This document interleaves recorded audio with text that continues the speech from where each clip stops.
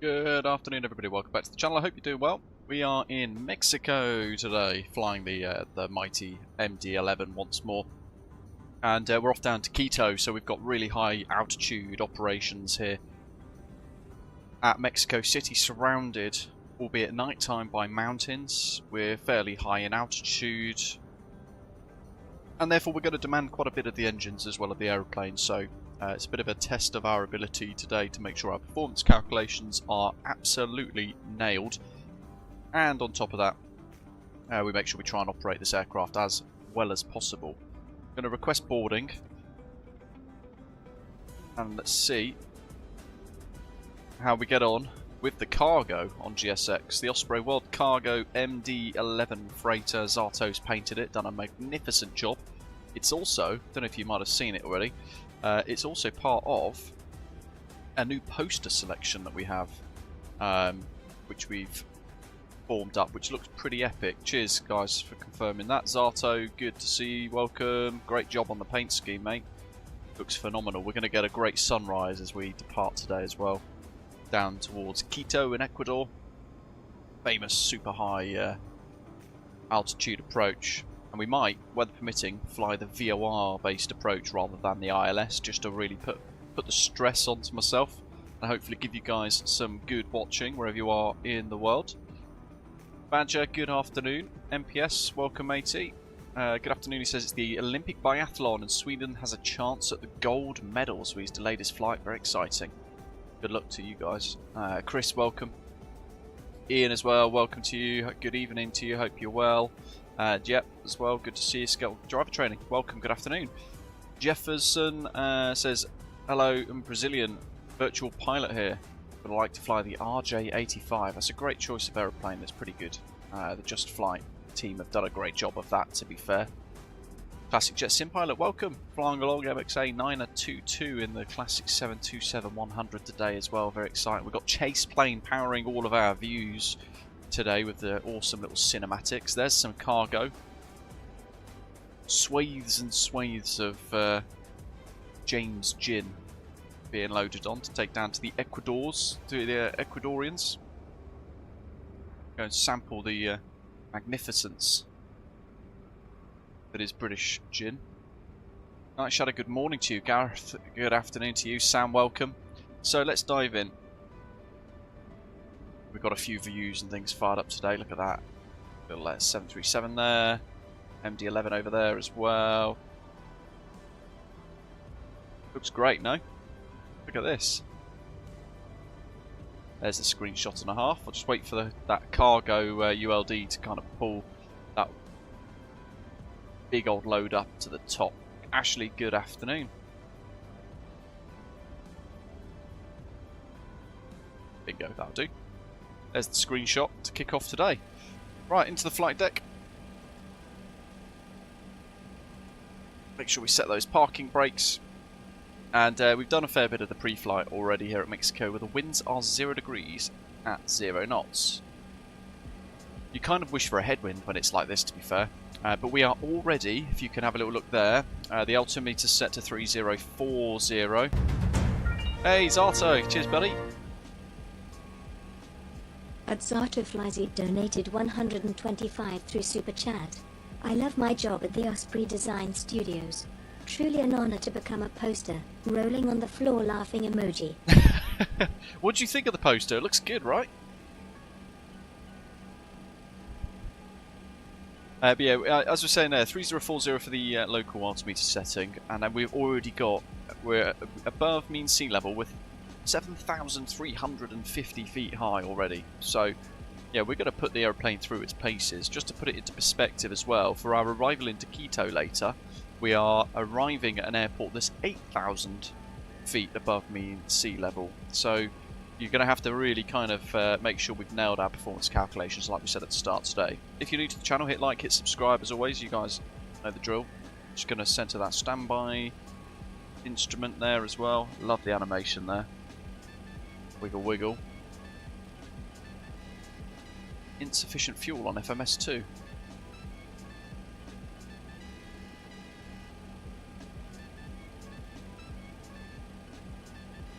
I know why. because we haven't put our departures and arrivals in yet. So, by the way, I'm slowly moving my merchandise into the actual website, BritishAvGeek.com, and it's something I'm configuring myself. And I'm effectively, via that, aiming to offer you all one consistent price, based of course on your currency conversion, but also a very set flat fee of £3.50, which is about $4.99-ish for delivery. So wherever you are in the world, you effectively pay the same price for delivery for merchandise, making it more accessible for those of you in Australia or Norway, for example, that have been paying through the nose for merchandise to be delivered. So MMMX, SIDS, we're going to depart 05 left. While we're on this, actually, we're going to switch to the CTAF frequency of 1184. They don't operate Unicom 1228 here till after departure.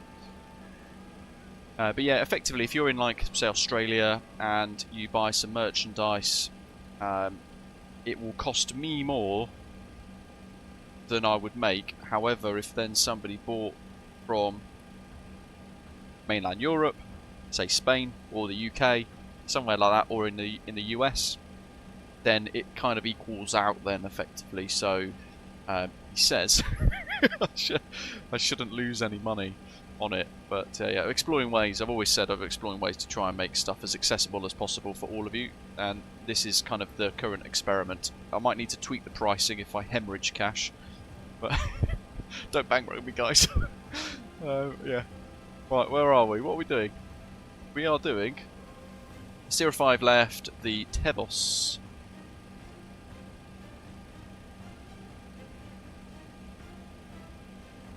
I've got so much focus today. Not. The Tevos 2 Alpha departure today, out of Mexico City.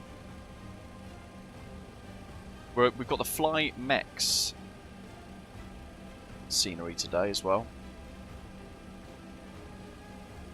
Straight into a discontinuity.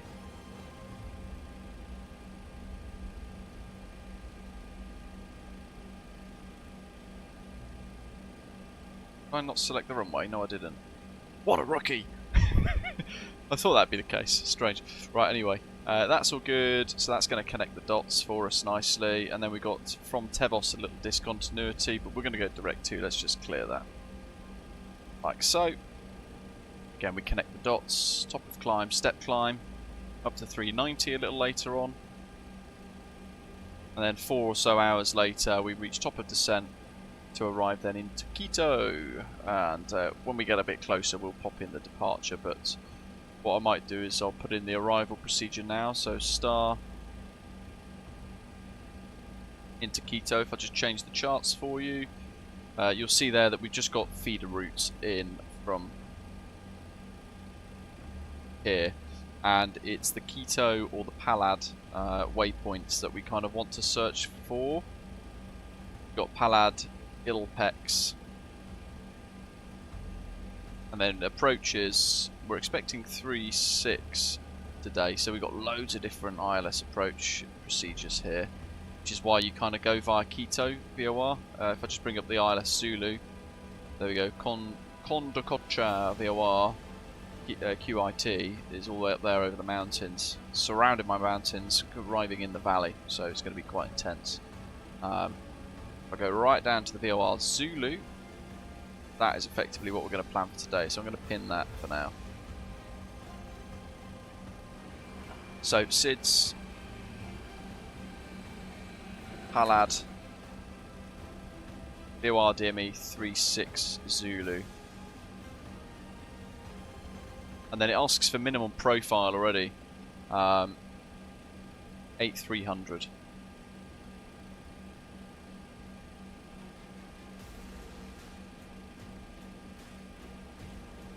It's good. You'd set that minimum as well for things like an RNAV approach. So that's all good, that's all set. We've got the kind of live advert stuff in the background today as well, so you might see some more Qatar Airways sponsored adverts. So if you're not sure what it is, effectively you have anyone in your house, including yourself or your kids, that play Fortnite, you can be in with a chance to win free flights with Qatar Airways. which is pretty epic. And it will make more sense as the stream progresses. You'll be able to kind of see bits in the chat, and there'll be a link for you to click as well. Right. That's all aligned, that's all automatic. Working down the system pages, they all look pretty good. The pumps are currently off, that's fine. Let's go APU power on. So, cockpit preps are completed, gear levers down, throttles are idle, everything's been checked, parking brake is set, GPU's connected. That's all fine. You know what I have forgot? We'll do it in cruise. We could do it now actually. Because we've got chase plane, we haven't set up custom views. But it's super quick with this. So we can go down here to the porthole, which I really hate as a left hand side. Hey, there goes an Atlas Air. 777. So we're going to go new passenger. Next. Yeah, we have telex. Damn straight.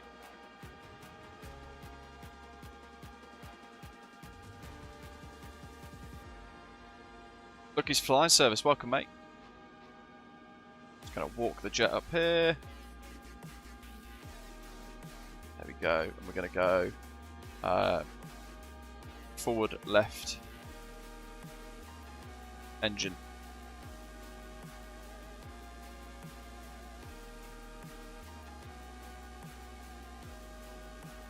New shortcut, Alt 3, save, done. So at least we've got one.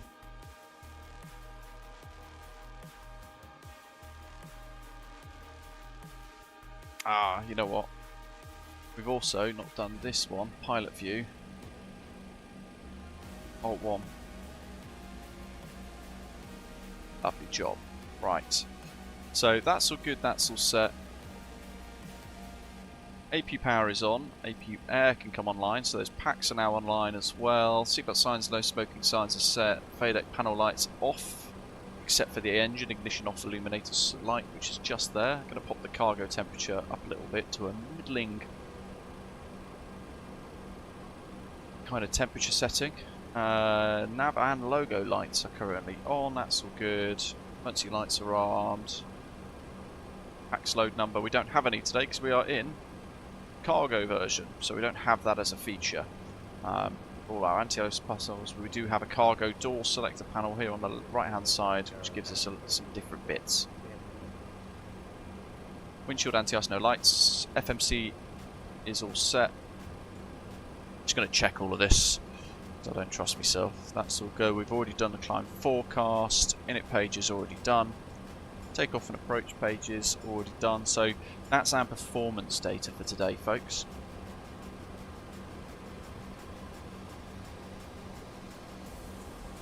Ian says this is only his second flight in the MD-11 so far, so good. Had to leave early as he's got work tomorrow. Yeah, no worries. It's super late for you, isn't there? In the what you call it, the in Australia. Yeah, welcome. Good evening, mate. Hope you're well.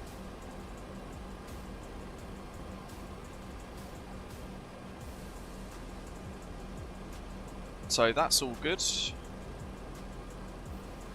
Slope 0. If we go to the thrust limits page, you can see here we've got takeoff derate flex 51, and I'm actually going to select climb profile 1 for the climb because we've got all of the mountains around us, so we want to sacrifice fuel for performance in the climb so we can climb faster, and that's what we're going to make sure is active today. But we want to make sure flex derate is the active mode with the arrow, super important, and we're kind of ready to go. Perf in it. Yeah. Hope we've remembered everything. Water brake there can go to takeoff, and then we'll set this to 18.5 heading. Can match that of our departure. 05 left, which is 055 degrees.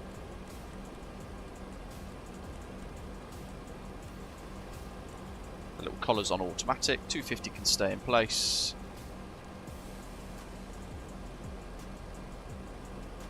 Let's pull this up and start to prep for pushback. Happy with that.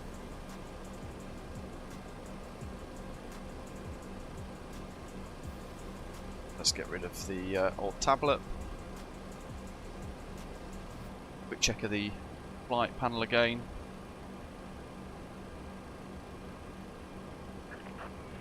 Hey Doc, welcome buddy. Dial flap needs to be set as well. Going for flap 10.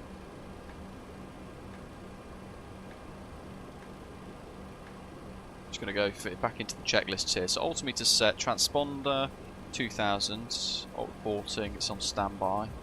I'm actually just going to turn it on to just a standard transponder now.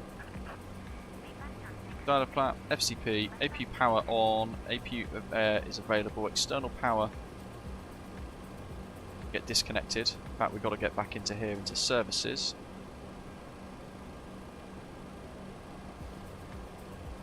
Like so.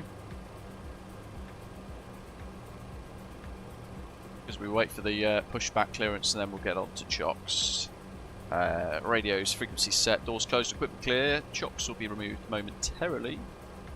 Check new sky. Osprey 195 Alpha, understand Papa. Lovely job. Papa 42, pushing back onto Charlie, facing west. Look at this sunrise now. I'll just go to this view instead. Wait, we're under the ground. Look at that. Look at the mountains.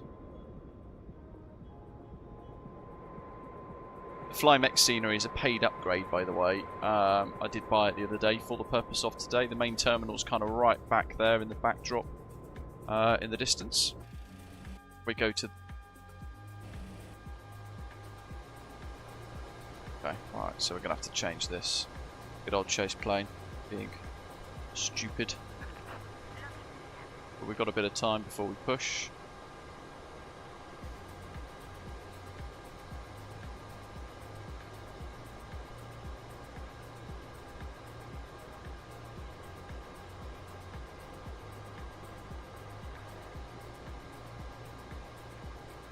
Save.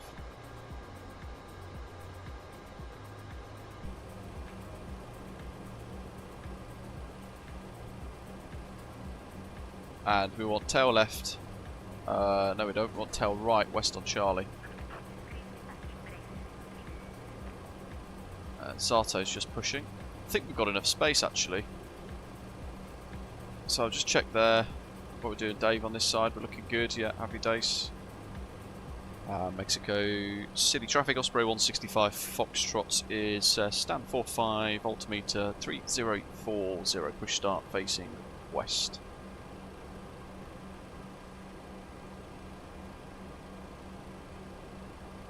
Auxiliary pumps on, beacon lights on.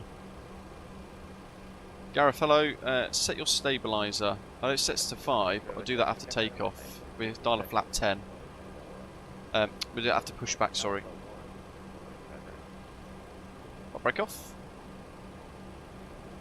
Get rid of the music. Here we go. That little thing in the chat, folks, I think I missed the pop-up a second ago. That's that thing that I mentioned about where you can win chance. You can be in with the chance to win Qatar Airways flight tickets by exploring the Q-verse Island on Fortnite and finding the golden tickets as well. So you just click that link in the live chat and it will take you to the page that will give you all the details. You'll see that a couple of times throughout the stream today.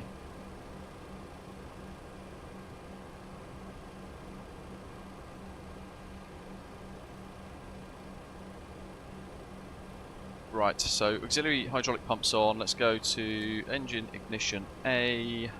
Packs are off. Click. There we go. That's already automatic. Along with all the pumps and stuff. Okay.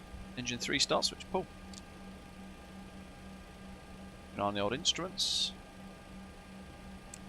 N2's moving. Fuel on.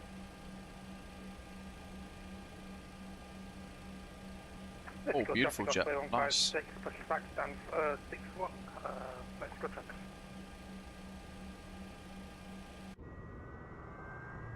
Hey, there's a Speedbird A350. Love it.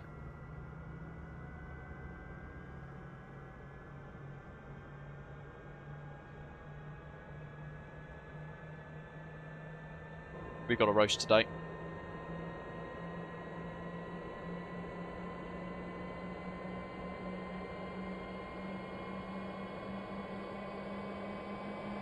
Nice taste, welcome mate.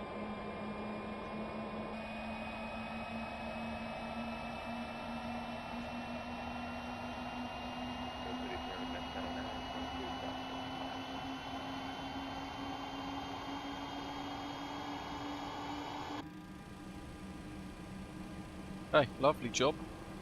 Engine 1.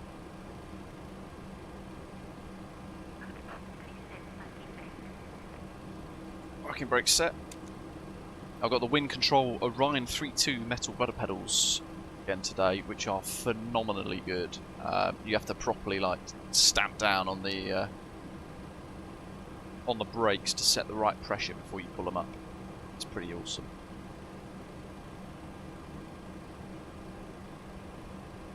Just noticed that I need to pop the packs on.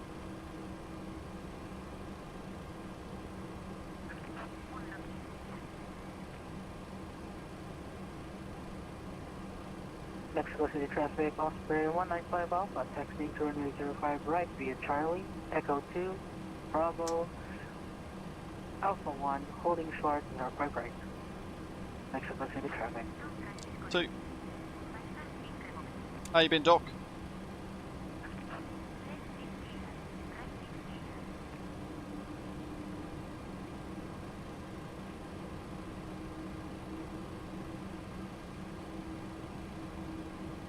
So Telos 2 Alpha, it's all good.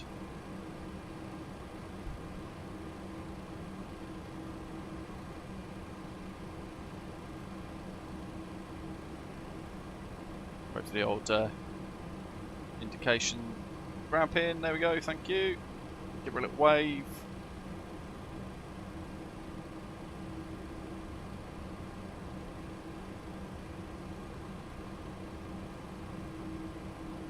That A350 has just flown all the way from Heathrow on VATSIM.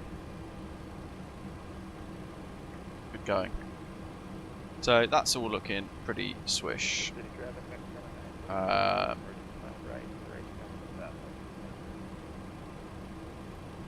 So what have we got? Engine anti-ice as required. Fine. APU air off. Going to start the shutdown sequence for the APU in itself. Flap set, dial flap 10, status page. Got D4 off, it says. We'll go through a few bits in a second.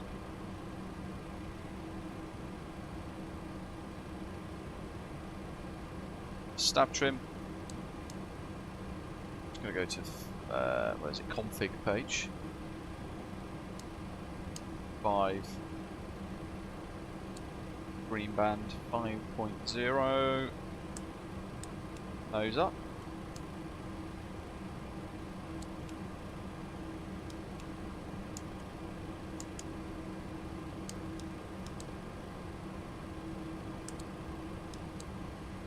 Just manually clicking it because it seems to be jumping across a few there, so we'll do that. FCP set for departure.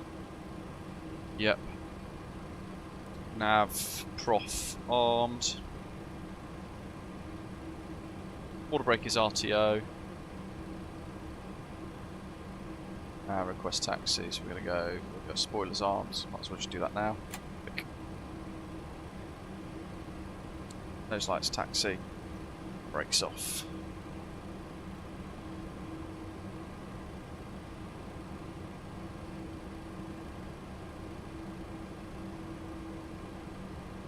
Mexico City traffic, Osprey 165 Foxtrot's taxiing via Charlie, runway 05 left via Charlie, Bravo, and holding Alpha 2.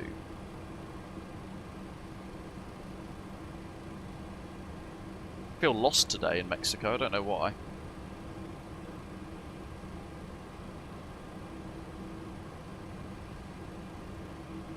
Just a little bit of juice just to keep us rolling, and then from there we'll just kind of allow the jet to just accelerate itself quite nicely. Right, what was that status error? Just do some flight control checks. Configuration. Very good.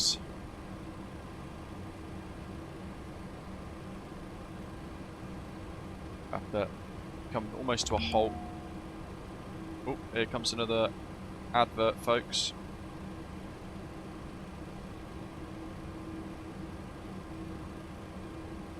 In a moment. I could hear a little ding go off in the background, and I know usually that means that the Qatar advert's about to go off again. It's supposed to be once every although there's 2 different types actually, to be fair. There's 2 different adverts that Qatar Airways are feeding in. So maybe that's why. They should be about 10 minutes apart. Nice and wide on the turn. Status page is gone. Clear again. Happy days.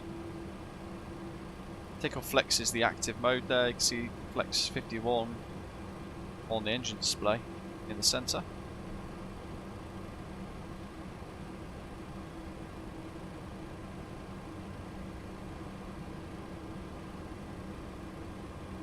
How you doing, Dwal? Hope you're good. Hope you've had a good week. So flight controls all checked, stab stream's set, FCP's are set for departure, engine instruments are all checked. We've done the auto brake, spoilers, nose light, stab trims verified at the green band. We're all good for takeoff then. Got flaps set 10, good.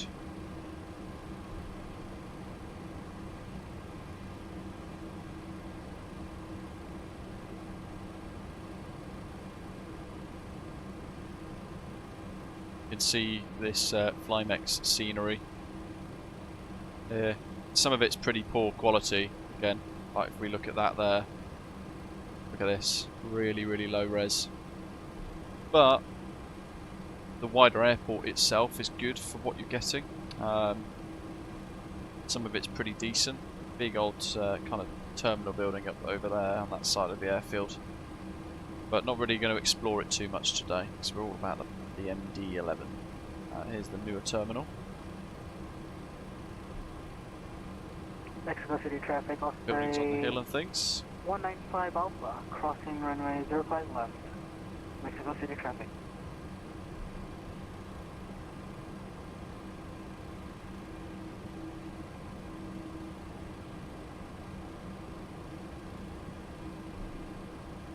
Boskies, no, apparently not. I think the last time we flew in out of here, we had a whole load of smog just kind of shrouding around, but no, not much of it today. Mexico City traffic, Osprey 195 Alpha, clear of runway 05, lining up runway 05 right. Gosh.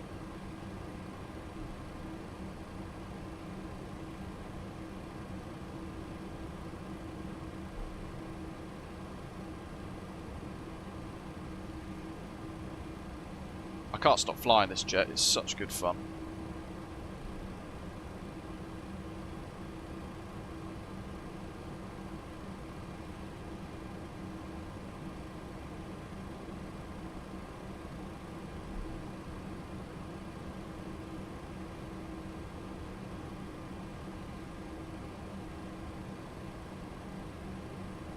Cool, right.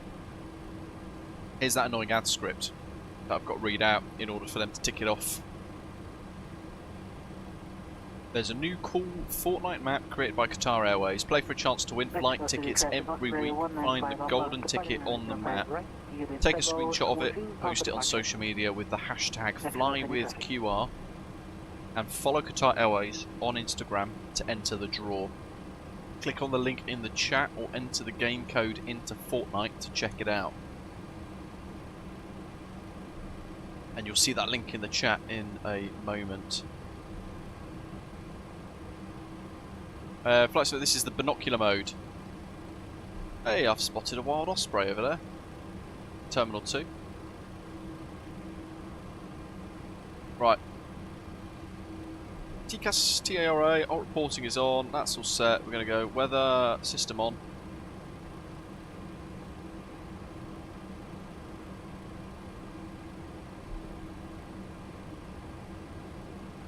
traffic.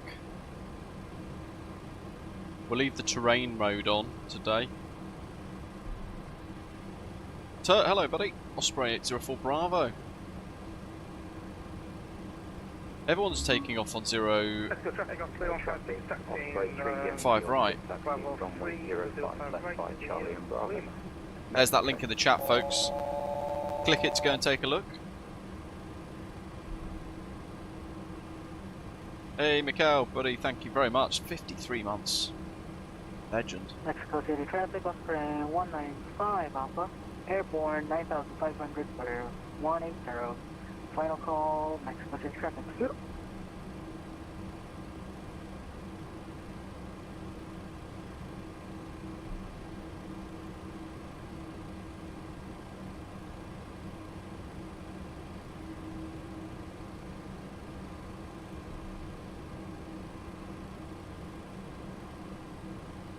Alrighty. I feel like I'm going to get told off for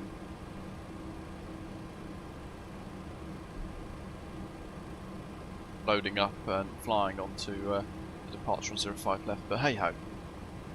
I actually want to use the full length today because we are very high altitude, so we're kind of going to stretch it as long as possible. Mexico City traffic, Osprey 165 Foxtrot Heavy is lining up 05 left via Bravo. Aviation, this is VATSIM, mate. High intensity lights on, runway turn off lights on, landing lights, all the signs set as requires.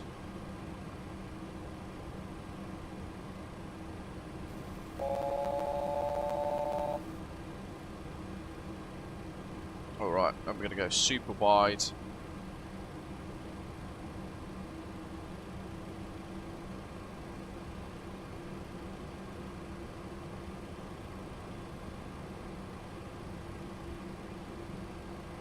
Hey MPS, thank buddy.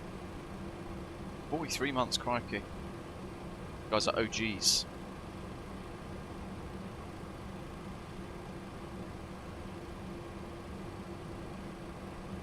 Super wide. Don't forget the nose wheel is like all the way back there, so it's kind of where that centre line is already anyway. Not far off. But yeah, trying to keep it as wide as possible, using along the runway. It's probably a bit late on the turn, but yeah, we're getting there. Look at this for a departure, folks. Alright, let's just get ourselves lined up nicely. What it has done is buy us time and separation between Zato ahead of us and Mexico City traffic, Osprey 165 Foxtrot's taking off 05 left, Devils 2 Alpha departure. Water flight, armed. I do need to set the view to that. Next traffic, Osprey 156, 100 short, along the 05 right. Okay. For the, take off thrust. Water thrust is active. Speed's alive. 80 knots. Power set.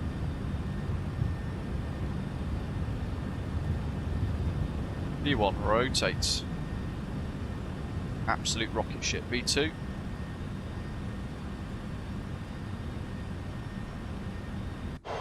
Positive right. Gear up.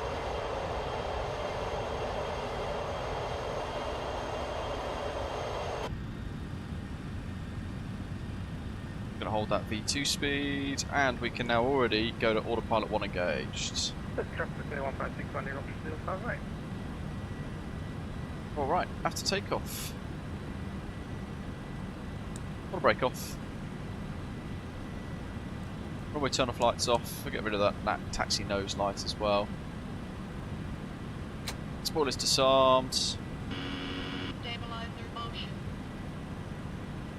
Look at this. Look how stunning this is. Stabilizer motion. Hey, flaps to 0. I'm going to reset dial flap to 15. Going to get some of these screen temperatures turned up. Not temperatures. You guys know what I mean. And then slats up.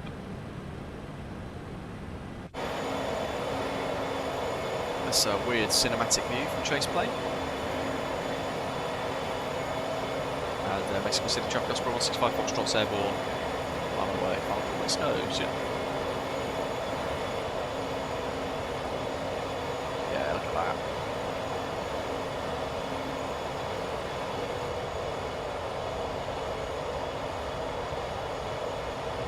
Now we're talking. Let's do a flyby.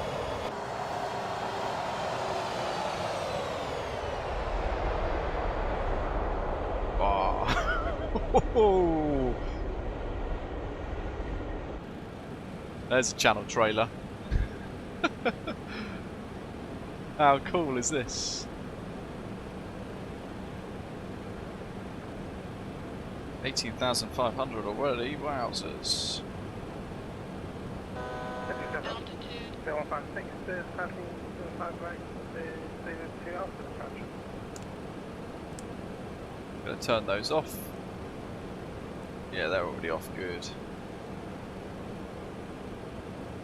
Increase the range ring.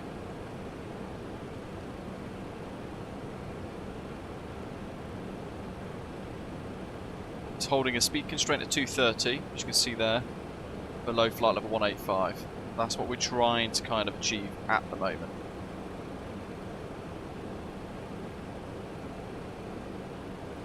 We've got this amazing kind of vista around the jet. I'll just pop out the jet a second, look at that. Mexico traffic, Osprey 3 Yankee Oscar, line up, runway 05 left. Cool, right? CEO said I could.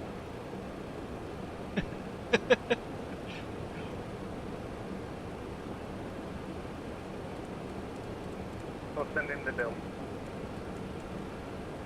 We go 37. It's holding 18.5 though, profiles armed to 290.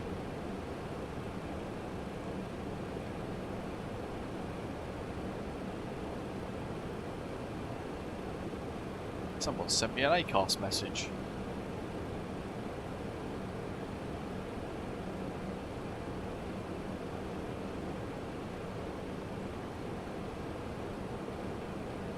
Disato, do you see this message? Osprey 195 Alpha.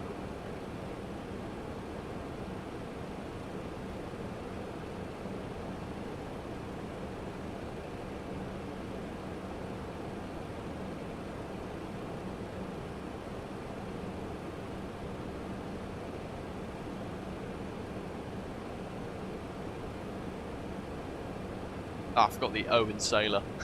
Liam, welcome mate. Good to see you.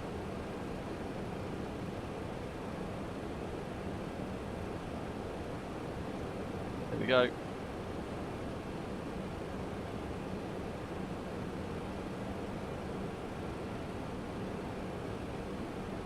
There's our VNAV path alert.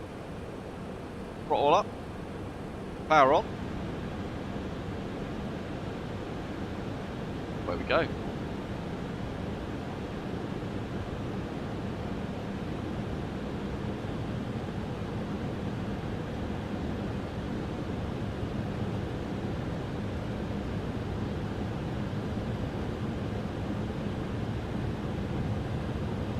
Gareth is asking, can you share how you bound the throttle or curve, please? I have the Ursa Minor and struggle with idle reverse. So for me, I've set throttles 1 and 3 on my Honeycomb Bravo to decrease throttle 1 and decrease throttle 3. Beyond that, my second throttle is then independently for that one in the tail engine too.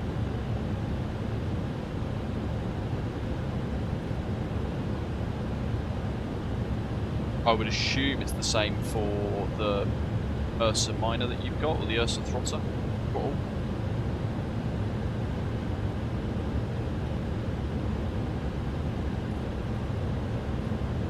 Does New Sky take into consideration the MD-11's higher landing rate in its score calculation? So it does and it doesn't. Effectively, it still looks at whether or not you've operated it smoothly, whether your touchdown was an absolute slam dunk or not. But it does recognise the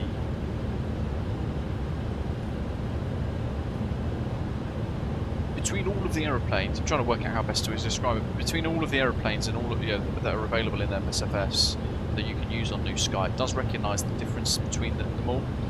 They've all got their own independent values for things like tail strikes, maximum G, all of this other stuff, all of the variables that it tracks. So it does also look at what you might have done for an MD-11 touchdown.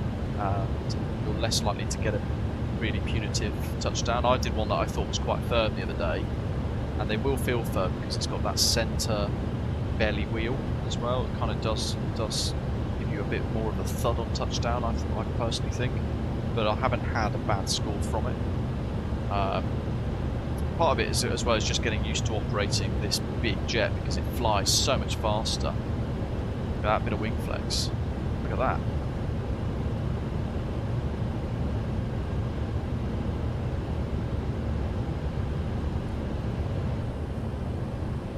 So 37 for cruise. You know what we did forget? Standard pressure. Standard pressure. I've probably been dinged on the score for that now. And I have, retracted and turned those off. Good. So I've not really explored the freighter one that much compared to the passenger variant. We've been kind of waiting for a snazzy old livery. I've obviously looked at the one that we have available for like the Martin Air liveries and things. But I do really like this. There's the belly. I do somewhat wish that when you loaded it up, it had containers in there to kind of replicate that a bit, but we don't have those, unfortunately. You know what we need to do as well? Change to 1228 because we are on Unipol now.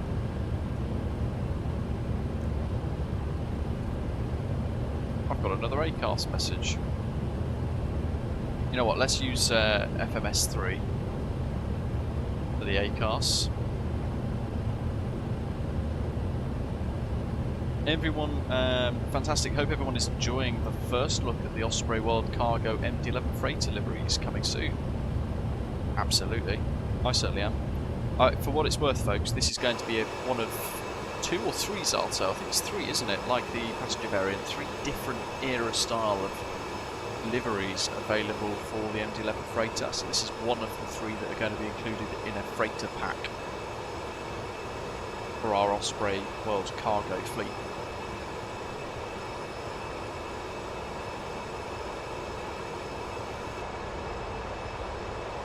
Look at that. Sunrise is the best. We've got the night line is just to the west of us now, so it's going to be daylight all the way.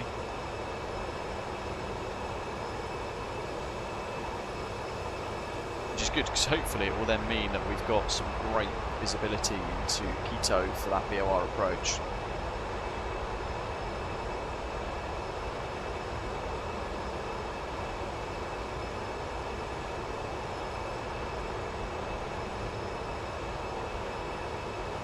Yeah, no worries, one back. In fairness, you could just do one or 2 flights on the New Sky Academy. Once you're eligible, just sign up and dive straight in. You don't have to be perfect. We've got pilots that crash a plane like once every couple of weeks. Which is not ideal, because the airline gets a penalty of $1 million for every time an aircraft gets basically crashed.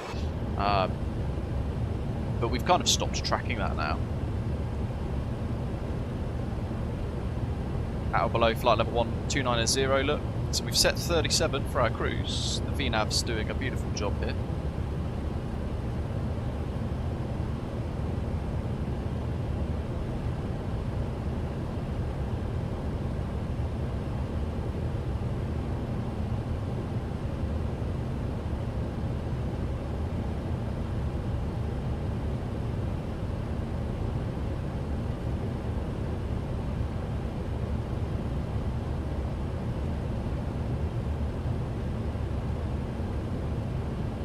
Zato is a heritage livery based off his rendition of the livery and explains rotate MD-11 freighter.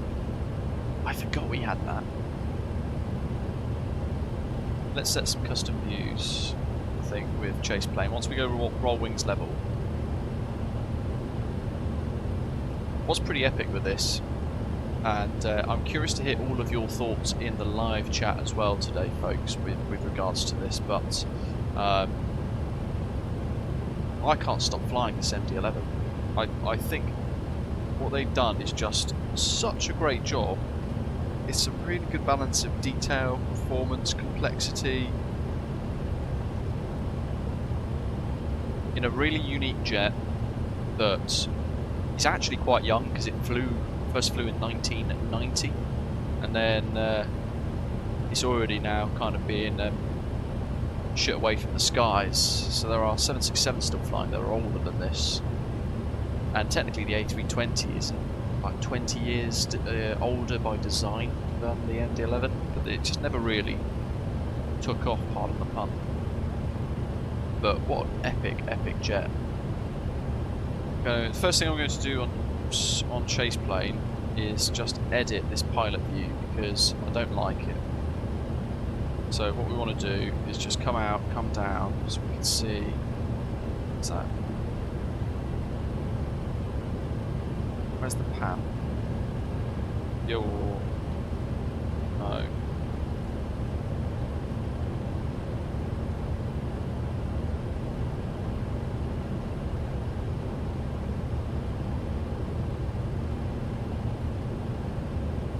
There we go.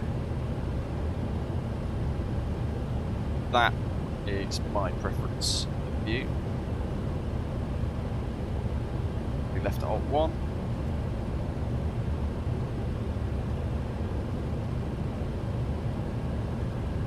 Here's a question for the chat as well. Does anybody know how to create custom cinematic views?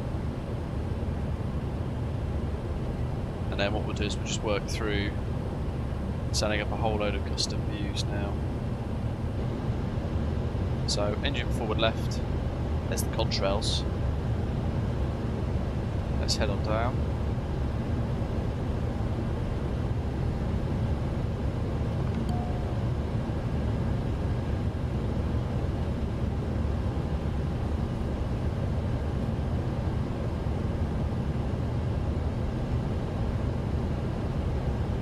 So this one is going to be passenger, next, left wing. Yeah, left wing will do, won't it? And it's going to be shortcut Alt 4.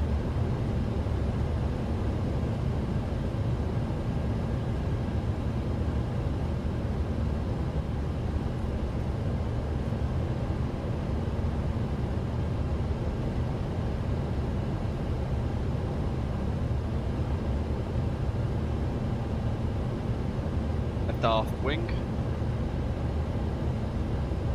Alt 5, let's go through the belly,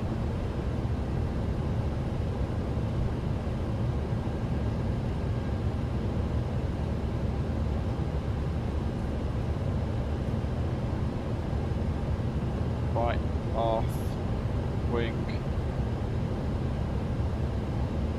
5, so 3, 4, 5, this is going to be 6. And actually, while I'm up here, I want to do this. Oh, look at that. Big old 3-holer. Set tail cam.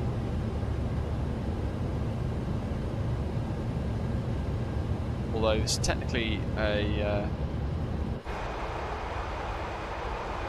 let's do this. There we go.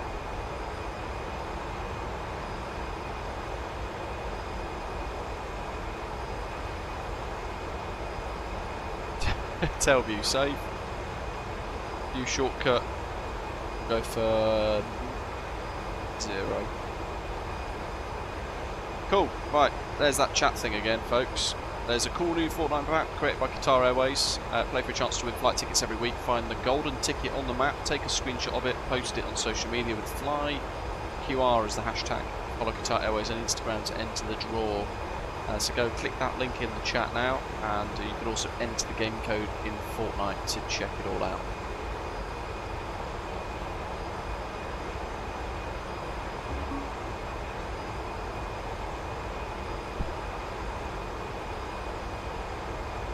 Of course, we'll be sponsored by an airline, to be fair, for a short period of time. So tail left aft 0.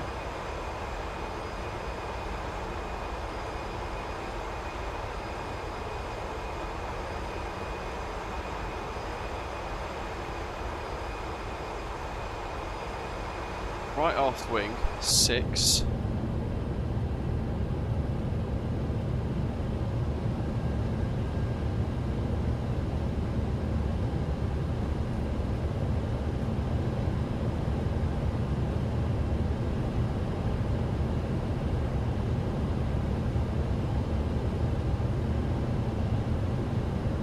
No, it's right wing.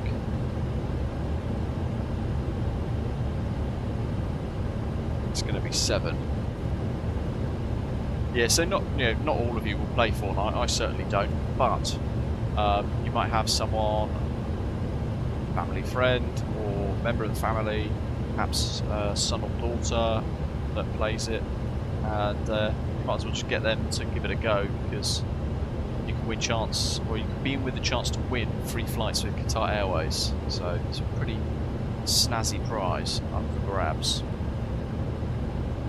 We've got right engine. That's going to be number 9, because then what we want is down here.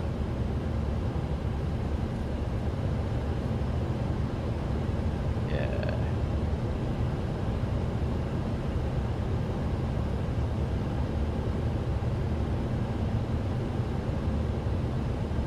That could be number 8.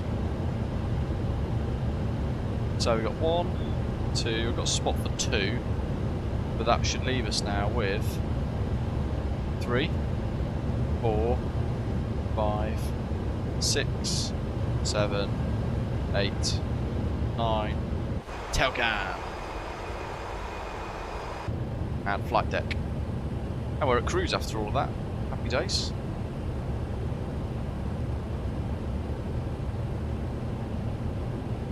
Got a cost index of 100 today, folks. We are fast.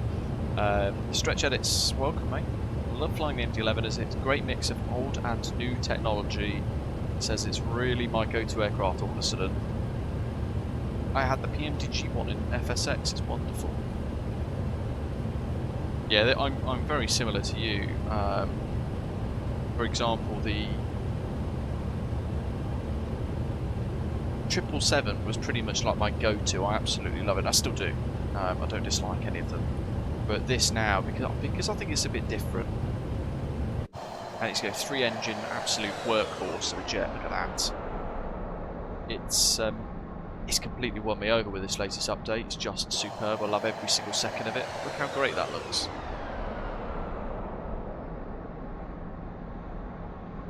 A couple of little fly pasts.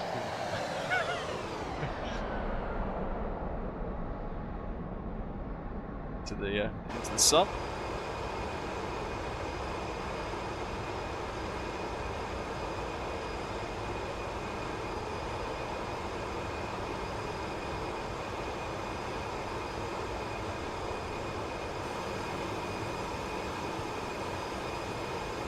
Oh, it is literally every 15 minutes that's sending. Oh, time is absolutely flying by then.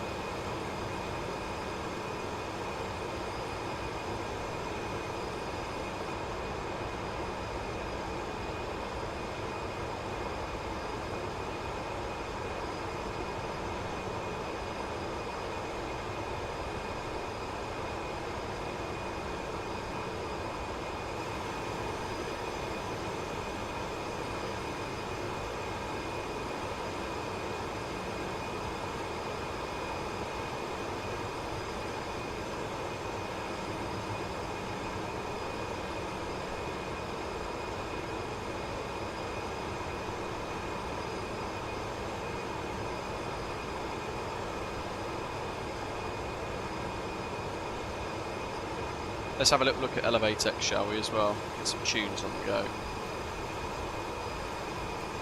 So, what do we got out of here? Out of Mexico City. Wow, it's an Air Mexico flying in shot above there as well. Yeah, there's some right old long haulers here.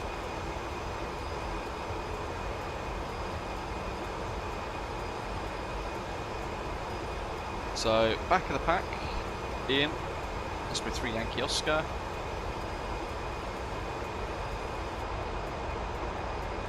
Then we've got Osprey 156 Sam flying along. What's he in? Doesn't tell you on this new one, does it? Stats? What are you guys all flying? Actually, I'll be able to hover over and tell. So Ian's in the 737-800, Sam's in the A350-1000, Osprey 165 Foxtrot, that's me. Then we've got Zato up ahead. Not used to be able to see like everyone else's screenshots, but maybe not. He's flying the MD-11. There's Sam, flying the A350-1000, looking good with the Osprey Airways livery.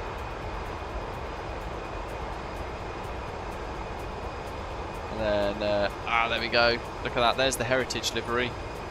For those of you wanting that, folks, that's going to be one of the included liveries in the pack. Registration G Zato as well. Homage to Zato's work, painting away. And then we've got the MXA9022, which I think is Classic Sim Pilot. Ground speed of 497.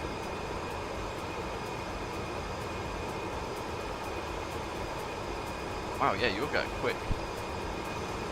Wowzers. We've got Sean up ahead, flying the 777 freighter, that Atlas Air that we saw when we departed, when we started the stream earlier. It was departing as we began.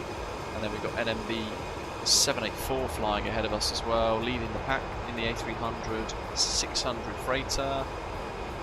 Ian all the way up ahead, already kind of near Guatemala, flying Osprey 2472. Not sure what aircraft you're in though. MD-11 I think, actually, I remember you saying. And then right up ahead, what have we got here? An LU, so it's not flying the same duration. Yeah, lead the pack there. A lot of coast work into Ecuador as we leave the Mexican coast.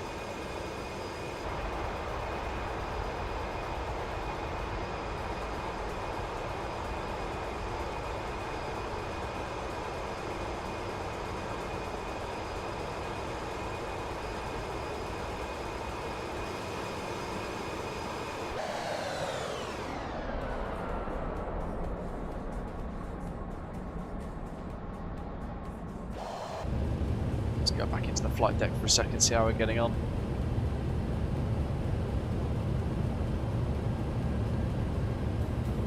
So we're going to pass Conwat in just a moment.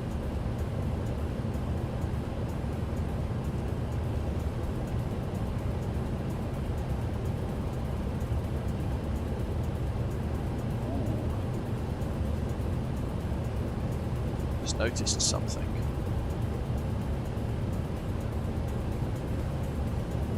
Should have tons, but for some reason here it says pounds. Shouldn't that say kilograms?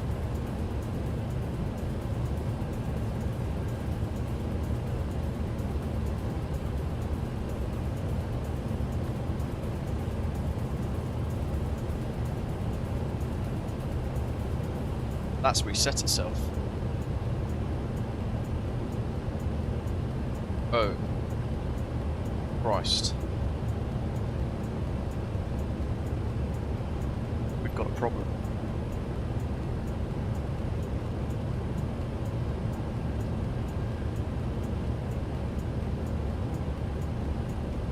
Why has that reset itself? It's loaded pounds in. I know why, it's the first time we've loaded in with the freighter.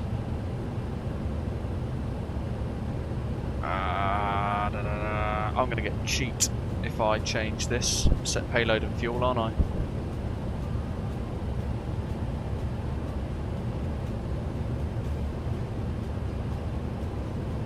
But this is the one thing I wish that developers did do, though, is set like a recognisable state. So if, no matter what you're in, if you set metric, all of the variants change to metric, because otherwise you're going to have to change all the time. Which means also, no, because it's remembered that allow hardware or overforce set to no.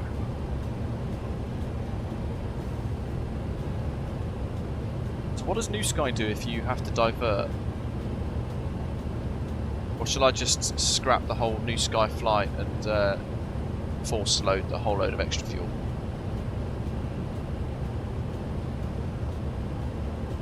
What do you reckon, folks?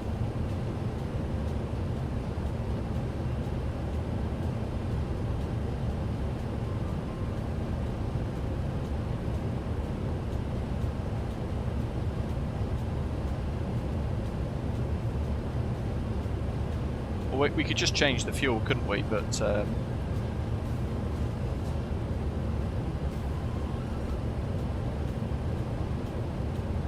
we go, I've done it anyway. Yeah, mid-air 0 fuel range, mid-air refuel detected on the log, bang, bang, bang, bang.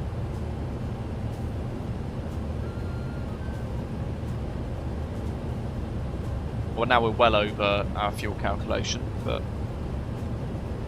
at least we're not going to become the Gimli glider. Absolutely, Ashley.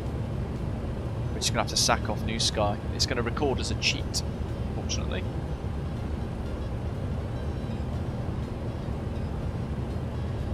You'll get the penalty when you land, Sam.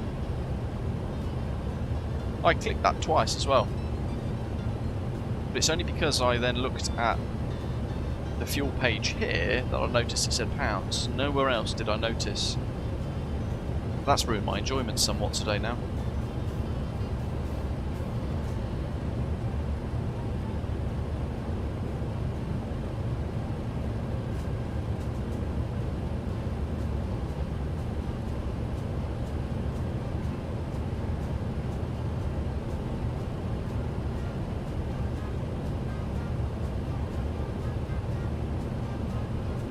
It's not going to let me edit all those either, so I wonder if that might all be wrong.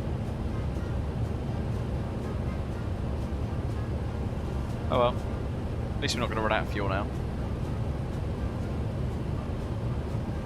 Because we would have run out pretty much halfway over the water, and then did probably have to like aim for Costa Rica and hope for the best.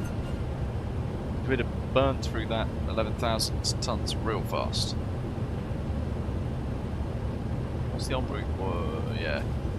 En route burns 26,000 tons, so we wouldn't have got anywhere near to the coastline.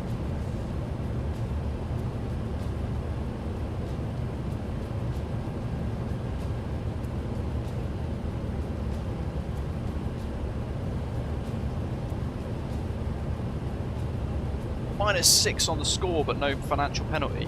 Christ. Hold on, how close am I to a type rating in the MD-11?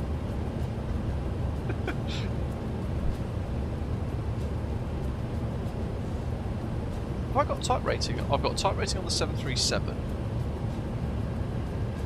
None on the MD-11 yet. Okay, fair enough.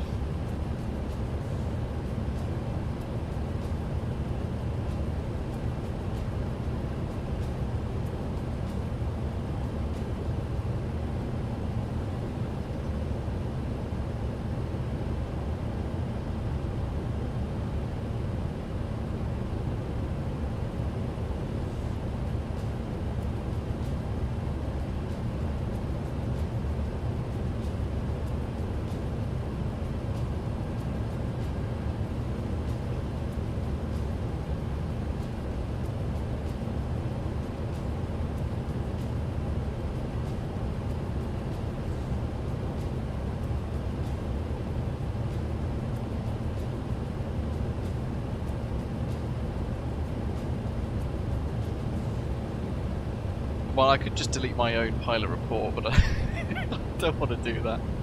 I'm clicking through the wiki at the moment to try and find the bits around, specifically around flight logging, rating system, here we go, cheating system, mid-air refueling. You can't refuel in mid-air in real life. You're not Air Force One. In case you miscalculated your fuel or it suddenly disappeared, treat it as an emergency and find a nearby airport to land. You can't drop items from your aeroplane, so your zero fuel weight should never change when airborne. If any cheating is detected, that flight will be zeroed, meaning no rating will be given, no money will be earned, and the flight will not be counted in any statistics. Well, I'm fine with that, I suppose.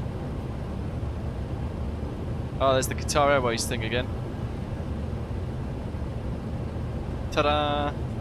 So yeah, click that link, folks, in the chat, and you'll be able to go to a new fortnight map created by Qatar Airways, where you'll be able to play for a chance to win flight tickets every single week.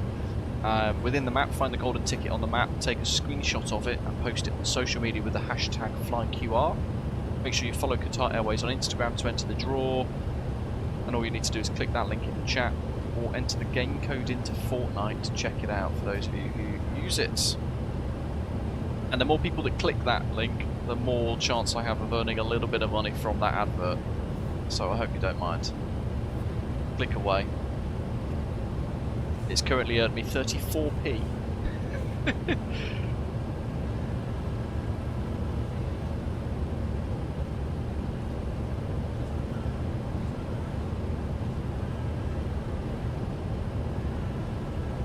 I need to work out whether or not I earn more from that than I do from a YouTube advert or not, because the YouTube ads are pretty brutal at times. Acast message. Another one from Zato. Go get that fuel, hurrah!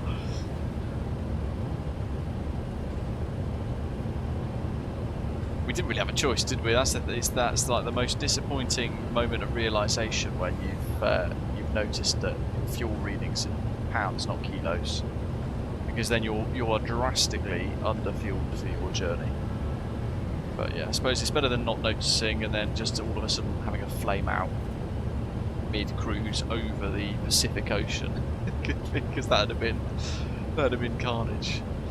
But yeah, it means our scoring system today will be zeroed, which is sad. Although it does effectively mean that, in all likelihood, we're not going to risk losing a type rating from it.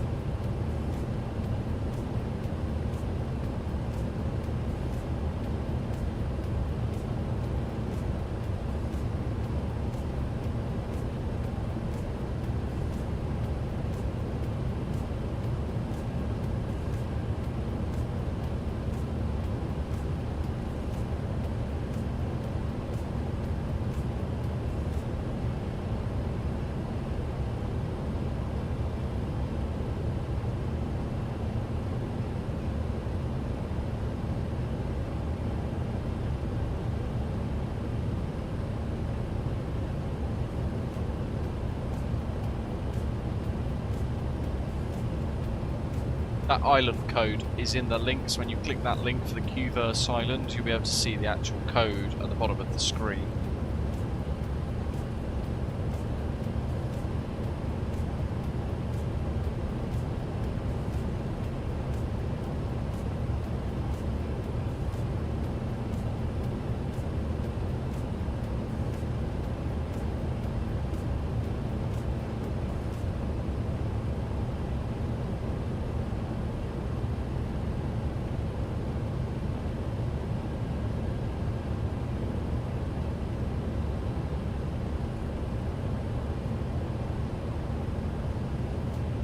It's funny because Qatar Airways, basically via that advert, are monitoring how many clicks, how many views,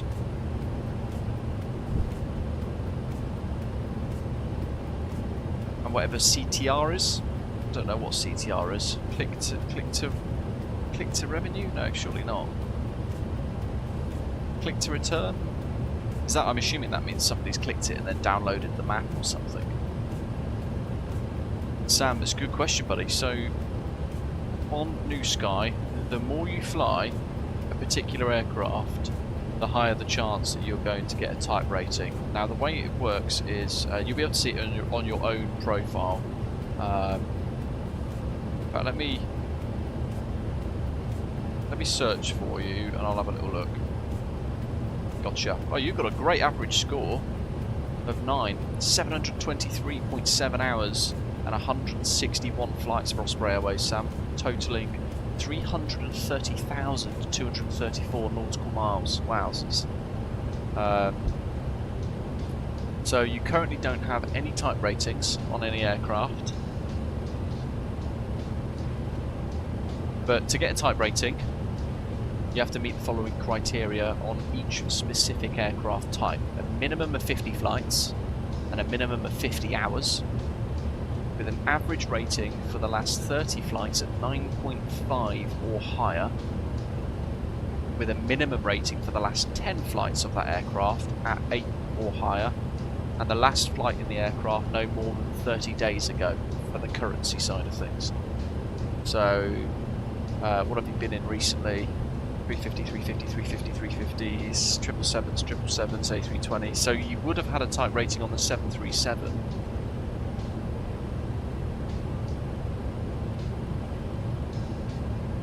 But your lowest rating in the last 10 flights was 7.38, so I think you've lost your type rating there.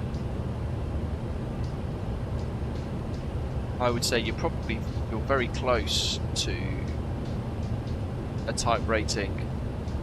Flights 25. Alright, so you need to rock up more flights in the 777.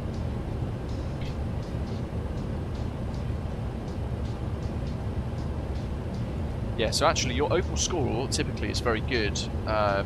Most of the aircraft, you just need to fly more of them. So you could smash a load of 737 flights and get your type rating back for that, or you could do 25 more flights in the 777, scoring pretty high, and that will get your type rating on that aircraft. They're your two closest best bets. That makes sense.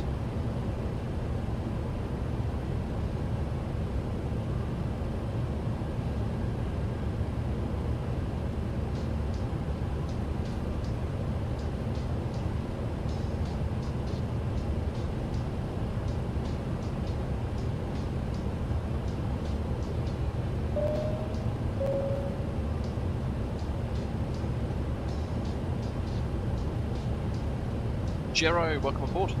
Thanks for subscribing, mate. Hope you're well. There's the coastline.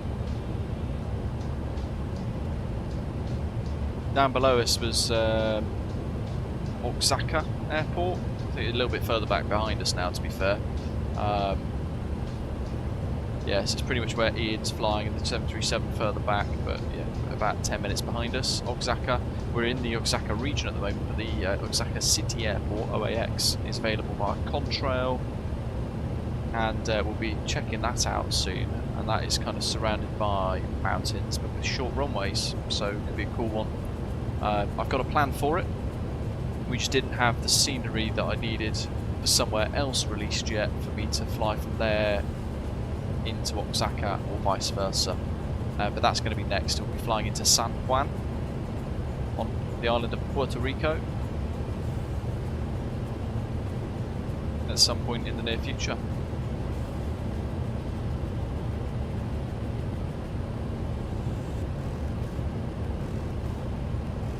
Yeah, there you go. So, yeah, so that'd be it, Sam. So you would have had the type rating, but because you've not flown it for a while, you're out of currency for it, so therefore you would have lost the type rating, if that makes sense.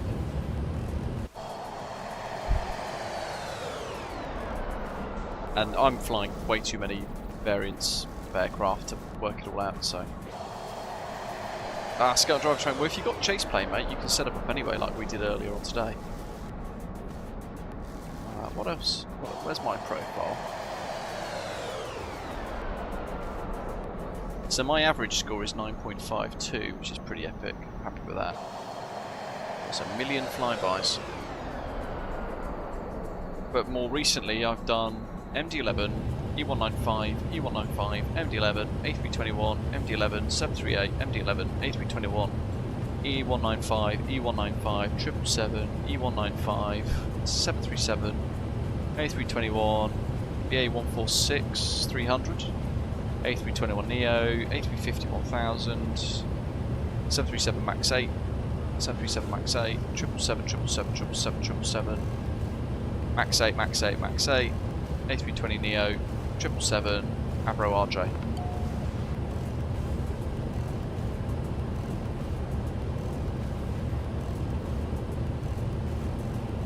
Do tell me if those Qatar Airways adverts are getting annoying. They are something very different, very new, so for that I want to just make sure that we're good. Oh, I have, yeah, so I've got a type rating on the 737. You know what, I probably have to... Oh no, yeah, because I've done one flight every 30 days in it, so that's pretty good. Does the MAX 8 count with that?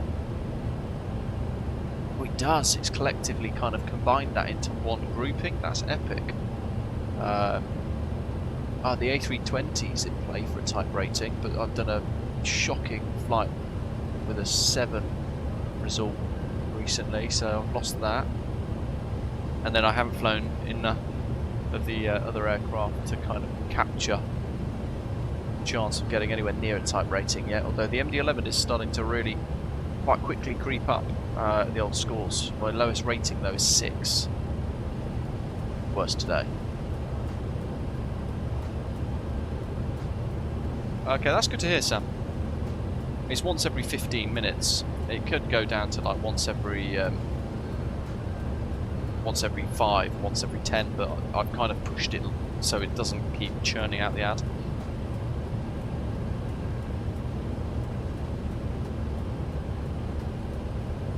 Ian, it's interesting actually you mentioned that. So sometimes when I take a screenshot with the Xbox game bar, it will bug out and I can't take a screenshot at all. Have you had the same thing?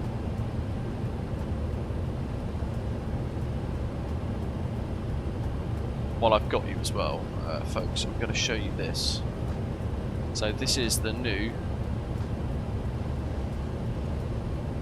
British AvGeek website.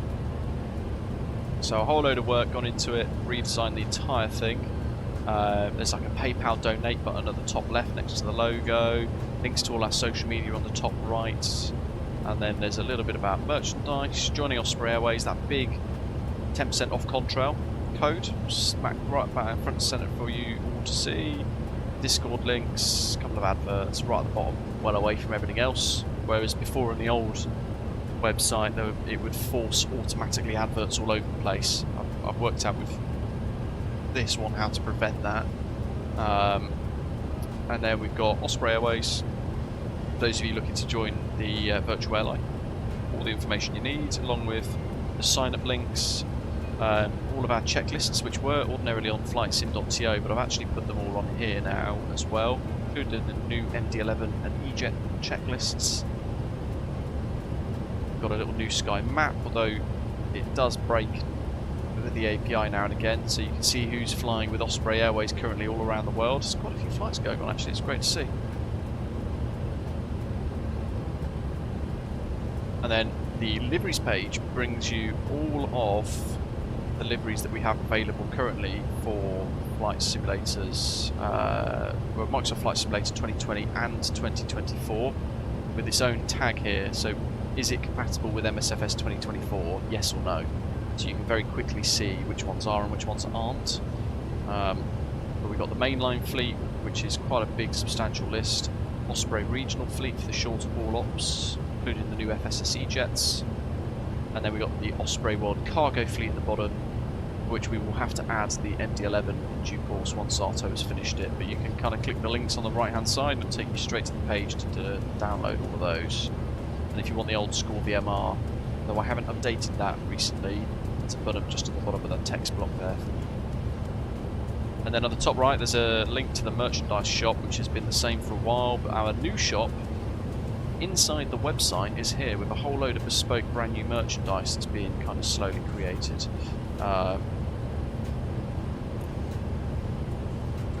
Including some fairly new Osprey Airways bits.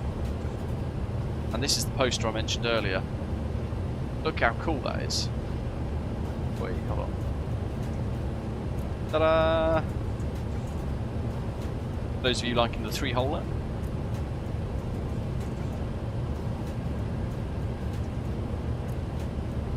And then we've got Camelback flasks.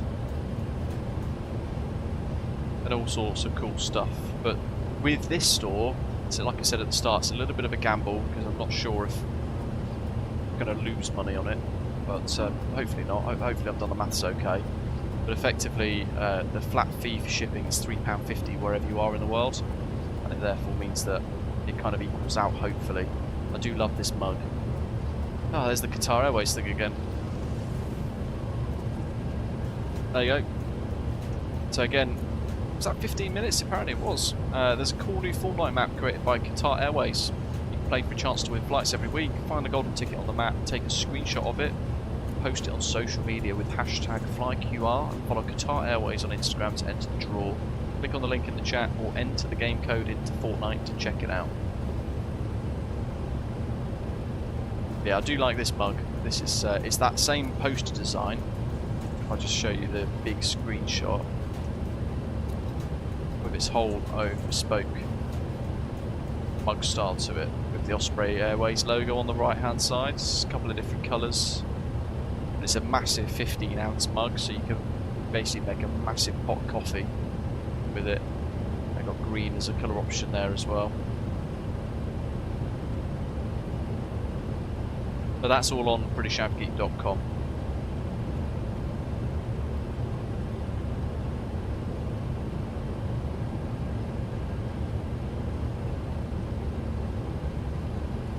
Look at that coastline as well. It's phenomenally cool.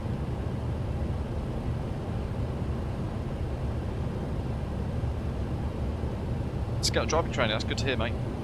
Yeah, that was done quite a few years ago now by one of our subscribers to the channel, though I haven't heard from him for a little while, but he made that for us to use for streams. I mean, if anyone is really good at cinematic videos, I'm more than open to having another one to use if someone wanted to go ahead and create one for the channel as an intro. The only caveats though would be music has to be licensed, which I can help with. I could supply you with some music if something you're interested in creating, and it would need to be 4K native, like a proper 4K resolution for it to look visually good on the screen stuff. But Sam, I know. Well, the thing is, so I don't have to say the script every 15 minutes when it pops up, but if I don't say the script, then what they do is they basically don't give me the ad bonus that they say that they'd give me, or something like that. Well, 2K Zato would be okay, because to be honest I probably wouldn't notice much difference visually anyway. But yeah, if people wanted to give it a go, it'd be nice to have a different selection of aircraft on the trailer, wouldn't it? With some of the newer ones like the A350s, the MD-11 obviously, the 777s, none of those are featured. And it'd be nice to have a refreshed one.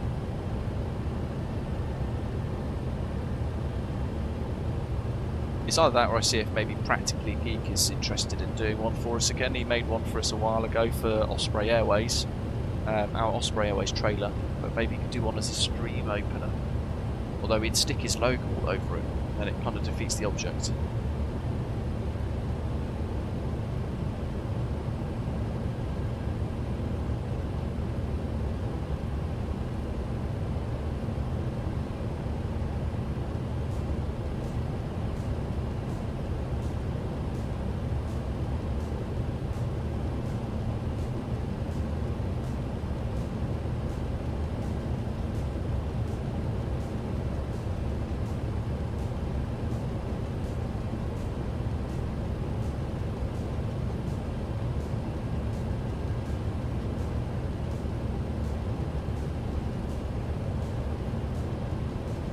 It's somewhat pointless doing fuel burn calculations now because oh,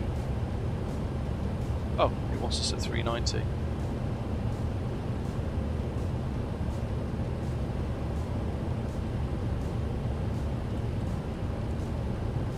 Vertical alert. We're already in profile mode, don't forget, so you don't have to click anything else. You just change it and it's got to the step climb point, which is what we're at now, and it's gone at right. You need to go up to 390. You can see it on the display there. So we've set it, and then it gave us that vertical alert. Whack the power of the engines up for the climb, and then up we go. Although that does mean we're getting a little closer.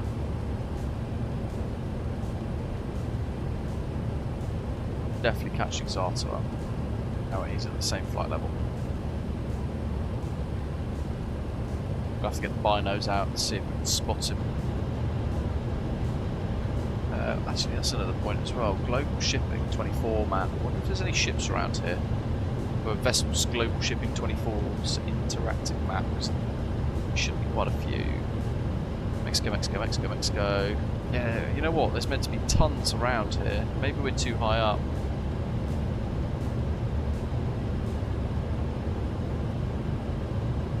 Yeah, I reckon we're way too far away for them to load in.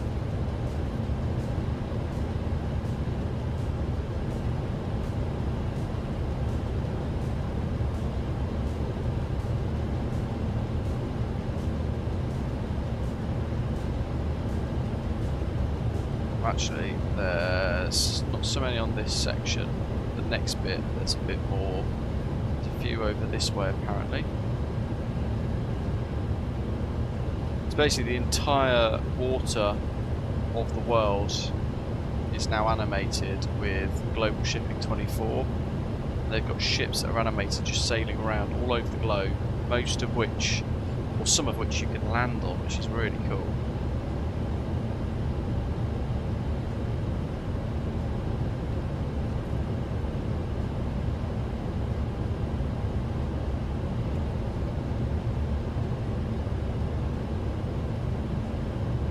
I think we're a little too high to see that today.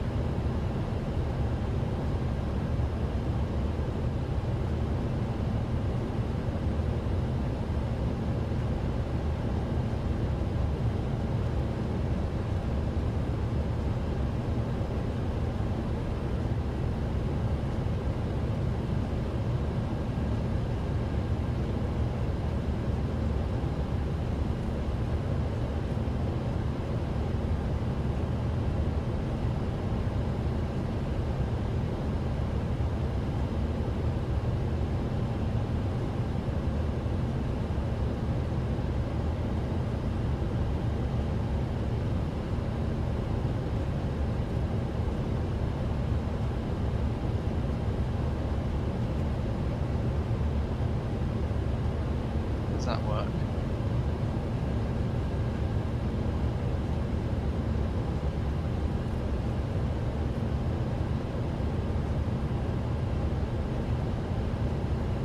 Oh, so they need to work out whether or not that's going to be set up in time for June.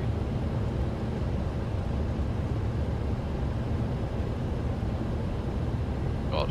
When it plays those adverts, what it does, I didn't realise, but it effectively records the segment of the stream and it then reviews what I say versus the script to see if it is what the script is to get the revenue bonus, but then it's also looking for language and everything else. That link there, Ed, is the shipping map for Global Shipping 24 from Seafront Simulations. But you have to have the product, right? If you don't already have the product, then I'll get you another link. And if you're watching this post stream, what I'll do actually while I'm on the topic of it is I will put the link in the description for the stream as well. Where you have to pick it up via Contrail with my affiliate link.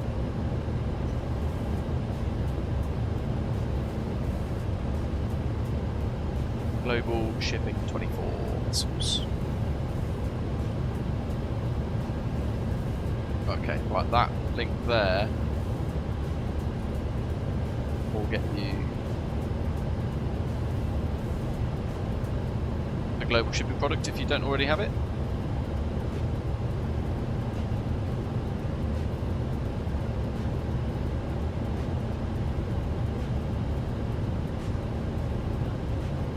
And it's in the description as well. Birdman, hello buddy. Nice, Felix put out an update earlier this week, A320 V2.4. In case anyone missed it. Yeah, you know what, I didn't actually hear that they had updated it. But interestingly, the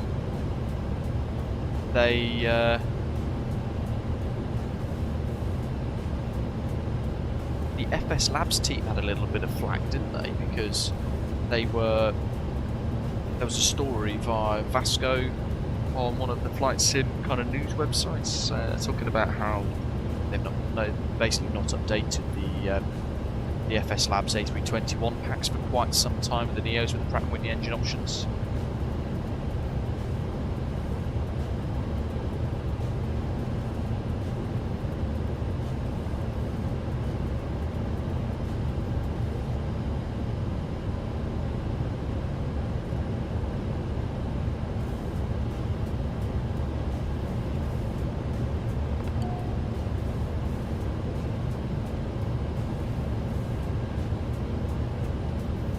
But then the next day, FS Labs went, bing, here you go, here's an experimental branch. They probably got forced into releasing it, if I'm being honest. Probably in part because of that news story that came out. I suspect. Quite a few people have gone onto the forums, though, saying that the FS Labs A320 is having quite a few issues in relation to performance, more so than before.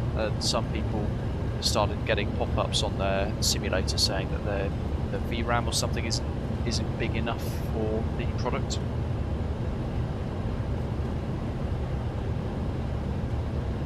Actually, I think I might have installed it, Birdman. I think I went onto the installer at the start of the week and saw that there was an update just kind of sat there. Maybe it was that.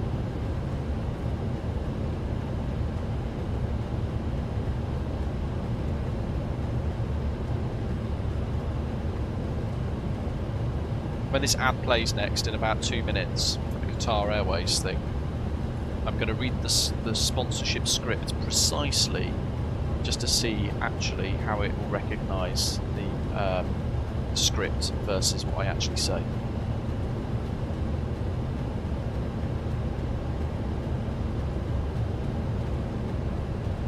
And I'll probably go quiet in the sort of 20-30 seconds beforehand and then after. But what I will ask is, if you can, when it pops up on the chat next, click the link that pops up on that chat.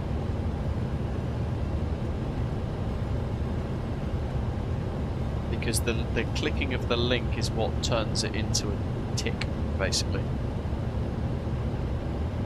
And then, with a good gap after, what I'll do is I'll tell you what happened last week, when not many people click the link.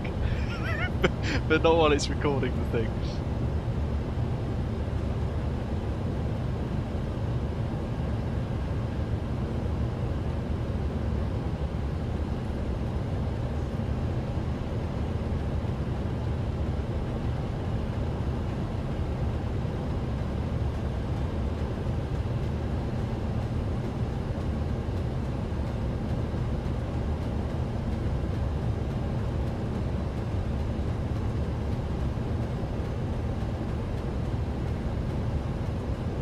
It's interesting as well, because today I thought what I'll do is I'll get, I think it was Gemini or ChatGPT, I forget which, to generate A, the tags, and B, the headline for today's live stream to see if it would kind of draw a load of people in.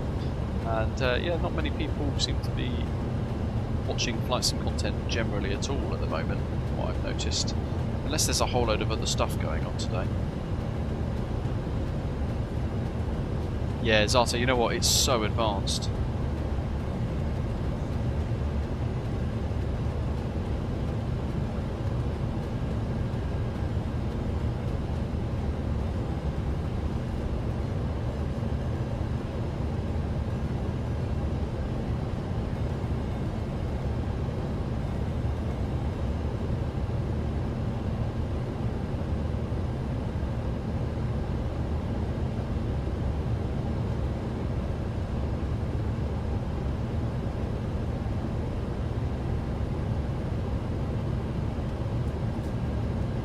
Alright, here we go.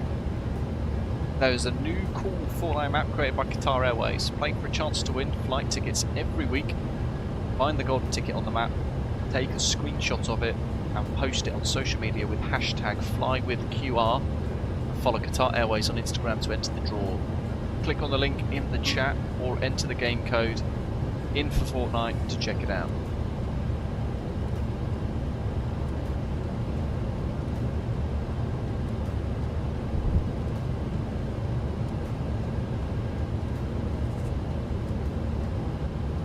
Very true, actually. I think there is potentially that as well. Actually, Winter Olympics is a whole load of. I somewhat forgot that all of that was on. I know this weekend. In fact, it's today, isn't it? The Super Bowl. Tonight, rather, for those of you in the UK. But yeah, I've kind of stopped watching the Olympics these days. Winter Olympics is pretty good though. I used to enjoy watching all the skiing and everything. That was always quite fun.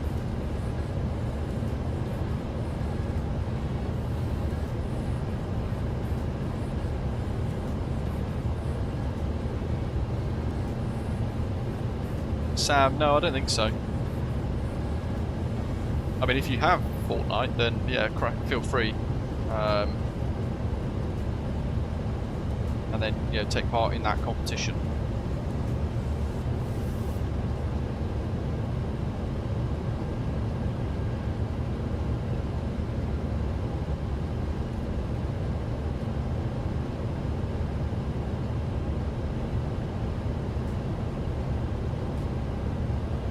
Fortnite's massive, isn't it? In fact, I'm going to Google it. How many users play Fortnite globally? Jesus. As of early 2026, Fortnite boasts over 650 million registered accounts globally. The game consistently draws in millions of daily players, with recent estimates suggesting around 30 million active users per day. Monthly active users have reached over 126 million, solidifying its status as a leading, continuously popular cross-platform social gaming ecosystem. That's phenomenal. Right now, there is apparently 48,092,199 people playing, literally as I say it now. Player base is highly active, with over 60% of players in their 18 to 24 age bracket. Oh, I didn't know that. I thought it was like a much younger thing.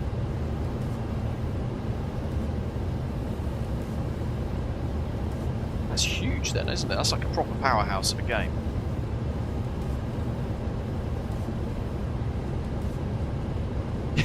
Basically, yeah. That's where everyone is.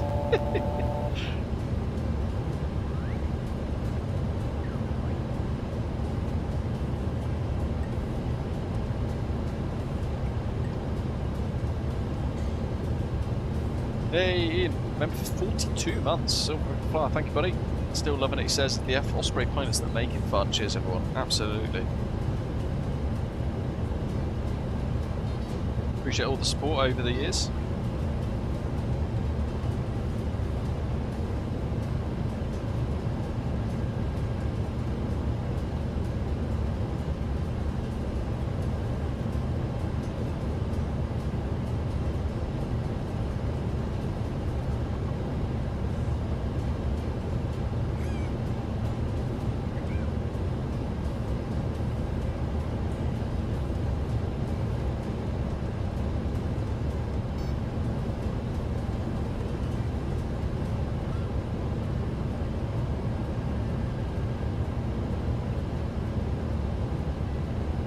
Classic Jet Sim Pilot says that's crazy. Just for comparison, the US population is around 350 million.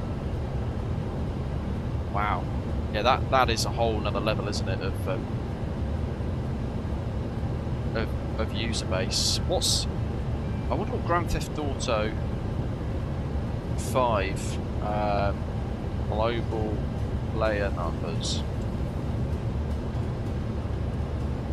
Oh my goodness, so they've only sold 215 million copies worldwide as of August 2025. Monthly active users range from 20 to 31 million. and a daily peak player on Steam offered exceeding 100,000. Oh, it's a drop in the ocean, isn't it?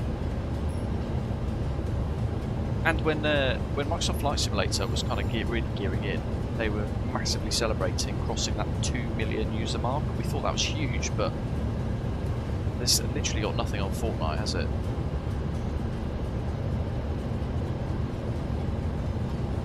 And is Epic Games owned by Microsoft? Is that right?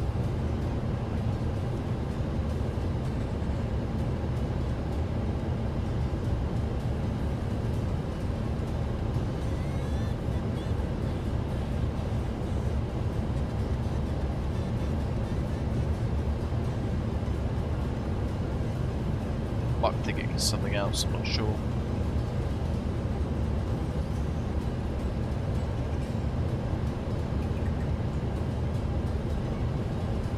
I mean, that's so vast I wouldn't even know where to start. And there's me talking about, joking the other month about playing Farming Simulator, just see what that's like.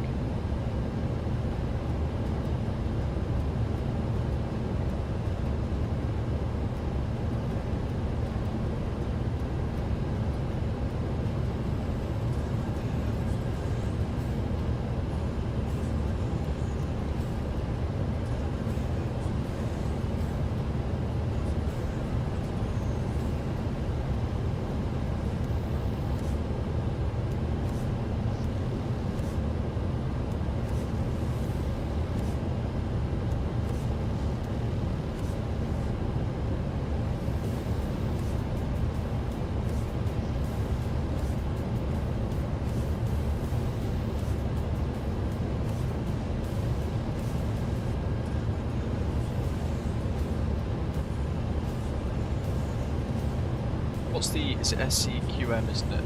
SEQM. What's the weather doing in Quito? I'm not sure if it's getting, surely it has a METAR at the minute. Ooh, that's ominous.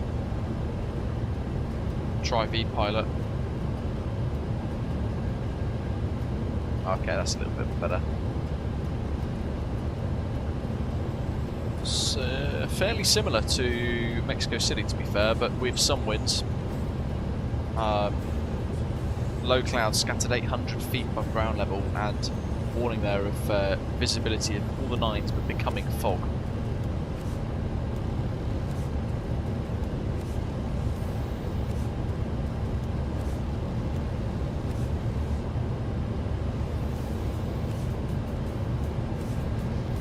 So, runway 36, tailwind of 3 knots.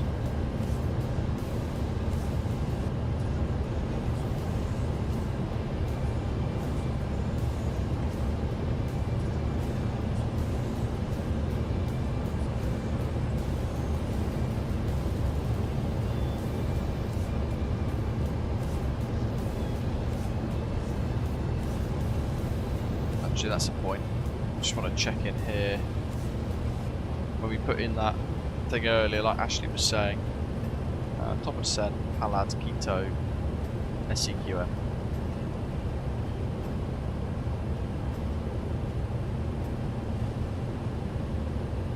There's actually 2 VORs we need to fly towards, which is quite tricky. Quito VOR at 18,000 feet, very tiny descent down to 14,200. 19 miles later, and then we've got to be mandatory 14,200 feet as we turn back in onto the 9 DME arc from the SUR QSB VOR. Crikey, actually that's a point. So Navrad 1-2.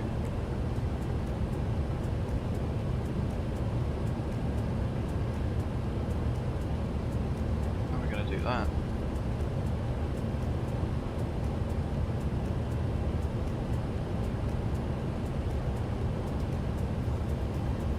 It's kind of where you need 3 different nav modes. I have to do that bit manually.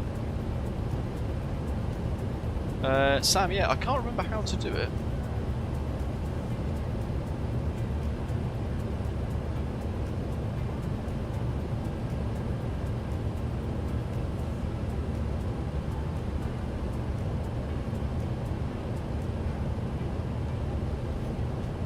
So 9 DME arc. I don't think this does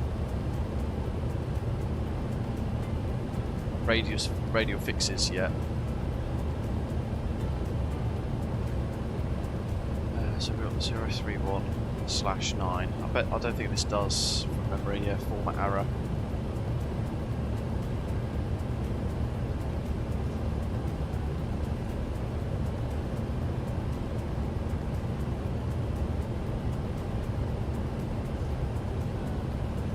How do you mean, Ian? Because we've got it loaded in.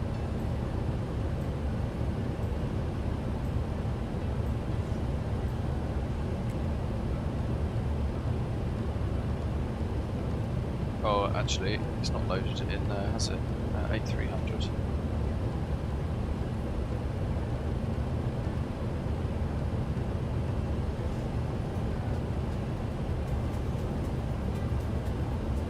There we go.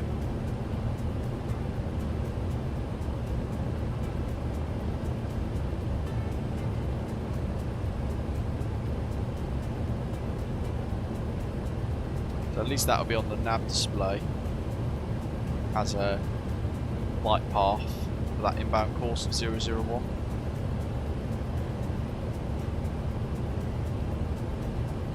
Then we can just pre-tune and faff later on with the other bits. Alright, that's good enough. I mean, the visibility is so bad, we might struggle. What minimum is 7,910. So 400 feet.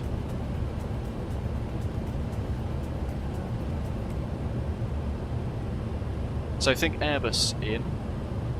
Go down to, on flight plan, go down to Quito Airport. There's the missed approach. Oh, hold on.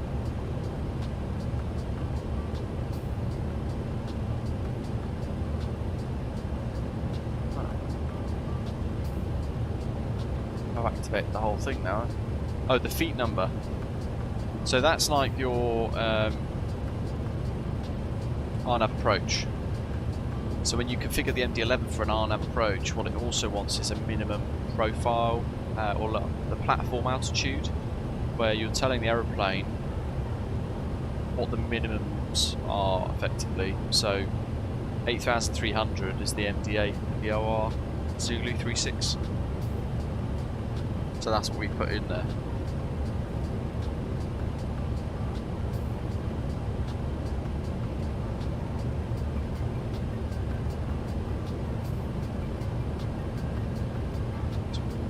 It's an 8-mile final from QSV, so that's more than enough.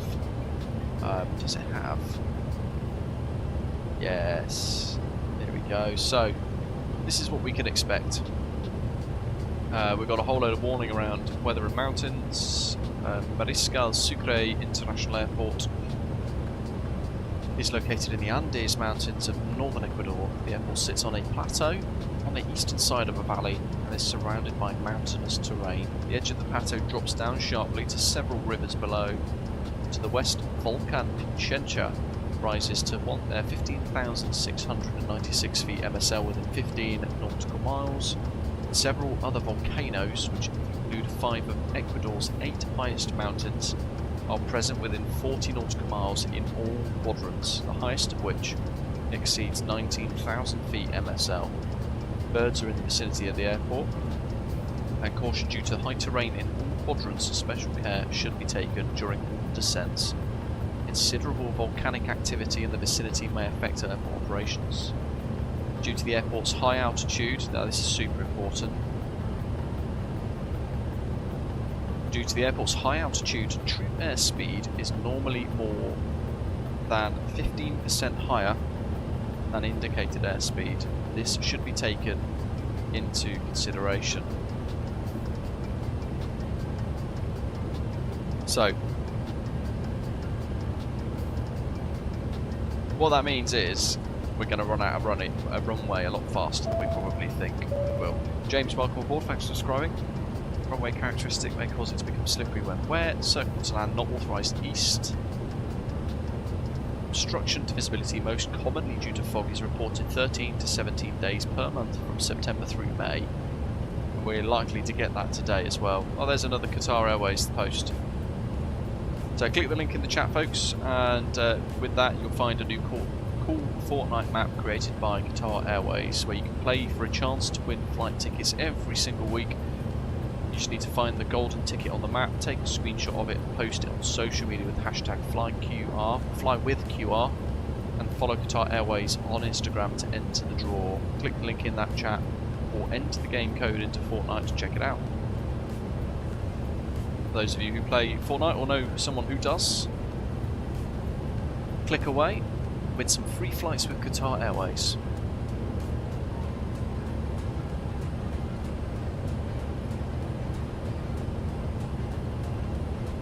The predominant sky condition into Quito is overcast from October through May, while broken ceilings prevail from June through September. So we can expect fog and overcast conditions, which is not good for a VOR approach, but let's try it anyway. We've got a load of extra fuel now, so if we have to go around, we shall.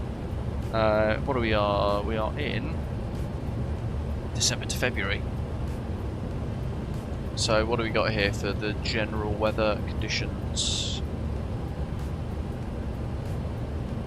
High temperatures of 19 degrees, lows of 10, prevailing winds from the north of 7 knots, IMC 10% of the calendar, 2 days of thunderstorms, and 117 mil of rain.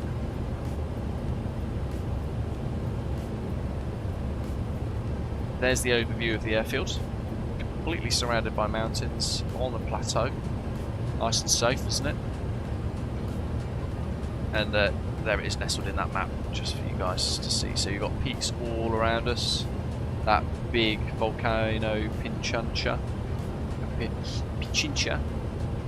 on the west side of the airfield. But peaks everywhere. We're going to be flying in over the Condococha VOR, which is just there, doodling all over the map. And we're going to effectively, where we go, zoom out here, descend with this terrain here, and then you'll notice there's like another little volcano-y peak there. This is where it gets tricky, right? Because we're going to descend into this valley here, around that bit of terrain, that's Sur VOR, and then in for Fun Approach 36. And the kind of profile looks like this. With caution of expect wind shear and turbulence on final approach and takeoff.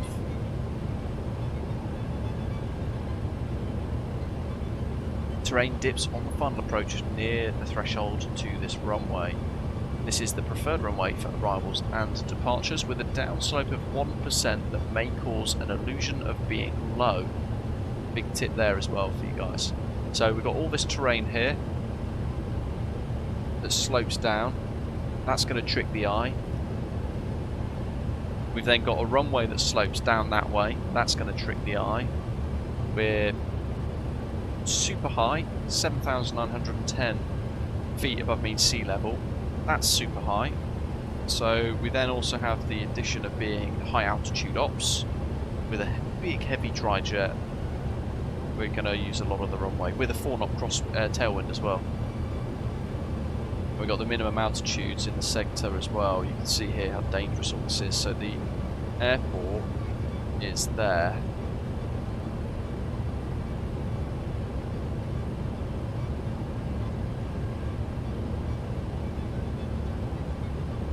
Look at all that.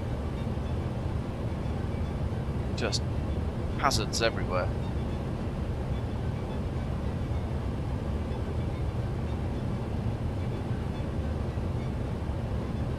Interestingly, it's actually pinned all of those for me. Where's the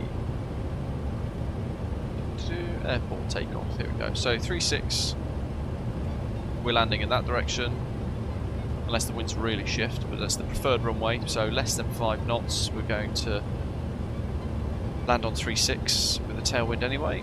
4,100 metre long runway. usable runway length though is a little less than that. We're landing on 360 on the glide slope, 3749 metres. We're probably going to vacate either, if we're going to get it right, we're going to vacate here at Alpha 3, or we're going to have to go right down to the end at Alpha and vacate. This is an Asobo default airport scenery, so they're never amazing. And then when we vacate, we're just going to have to find somewhere to park in that cargo apron, just south of the terminal, main terminal building. Gates 80 to 85. Pick somewhere about there.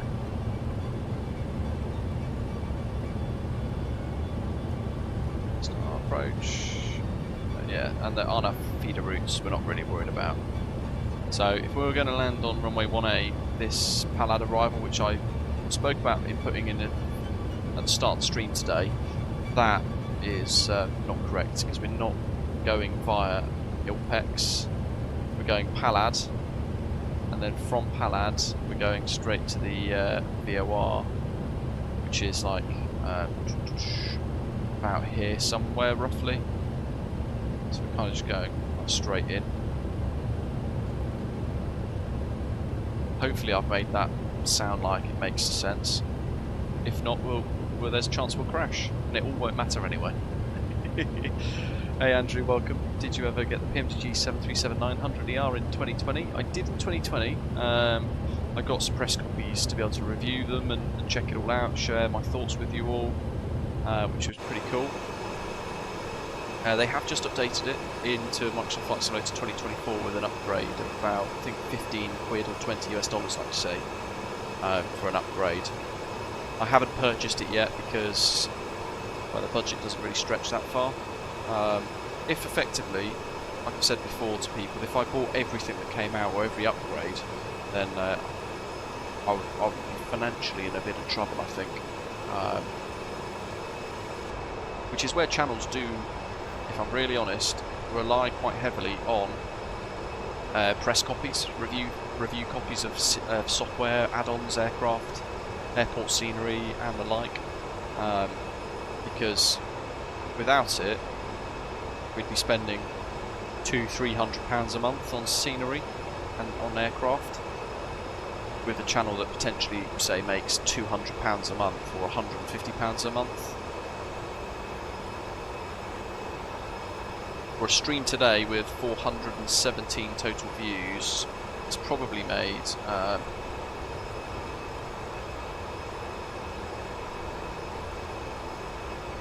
going to try and work it out. It's an estimate. It will have made between $1 to $1.50 in ad revenue on average.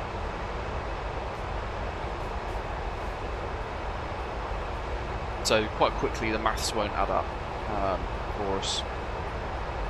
Hence why I've not purchased it yet. I've got the Innobuilds A340 on my radar as well, on my list of things I do want to get, because a lot of people are saying it's really good, and it does look quite nice as well, doesn't it? It sounds good. But I'm back into the swing of saving for the end of the tax year to pay off the tax man again, so every penny counts, and also trying to help the missus pay for a new car. So I'm going to have to be quite disciplined with what I'm spending on at the moment. Although I did buy Mexico City for today, but it's quite a unique airport, and it was only $6 to upgrade. I'm going to just dig it out and find out how much it was now.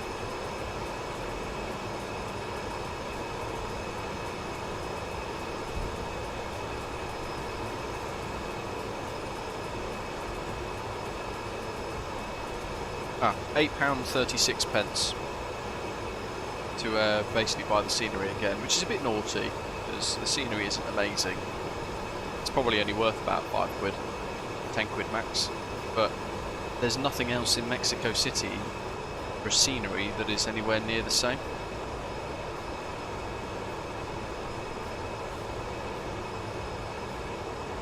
But yeah, in all likelihood at the moment, it's a bit of a toss-up between either I pay to upgrade the 737-900 so it works in 2024 for me, without any press copies, or I buy the A340 for mini builds. But then I've got the mini builds Dallas Fort Worth as well on my radar of stuff to get, so I don't know what to spend money on when it does go well. Gareth's flying the Unibuild's A340 over the Atlantic at the moment. It's one of his favourite aircraft in the sim. Nice. The thing is, it's not the A340-600, is it? That's the one I think I would want to get the most if I did get any. That's kind of, yeah, I think that's just the best one, I think. But no one really does a proper one yet, so. €19 to buy Mexico City. Yeah, that's quite expensive.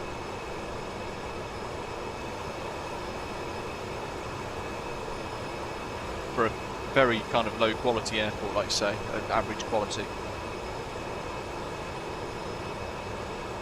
That 56 guy's still trying to learn how to fly the A320. Stick with it, mate. It does get easier. And then when you fancy a challenge, you can dive back into like one of these, go big, complicated tri-jet, full of amazing features. And I'm always looking out for global shipping AI.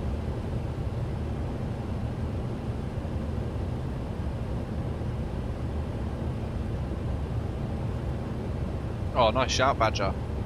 So, for those of you who fly for Osprey Airways, Dirty 2's been working really hard, creating a whole load of new tours so that you can kind of immerse yourselves. Are you overtaking left or right, Sam?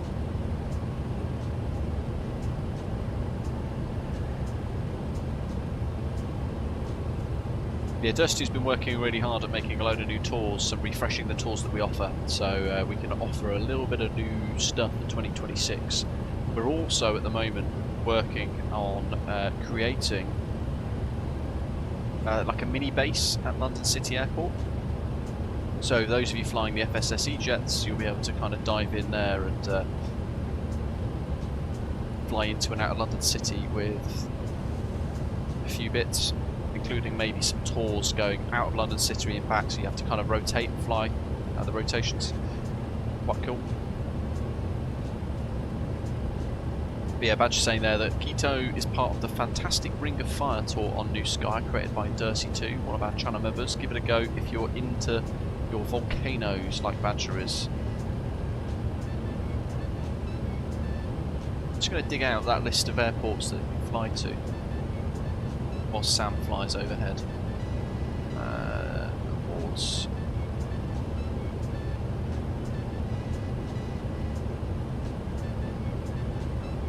Pacific Ring of Fire, that'll be it. So, wowzers, that is a big tour. Wellington International in New Zealand to Taupo, Taupo to Auckland, Auckland to Nadi, Nadi to Whitegrass, Whitegrass to Santo Pekoa, Santo Pekoa to Honiara, Honiara to Buka, Buka to Dorothy's Hio Elway International Airport in Indonesia, I think. And then from there to P2, then to Alor Island, Mali, then to Sultan Mohammed Salahuddin Airport, then Sukarno-Hatta in Indonesia, well that's Indonesia actually, Minangkabau International, and then we've got Daniel Z. Ramualdez, Nina Aquino International, Taiwan, Naha in Japan, Kagoshima, Kitakyushu Airport, Narita in Tokyo, New Chitose in the northern island of Japan. Then it goes up into Yelizovo, which is far like Siberia, I think, isn't it? Cold Bay Airport in Alaska, Ted Stevens Anchorage, Uneo, Vancouver, SeaTac, Robertsfield, Sacramento, Guadalajara, Benito Juarez, Mexico City, then to La Aurora, Emroc, Juan Santa Maria,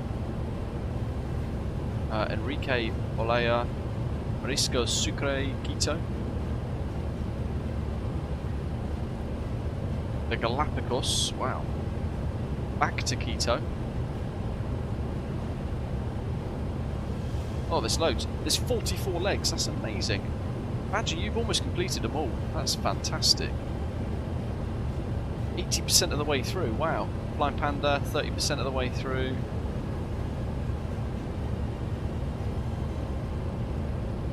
Yeah, that's good going. I've missed a Q-verse thing again, haven't I? Ay. Enter Q-verse Island on Fortnite. Find the golden tickets for a chance to win real flight tickets via the link in the chat, folks.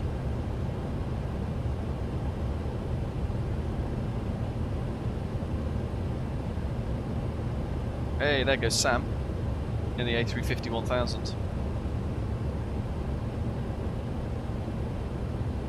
It's on New Sky, it's on the Osprey Airways page. You can find the tour and then you can kind of see who it all is. Yeah, that was a long tour, Ian, to be fair. The Commonwealth tour. I remember setting it up at the time thinking, this is going to take people potentially like a year to complete. Because some of the hops are long flights as well. Right, where probably should you go classic jet sim pilot? We've actually got fuel on board now as well.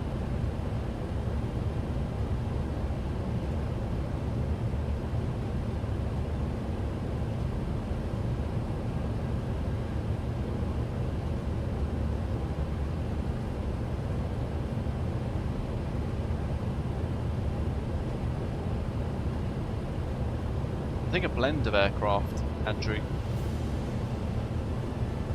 Do you fly? Do you use Fortnite, Andrew?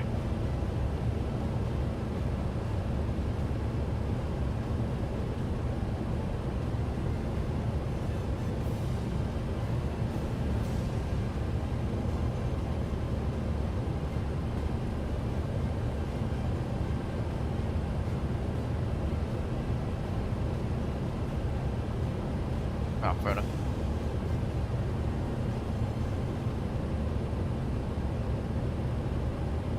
We got ships.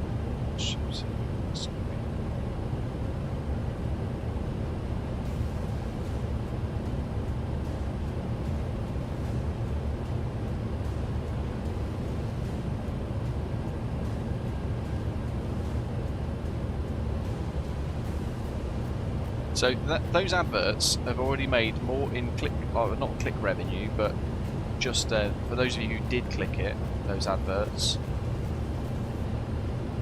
they've made more than this stream has earned already. £2.34.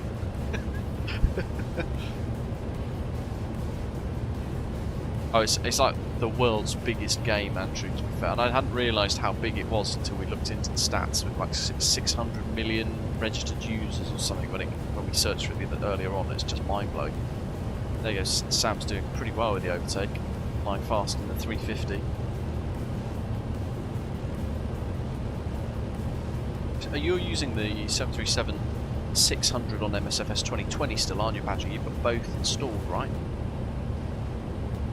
You've got 2020 and 2024 installed, I think, from memory.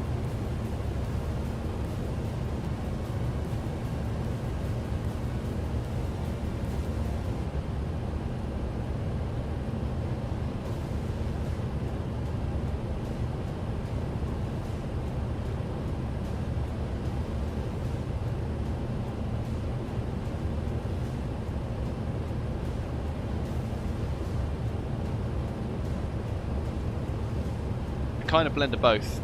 So the payment for 38 people viewing, or 33 people viewing the advert is 25p, but they then measure for the bonus, which can add a third extra to the value.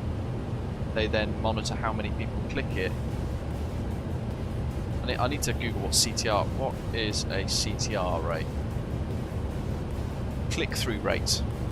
CTR is the number of clicks that your ad receives divided by the number of times your ad is shown. But each ad is shown separately. And it's total clicks divided by total impressions times 100.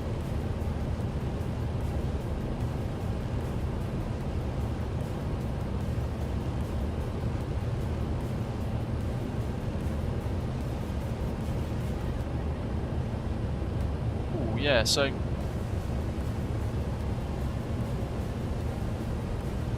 it used to be a lot higher, Sam, when we were streaming and we were having maybe like, well, we used to get guys like 300 or so, 400 people viewing at some points in time when we've had really busy periods. When there's been massive releases like the PMTG 777 or the PMTG 737, for example,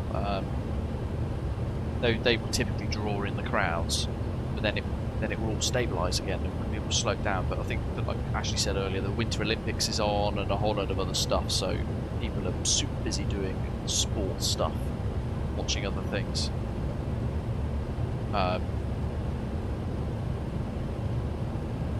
Yeah. Hence why I'm doing this very different type of advert. Oh, that would be massive, Sam. Yeah.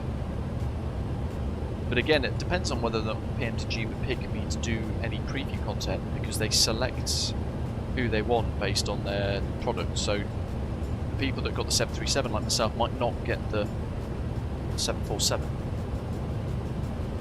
They didn't send out the 737-900, for example.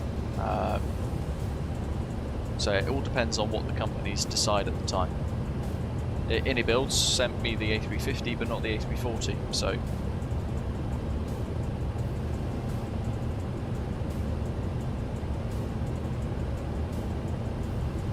can't take these things for granted, I guess.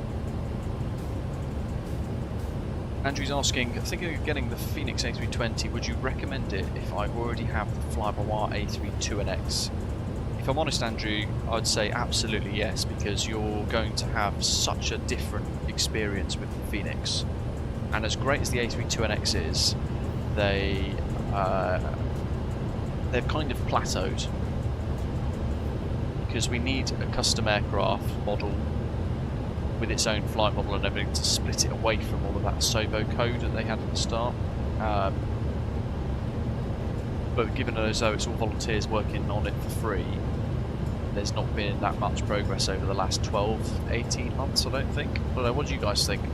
Whereas the Phoenix A320 family, if you got the base pack for the A320 and then the A319-21 upgrade pack as well, as a bundle, then you've got 3 separate aircraft with immense level of detail, system depth.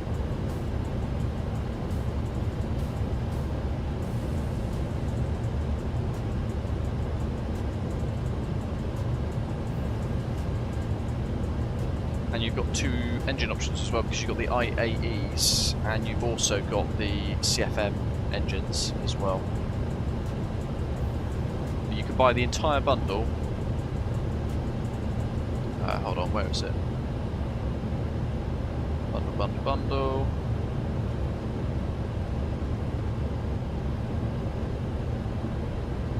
Short Finneck. So if I'll show you I'll give you that link there. It's not an affiliate link or anything, but it's just to ping up to say that if you do buy the Phoenix, then that link there will say, well, you watched the British Avgeek channel and that's why you bought it. But that, if you click that link there, right at the very start, that first image says Phoenix A319, 20 and 21 bundle, buy now, 90 quid. Worth every penny. All 3 aircraft, IAE and CFM engine options on them all.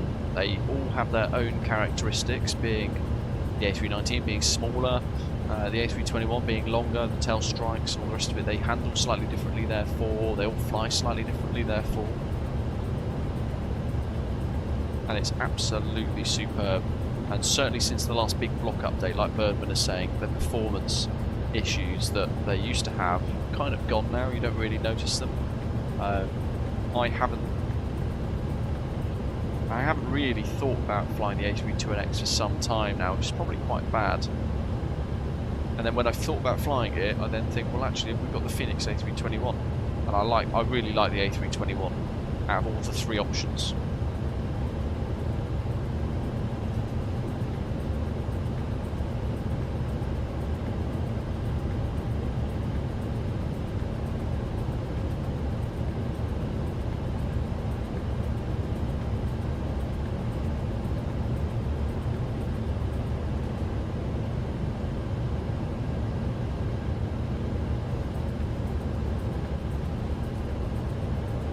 So those adverts, it says for 1,000 views, if I say the script, I get £11.25.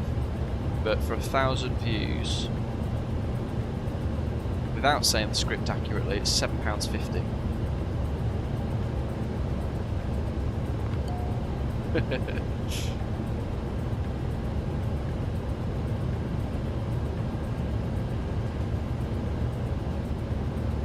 Yeah, but then you get the best of three.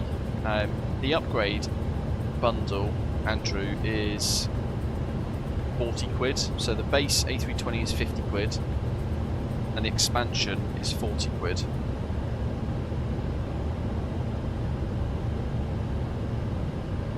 So you can buy them both separately if you want anyway. You don't save any money by buying the bundle, but what you do is you get all three aircraft in one go together. But yeah, do I recommend it? Wholeheartedly, absolutely yes. Yeah, without hesitation.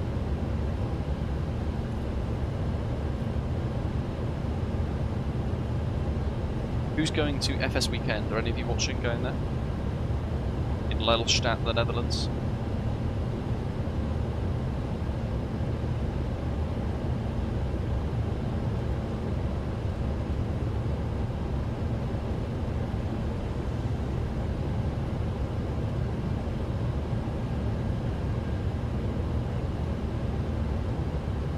Yeah, I mean, I've considered it again.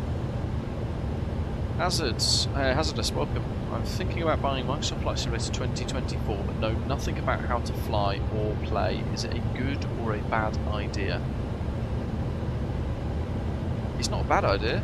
If you're interested in it, then I would say absolutely go for it. My recommendation would be just buy the standard edition, cheaper one, and then it depends on what type of simulator experience you're going to basically want out of your own experience when you do start simming, and what hardware you might have. Because if you want to go like the kind of super serious simming, or you want to start to learn the complicated immersive aircraft, that it's kind of where you get the most reward and satisfaction out of it, flight simming. So certainly like the Phoenix A320s that we're talking about, the TFDi Design MD-11.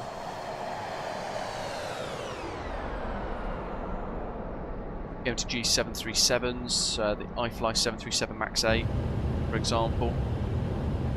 They're the aircraft that you want to focus on buying, rather than kind of the cheaper, more default stuff that you might find on the marketplace. So try not to fall into the trap of the marketplace, because there are some horrendously bad add-ons on there.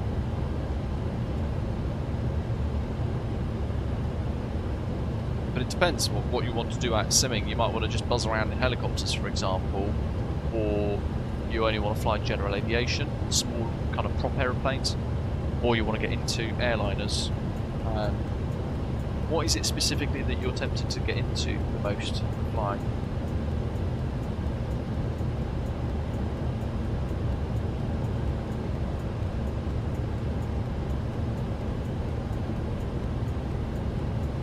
Yeah, you can certainly take a look at all the different tutorials that we have on this channel here, on our playlist section, and you'll be able to see a whole swathe of easy to follow tutorials to get you started on a lot of aircraft.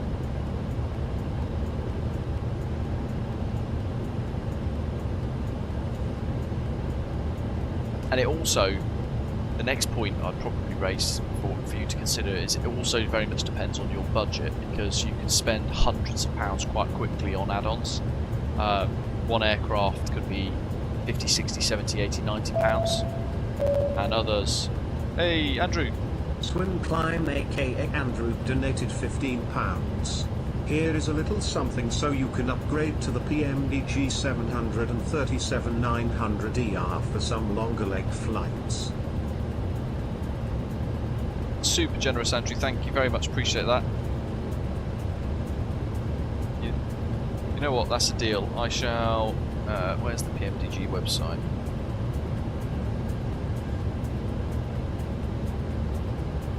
I shall do it now, so that you can see that I've used it wisely. And while I do that, I think it's posting another Qatar Airways advert, folks. So there's a link in the live chat for you, and the pop-up as well for you to see. Effectively, there is a new cool Fortnite map created by Qatar Airways. Play for a chance to win flight tickets every week. Find the golden ticket on the map, take a screenshot of it, post it on social media with hashtag FlyWithQR, and follow Qatar Airways on Instagram to enter the draw. Click on the link in the chat or enter the game code into Fortnite to check it out. I tried to multitask and I can't, I clearly can't, because I was trying to get the money out of PayPal from yourself, Andrew, thank you very much, super generous, to then put it into my bank account so I can then put it onto the PMDG 737-900 pack, for which probably potentially need to find a new livery creator for that. I don't, by the sounds of it, I don't think Tapsi wants to paint any PMDG products anymore because of the upgrade fees that they're charging.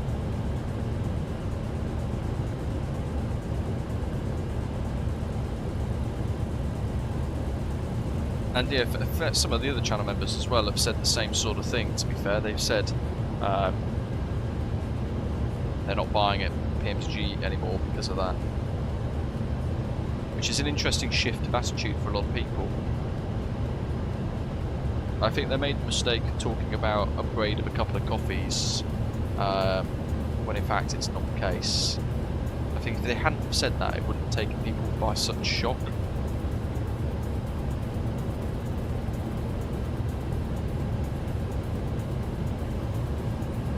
Hazardous says, I'll probably start with small planes and short flights to figure it out and slowly learn bigger planes. Yeah, what computer spec do you have? Say you've got basic spec, because it might be something we can iron out to make sure that you have got a system that can run it.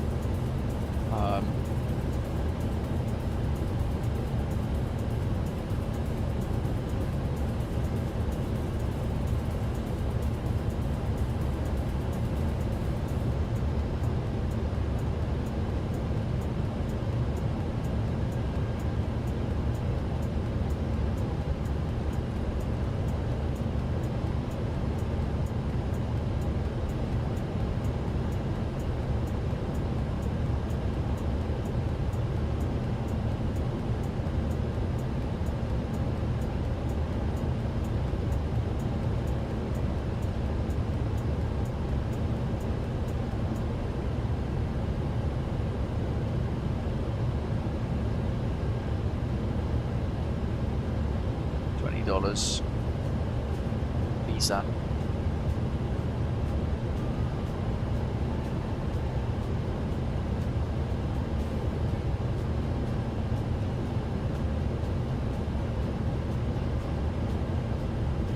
Right, Andrew, done. I've upgraded to the PMDG 737-900 for Microsoft Flight Simulator 2024.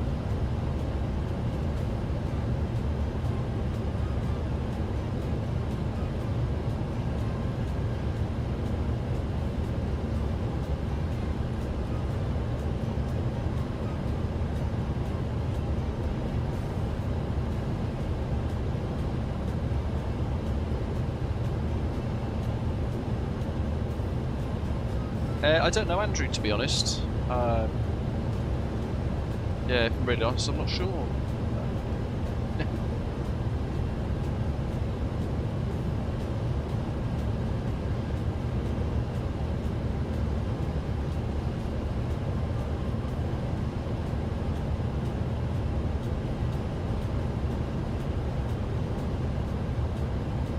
Yeah, appreciate that. I've bought it.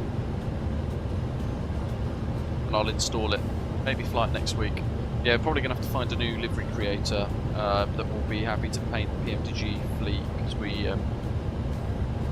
by the sounds of it, Tapsi doesn't want to paint them anymore, which is a real shame.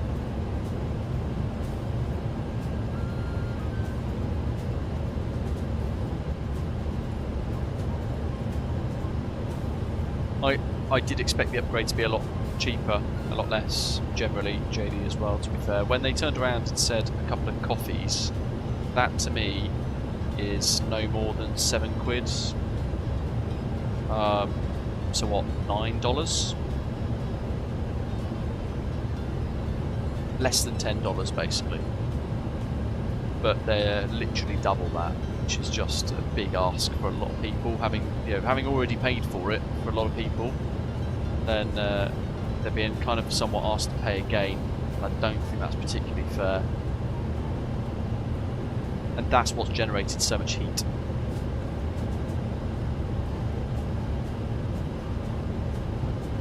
Going to be super risky. What day are we today? 8th of the 2nd.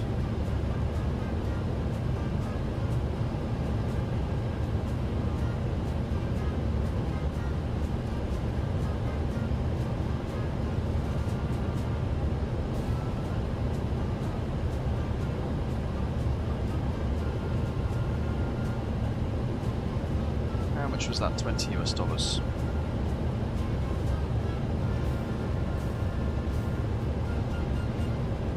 Beep, beep, beep, beep.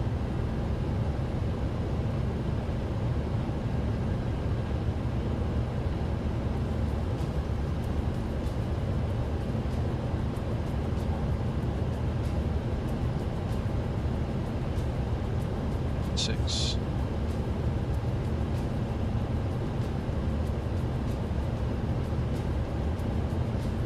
Jubbly.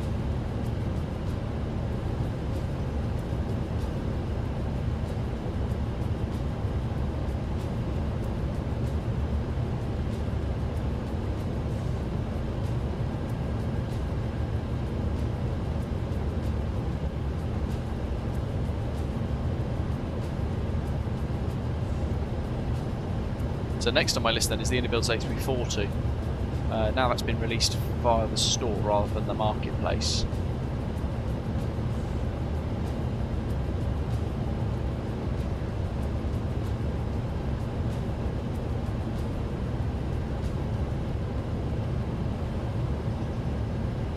Well, I'll aim for like April, June time perhaps, I think, for that.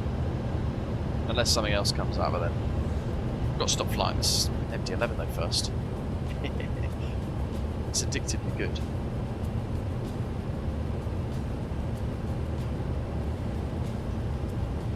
I don't think they are cash strapped though, Andrew, if I'm honest, because they've got a big lucrative deal with Boeing. And they put a post about how they're effectively like their main customer, their key customer, and we're then the kind of secondary customer base for them, a different type of the business.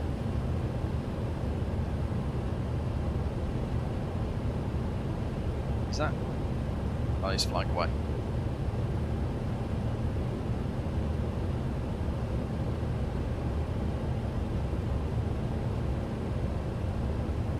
Yeah, I think my advice there, Hazardous, saying there $70 for the game seems steep, so I hope he'd get $70 worth of enjoyment out of it and not get frustrated and never play it. My advice there is, you know, aviation is not easy.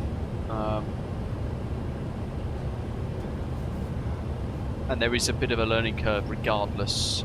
You can get into some of the default aircraft and kind of just, you know, so to speak, load in and fly and blast about and buzz about without having to worry about all the complicated systems. But this for me is kind of, it's like when, if not, you might not get this, but it's like where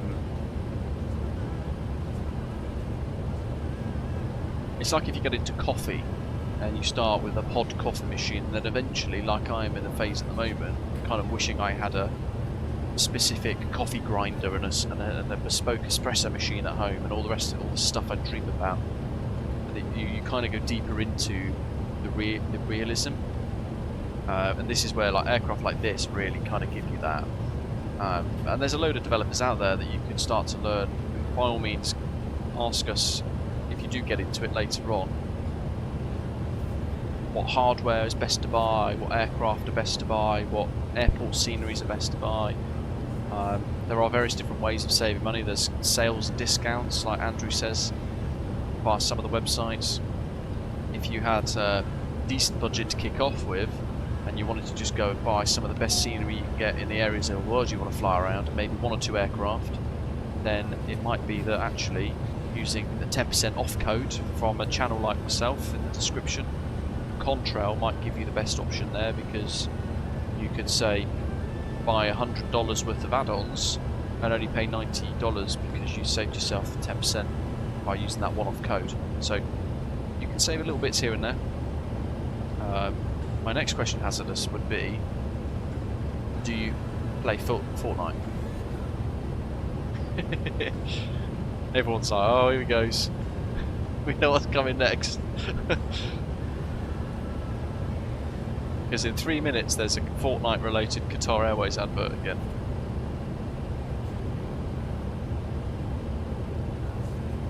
Oh, absolutely, Goku. Hello, buddy. Kali Spera. Hope you're well.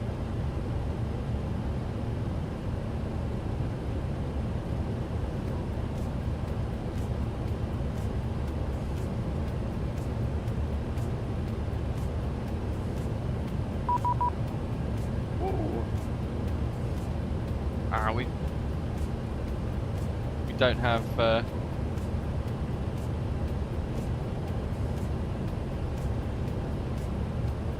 we don't have ATC. Thought it was. It's Doc. How are you at flight level 400 already? He says.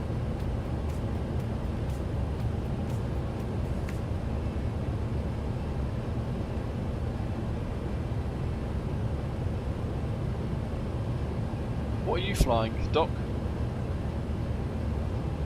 Actually, that's not Doc, it's Kevin H. The same name, but I've noticed it says Gatwick for your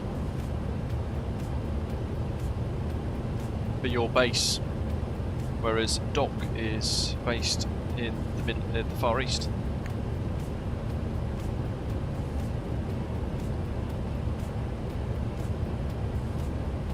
Completing the flight to Frankfurt.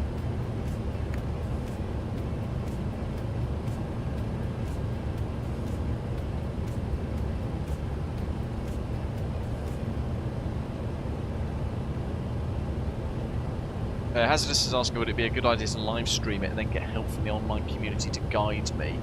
No, probably not initially.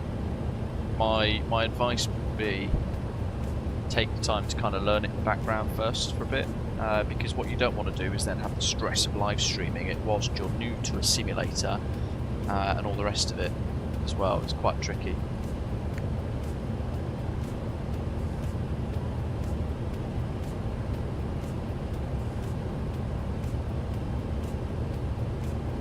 I mean, we're certainly, for example, when I've dived into a complicated aircraft and tried to fly it for the first time live, it's been really tricky.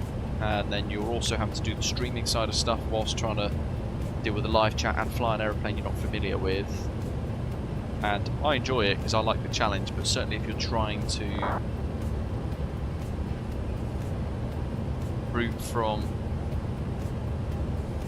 learning the jet at the same time, that can, if you're new to the simulator, that can be quite tricky, because you might also be struggling with keybinds, settings, graphics, all the other stuff. And no, I think that's the general gist for most people, but the reason is because in about 30 seconds there's going to be a Qatar Airways advert. I'm trying to work out how many people might find it useful, that might be joining the chat in the background or joining the stream in the background.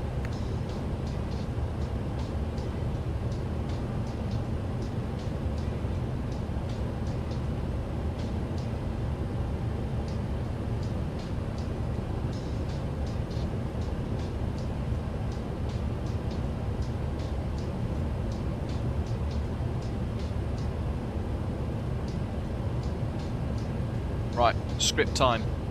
There's a new cool Fortnite map created by Qatar Airways. Play for a chance to win flight tickets every week. Find the golden ticket on the map, take a screenshot of it, post it on social media with hashtag #FlyWithQR, and follow Qatar Airways on Instagram to enter the draw. Click on the link in the chat or enter the game code into Fortnite to check it out, be in with a chance to win free flights with Qatar Airways.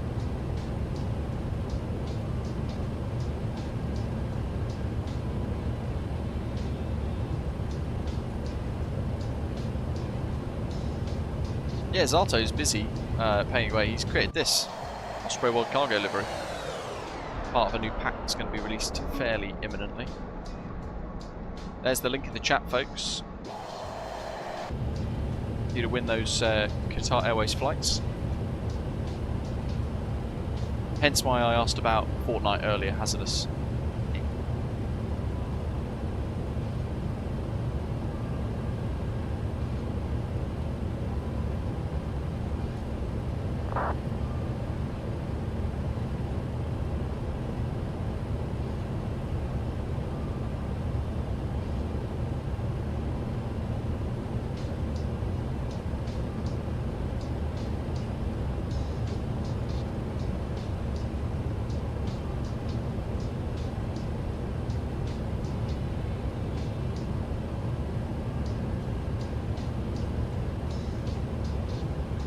No worries at all, Hazardous.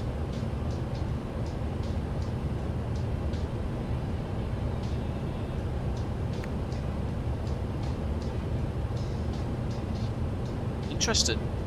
How did you do that then, Scott Driver Training? Wing Control ECAM 32 is great for use in the Boeing 737-800 mapping customer cameras to it. That's what I've been doing for the last half an hour.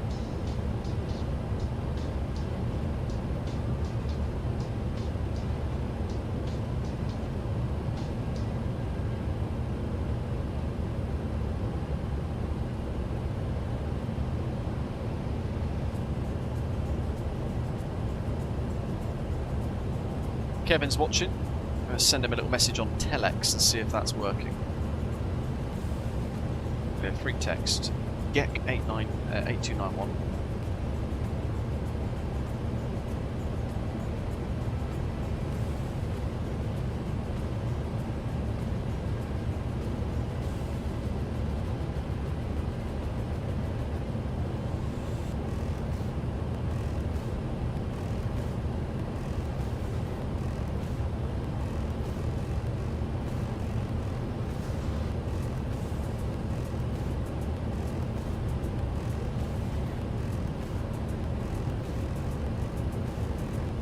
Ah, I spelled that wrong, didn't I?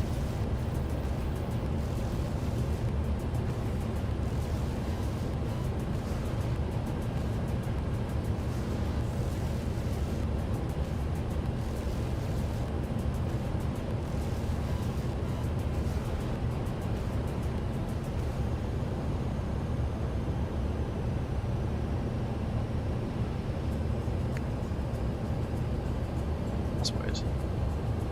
Just noticed that's why it was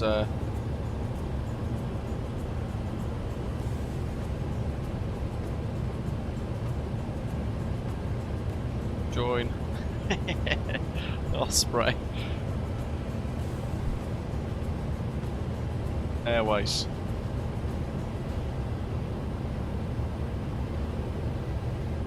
Send. See if you've got Telex working, Kevin.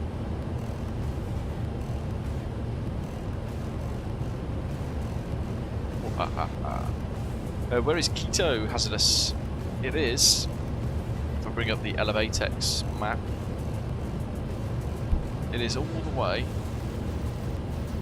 down here in Ecuador, and one aircraft's already heading on in. It's nestled in the mountains inside a valley, so it's one of the most dangerous, tricky approaches in the world to pull off. And we're going to fly a VOR based approach, which is even harder because we're not flying any form of precision approach for it, basically. But we left Mexico City earlier as well, which is very nice indeed.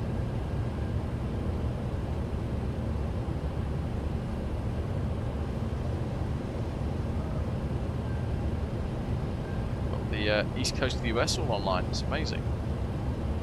And central Canada, how about that? And the Pacific Ocean VATSIM controllers are online as well. That's the first time I've ever seen, for a long time outside across the pond.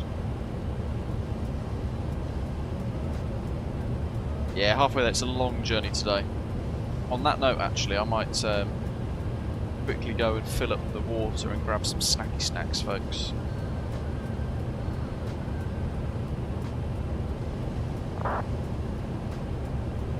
Give that link a couple of clicks as well while you're there. In that live chat, the live ads Fortnite Qatar Airways thing.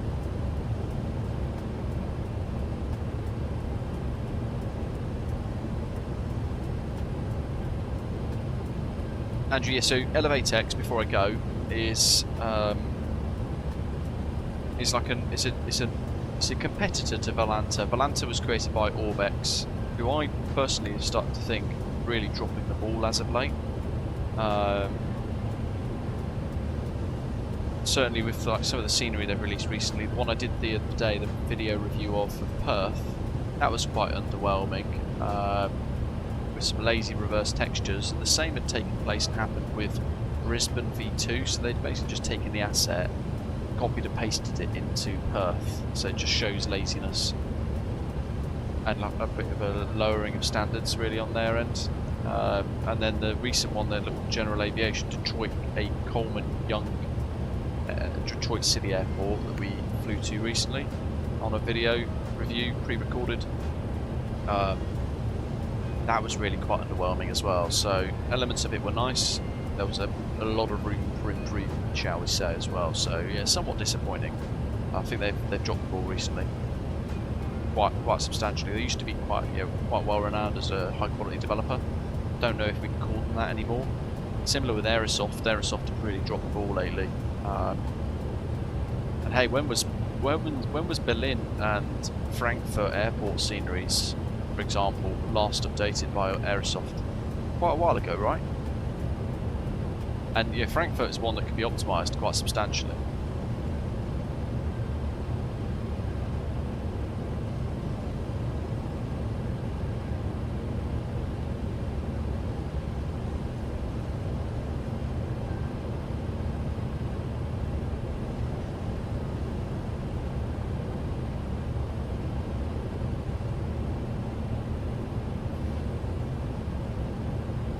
But ElevateX for me is better on the computer because it's as a program, as an app, a lot better, much more optimised. It's got much more of a cleaner UI layout, I think, and it's free. Whereas for a lot of the features with Volanta, you've got to pay for Volanta Premium, which we've enjoyed in the past, but I just don't think it's got anywhere near as good as ElevateX, which is always being developed and upgraded over time.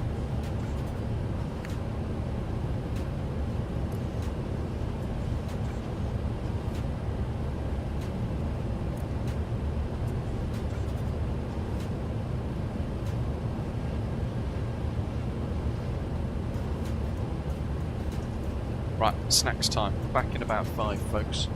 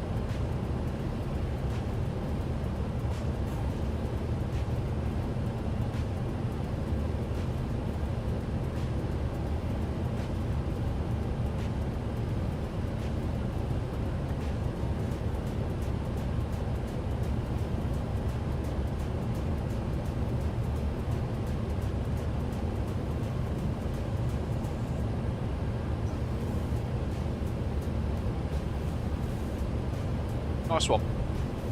Welcome back. VATSIM Max, welcome. Yeah, it is from Elevatex.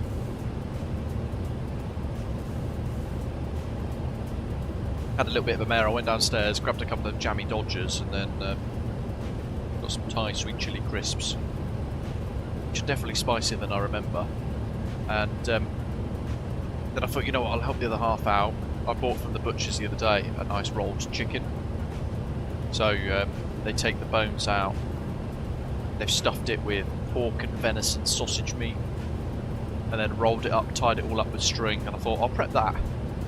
Went to grab the first bit out, which is like the all of the bones and bits they've taken out, to put at the base of the dish to help create the gravy. And something's leaked because there was like chicken juice all over the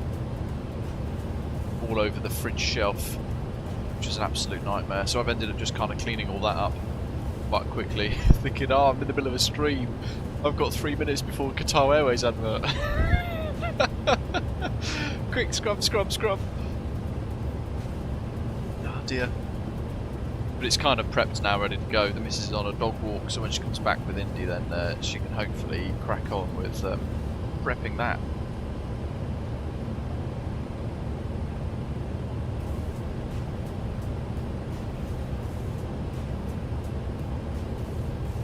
And on that note, it's time for another Q-verse Island ad. Sponsored by Qatar Airways. Very exciting.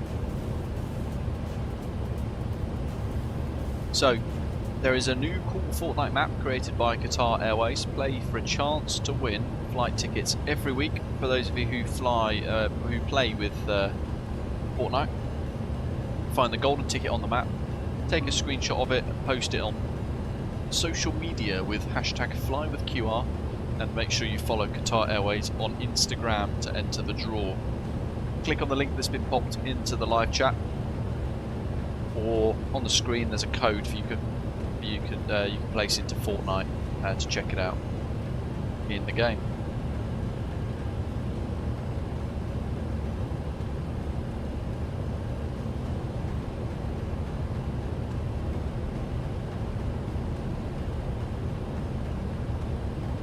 So here's a question for all of you, certainly those of you who operate for Osprey Airways. I'm curious to hear your thoughts. In the next couple of months, I think it's in April, there is that massive European overload event that's being planned at the moment. And I'm in conversation with them about how Osprey Airways could be a part of that. How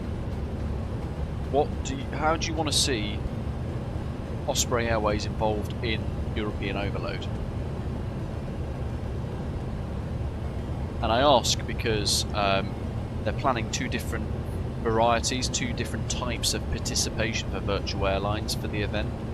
The first one is either Osprey Airways promotes a hub airport to its pilots away from the major airport like Frankfurt or Heathrow to help prevent overload of traffic on the event, or alternatively by offering specific routes outbound from the hubs into one or multiple smaller airports in order to spread out traffic and balance across the continent. We are forecasting that large airports will typically experience high inbound traffic levels and may face a shortage of departures. I'm thinking that one. So if Heathrow or Frankfurt are going to be like the main hub airports for European overload, then maybe we get people to fly from there as a departure with Osprey Airways on specific event routes to smaller airports for, I don't know, for example, Madeira or Corfu, for example, or even Bergen. Could be short one, Heathrow Bergen. But they're only giving us the options though. It's either we promote a hub airport to its pilots away from the major airports,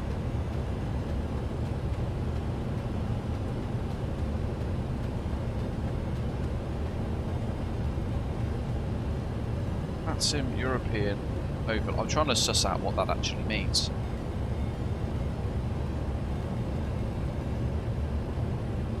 Because the European Overload event's been going on now since 2024.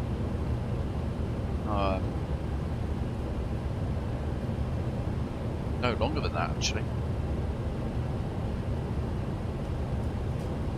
On the 11th of April. Okay, here we go. This is on VATSIM UK. No, so that's not going to help.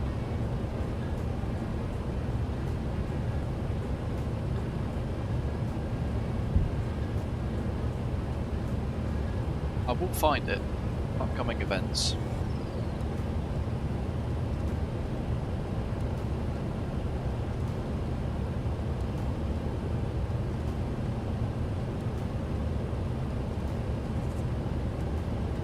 Well, they haven't actually put it on there.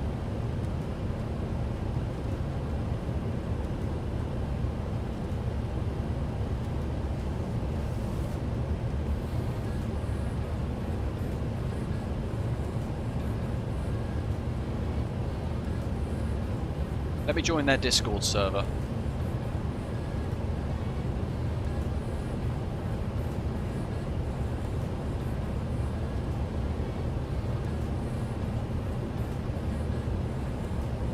Because that will make more sense then, won't it?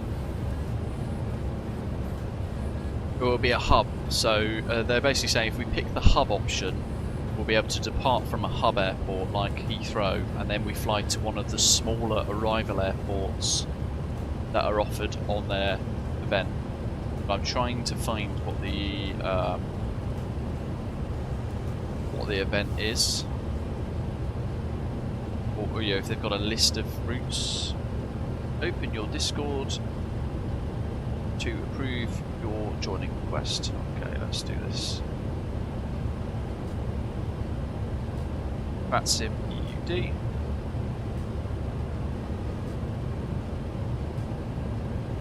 Yeah, so I don't think they've quite planned it yet. From 16Z to 19Z experienced almost complete coverage across the entirety of VAT EU and VAT UK's airspace, with true-to-life flow regulations, top-down coverage across the board, and thousands of current and historical routes available to fly. This is set to be one of the most realistic VATSIM events ever. Our subdivisions have nominated focus airports, which will experience full ATC staffing. So if you wish to have the most realistic experience, you may want to fly routes between our focus airports. These airports will be announced in the coming weeks and months, but mark your calendars as we prepare to display Europe on VATSIM like never before. If you know someone who is a staff member of a virtual airline and you would like to partner up to offer specific routes for your pilots, or simply be an event partner airline, send me a DM on Discord. Alternatively, you can email me.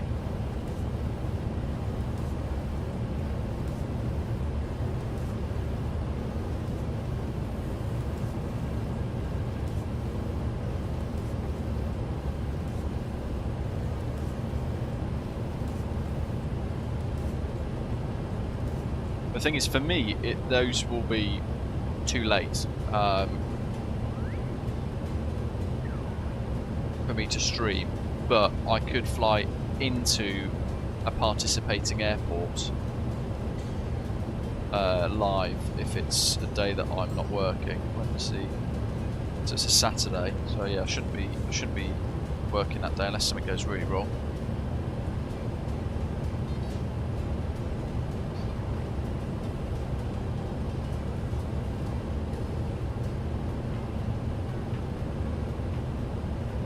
Yeah, so at the minute there's no kind of list of airports, so it's a bit difficult to pick which one. I'm kind of staring at the email thinking I don't know which one I want to select. Either the VA promotes a hub airport to its pilots, often away from the major airport, to help prevent an overload of traffic on the event, or alternatively offering specific routes outbound from a major hub into one or multiple smaller airports in order to spread out traffic and balance traffic across the continent.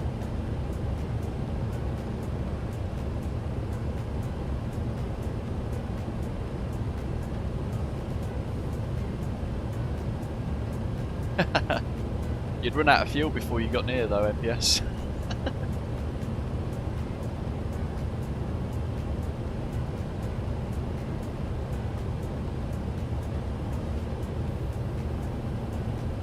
It's a shame it's from 16Z for 3 hours. Like, you'd think actually it would be like a whole day, right? But yeah, maybe we request, like, we say to them, look, I don't know what airports you're going to have as a list available for routes, but could we own Manchester for a whole stream of departures, and we set up some specific event flights on the scheduled system perhaps for it. I don't know, but we make sure that we've got schedules ready to go. If not, people can use free flight to head out of Manchester into an event airport that's a bit smaller.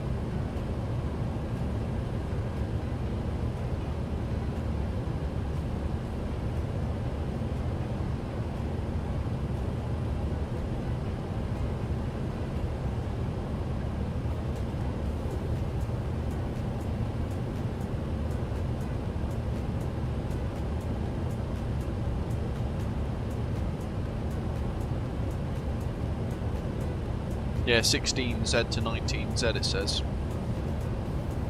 Let me just reread it. Yeah, 16Z to 19Z. But effectively the whole of Europe will be online. So if you're on Australia, that's not good timing. But if you're in the US or you're across Europe and you want to fly that day, it's probably quite a good time, because it's kind of in the evening, isn't it? So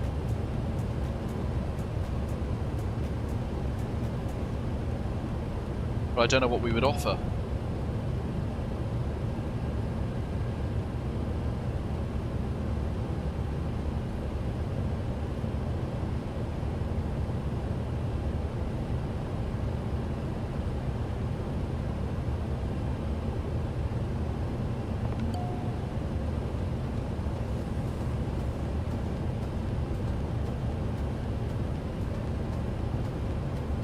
I love that 6 of you pressed that, not the last advert thing, ping for Qatar, but the one before that, because it's pinged up saying the click to return, or whatever, that CTR, whatever the CTR means, click to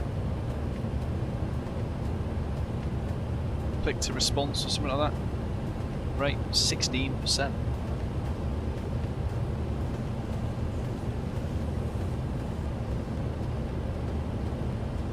Yeah, it could be actually, couldn't it? It could be like Italy to, so we could like, maybe we say we do Heathrow to Milan or Catania, something like that.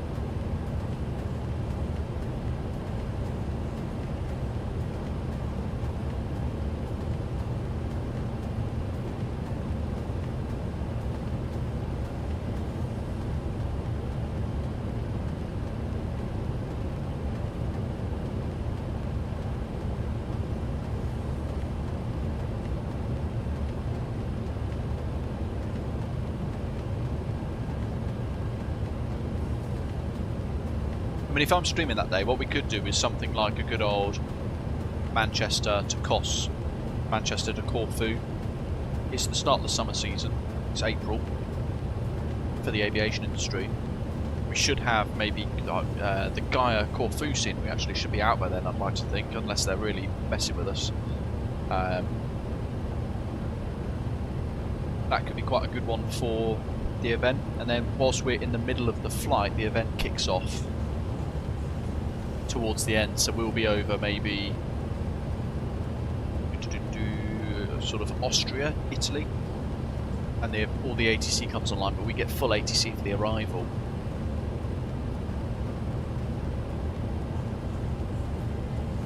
But then we also run, for the wider virtual airline, we also run a couple of routes out of Heathrow or Gatwick. How does that sound?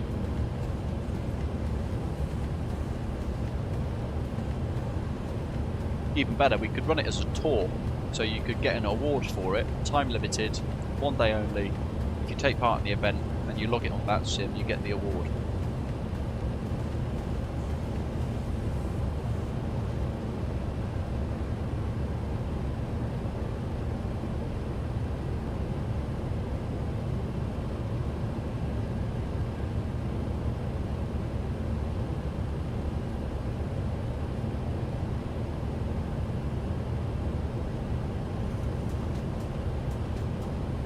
Could do Heathrow. No, we could recommend something like Frankfurt to London City Airport for people. Although, actually, the FSSE jets are they're not perfect for a big VATSIM event. Maybe not then. I'm throwing too many ideas out there and I'm overcomplicating the decision myself. It's not good.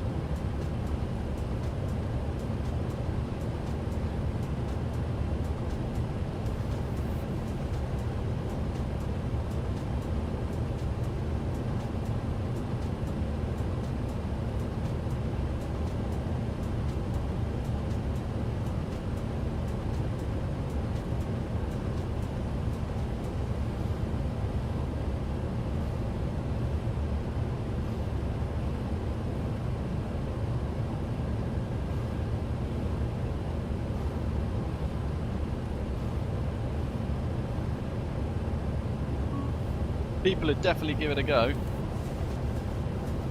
Crikey, that was quick.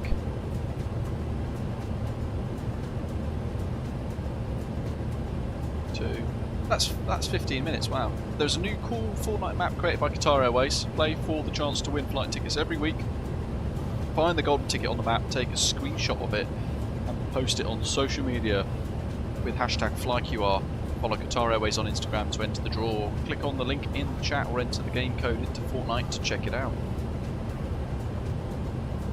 And there's that link in the chat for you guys as well to click if you're interested. Quito's meteorological report from Badger in the live chat, thank you buddy. Nice calm winds there, variable at 2 knots, all the 9s. That cloud base has risen, hasn't it? That's good. A few clouds 1,600 feet above ground level, broken 20,000 feet. Altimeter 3041. Paul Chow, hello. I've got the Honeycomb Bravo. Although I'm really tempted by the new wind control airline throttles. They look fantastic.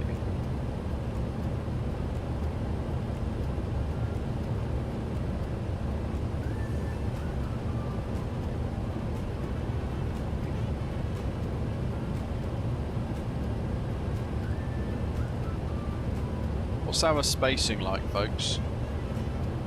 10 miles. We have to be careful. Mind you, I'll be okay because I can slow down though, so I've got a big old gap. Well, so you could bind it like I've done with the 3 engine here. I've got throttle 1 set to. So I'm assuming you've got the Honeycomb Bravo then. If so, have you got your speed brake lever? Throttles 1 and 2, and then a flap lever. Because if you do, my recommendation would be setting engine 1 to control throttles 1 and 3, the engines on the wings, and then throttle 2 to control the one on the tail. That would be my recommendation. But it's also dependent on what you're happy with.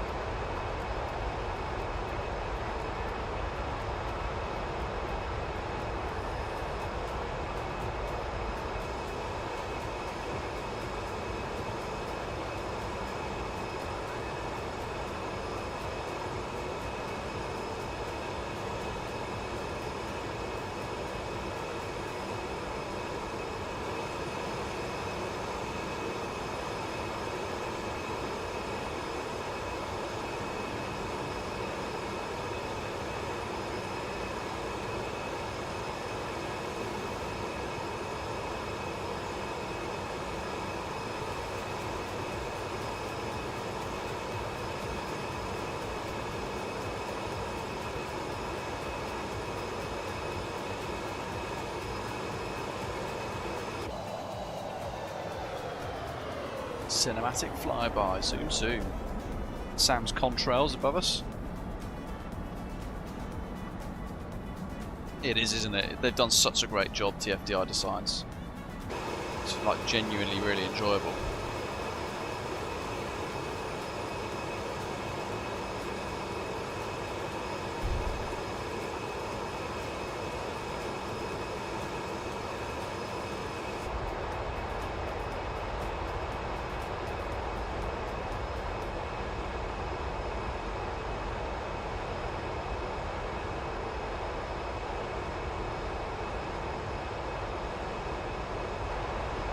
Are they not yours? Oh, you've overtaken Zato, so that's Zato then. What's your speed, Zato?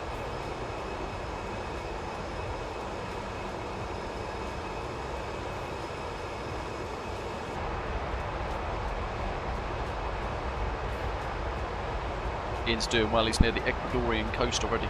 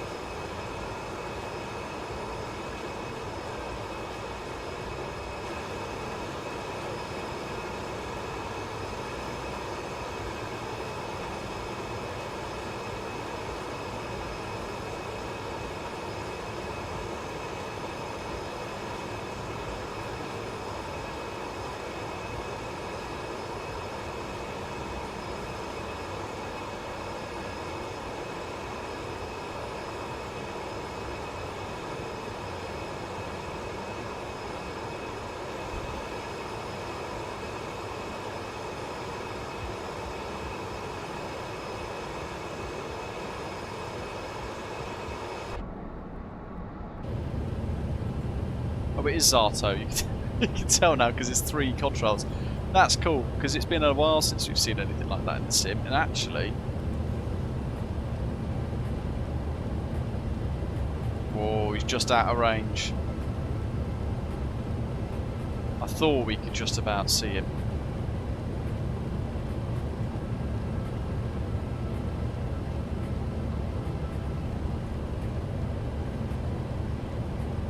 Wow, the optimal flight level is 430.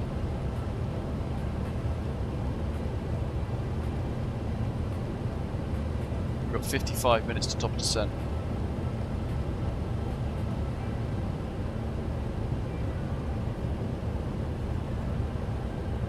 Yeah, Sam. Let's see, why not? I thought, is it not already there?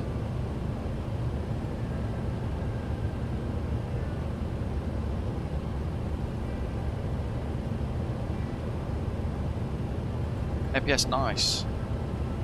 Cool flight ahead of you. I thought some of the routes like Rome were configured so that you can just generally fly the large aircraft on it and the extra large. I'll just go into them and check. Any ones in particular, because it's Rome Fiumicino, but we don't have many others across the network.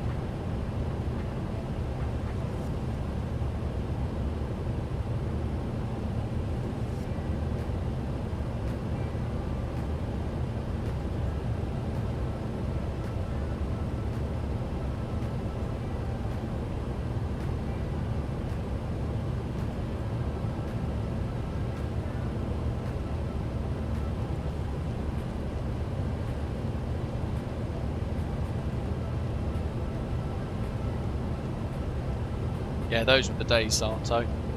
6 contrails at the back of the Antonov 225. That was the most stressful thing I have ever flown.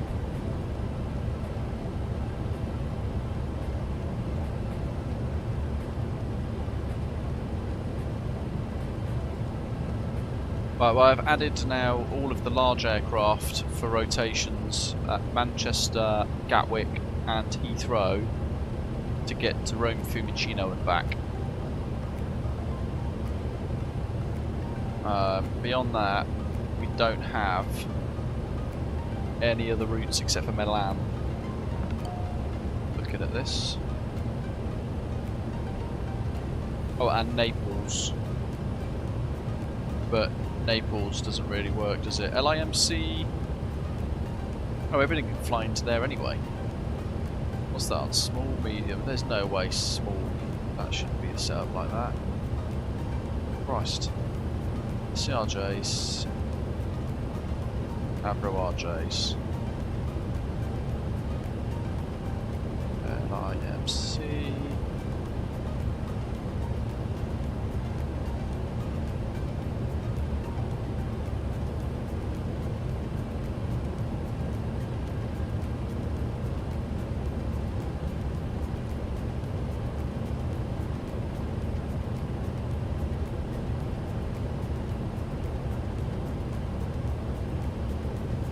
General aviation shown as an option there as well. Crikey.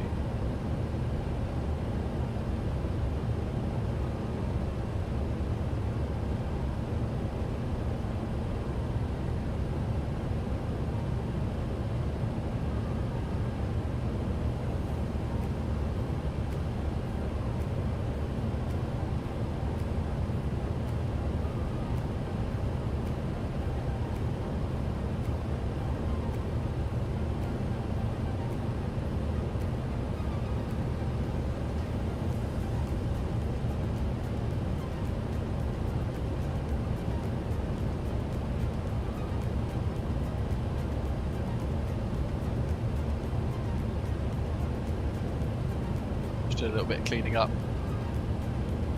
The thing is, so say for example there's an A350 at London Heathrow at the moment, Sam. You'd have to operate on a scheduled service to Fiumicino, but when you're at Fiumicino you would then be allowed to fly either back to base at Heathrow, or you could then fly a scheduled service to Manchester or Gatwick in that aircraft. If you flew it to Gatwick, someone would then have to fly it to Manchester or to Amsterdam, for example, to get it back to base at Heathrow, but that's not a big problem. And some people quite like doing all that sort of stuff anyway, but yeah, I've had a little tweak. Milan Malpensa and Rome Fiumicino. Fill your boots for those. Import. Remove all current network, select file. CSV. Ah, so you can set up. I'm going to export all of that as a CSV, so I can see the entire.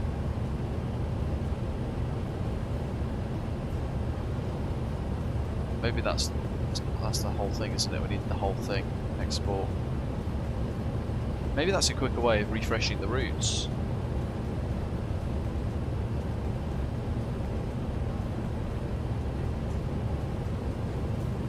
Right, for Dursey 2, David, Carlito, some of you guys that are some of our community managers for the virtual airline.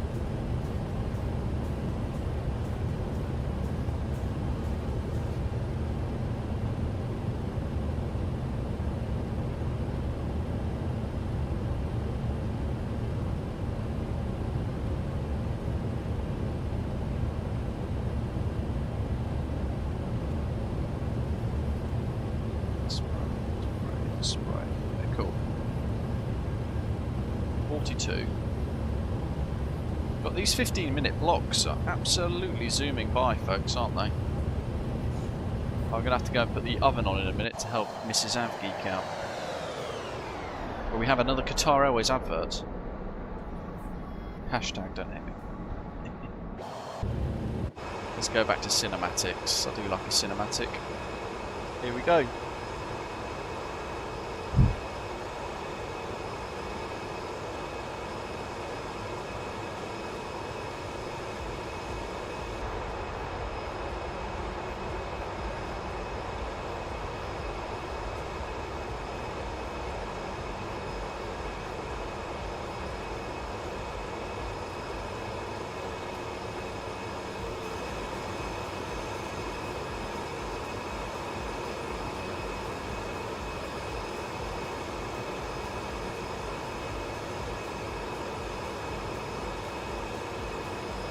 Awesome.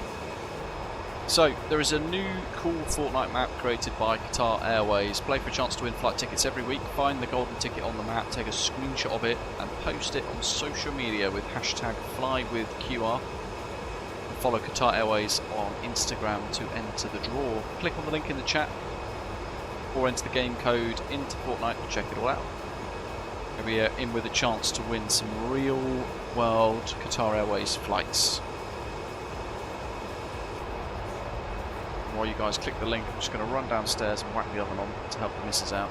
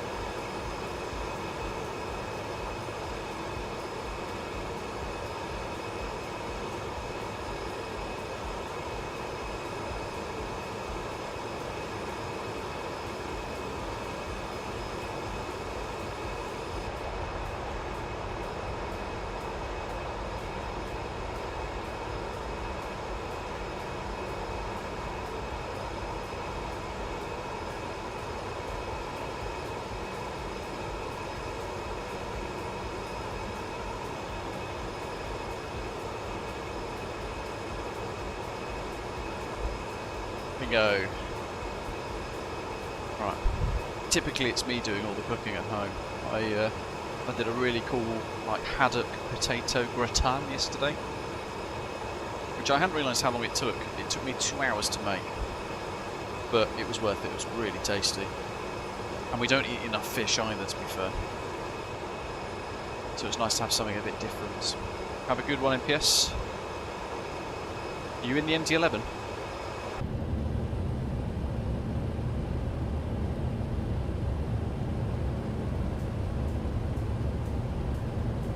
Oh, 9 miles.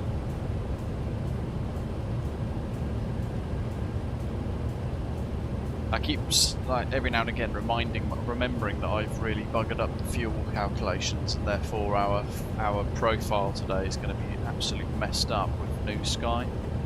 It'll be the first time in a long time I'm going to have the cheat warning, which is a real shame. But it is what it is.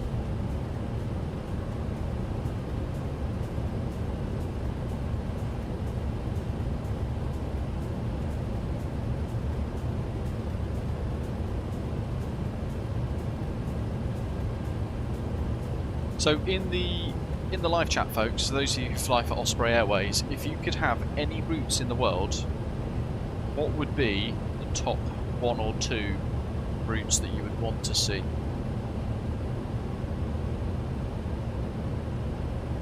Because we're looking at offering some slightly different routes. Certainly now we go back into summer, some of the routes like to Reykjavik, for example, we will get rid of. Not Reykjavik, sorry, Rovaniemi, I'm thinking of Lapland. Things like routes to Lapland, all of that, we'll get rid of those because we'll then go back into more of the swing of summer. So some of the kind of summer holidays routes around the Greek islands and things will come back in full force. I'm not sure, Badger, actually. Let me have a little look. Beluga. Yes, there is actually. A337.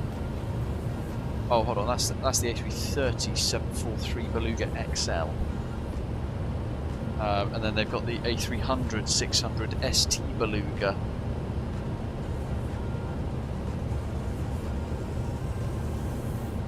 But I don't know how often that I get used. Would that get used a lot?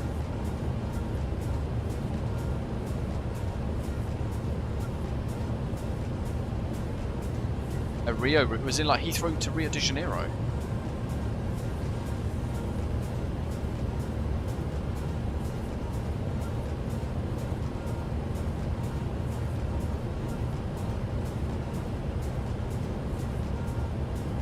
We've got Split. Which go to schedules? LDSP. Yeah, we've got Manchester to Split, Birmingham to Split, Luton to Split, Frankfurt to Split.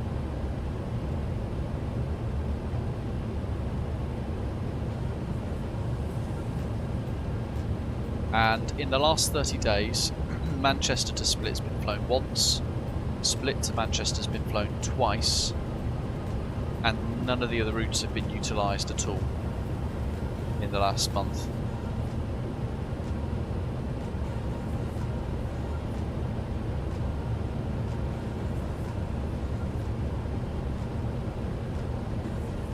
Hey Beach, are they making one?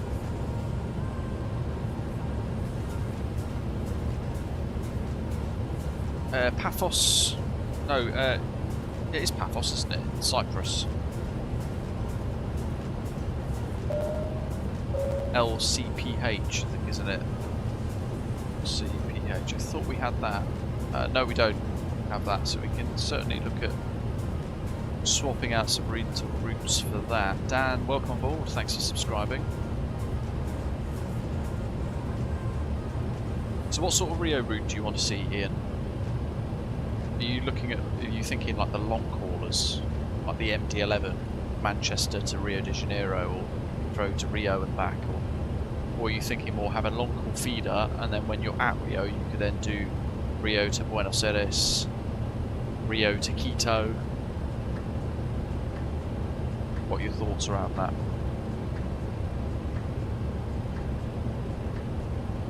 That's very exciting, eh, Beach?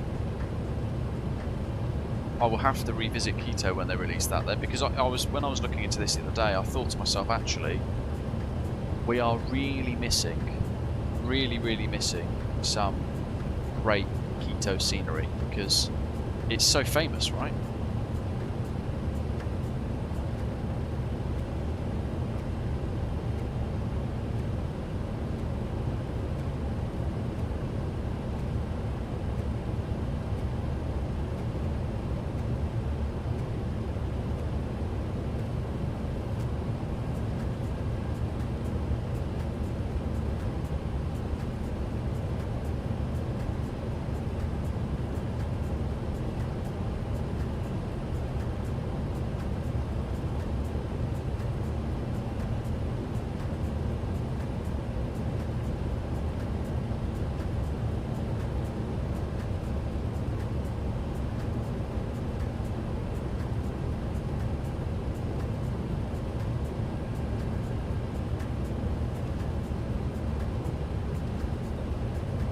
Dan, you've done the Beluga XL from Howden to Tell.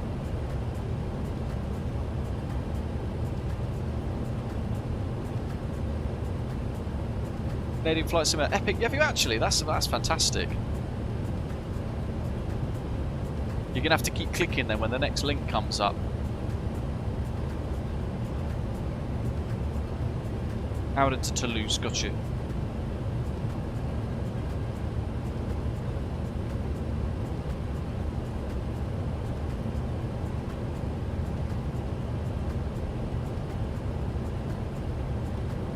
So we can have the heavies then go to Rio, and then from Rio, how does like little interconnecting flights for the long haul twin aisles? So Heathrow to Rio de Janeiro and back. When you're at Rio, it will then open up a couple of special schedule routes that go Rio to Santiago and back, Rio to Quito and back, and Rio to Buenos Aires and back. How about that? We could do Heathrow to Mexico City as well.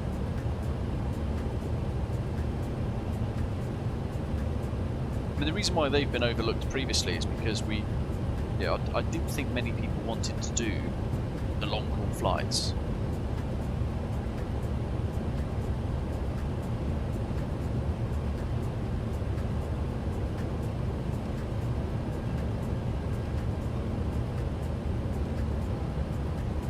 But again, for 2026, I do want to try and load all of this, change it all up for you guys.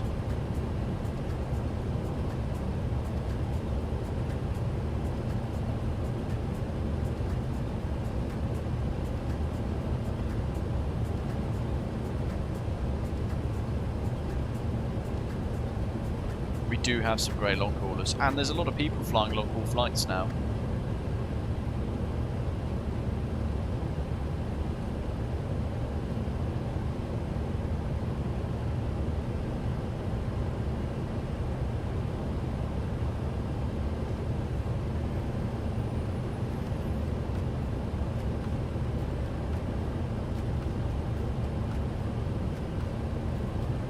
Afternoon, Peter.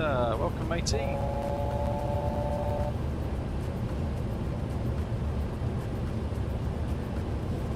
What we go? So, Orlando, Cyprus, and the Caribbean.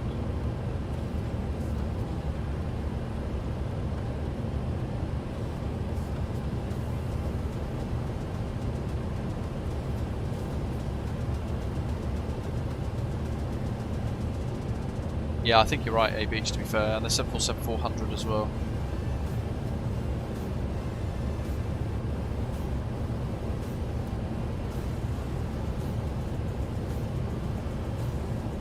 I feel like we've got one hell of a Herculean bit of work ahead of us.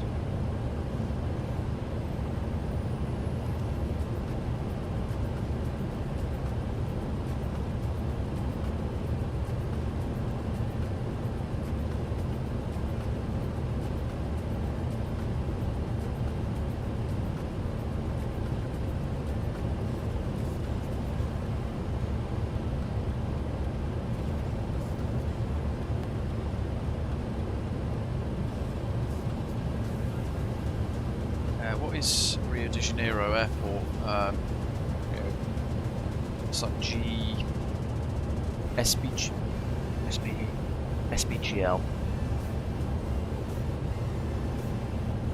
SBGL.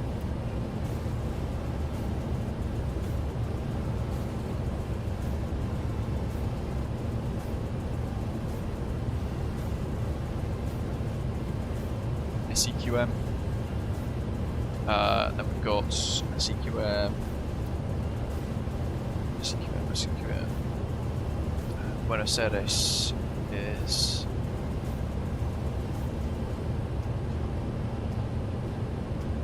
SEZ. Yeah, Pistarini. There we go, lovely. Pistarini. MMMX, Benito Juarez. So, oh, and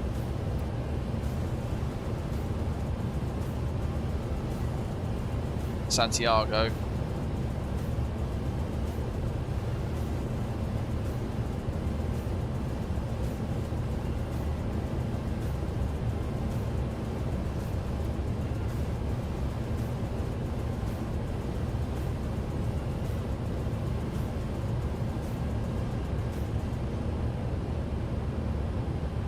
Skell.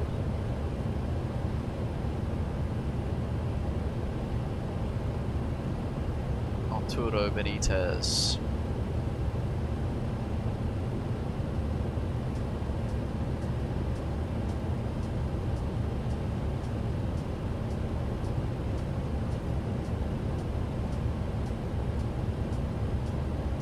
Right, so we've got EGLL as some of the special routes. We've got long hauls, aren't they? The single digits typically, so I don't think we've got that far. So if I go for 26, Osprey 25, Osprey 24, that's to Hong Kong. So EGLL to Rio as Osprey 25. God, how long is that going to take? It's like 12 hours, right? I'll do a 13-hour block time.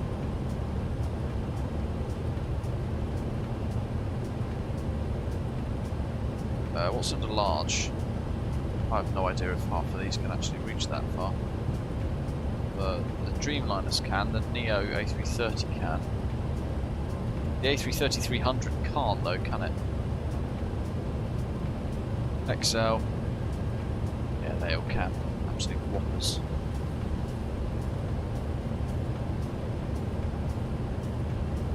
It's another Qverse Island advert. Cool new fortnight map created by Qatar Airways. Play for a chance to win flight tickets every week. Find the golden ticket on the map, take a screenshot of it and post it on social media with hashtag FlyWithQR and follow Qatar Airways on Instagram to enter their draw. Click on the link in the chat or enter the game code in Fortnite to check it out and be in with a chance to win some free flights with Qatar Airways.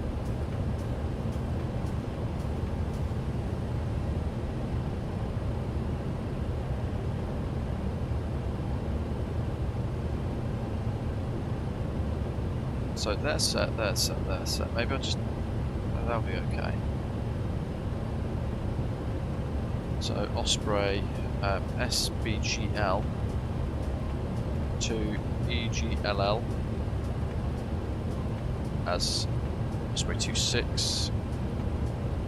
And I'll do that as a 12-hour block time because I assume it's going to be a bit quicker with the old jet stream. Get rid of the mediums. 333, A339, 7878, 89 and Dreamliner-10. And then that's 25, 26, so we could do SBGL to SAYS as 25.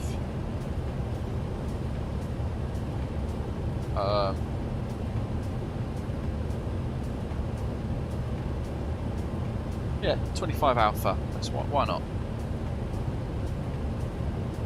Sim brief. I just want to work out block times between some of these SBGL to SAYS in, I don't know, 777.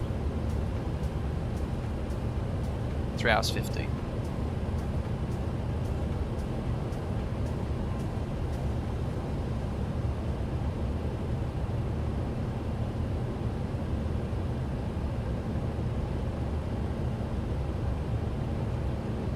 So 25 Alpha, 3 hours 15.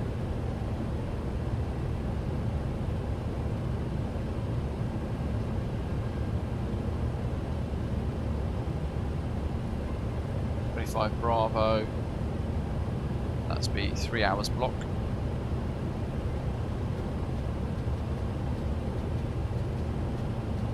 Probably should stick some cargo ones on as well for the MD-11, right?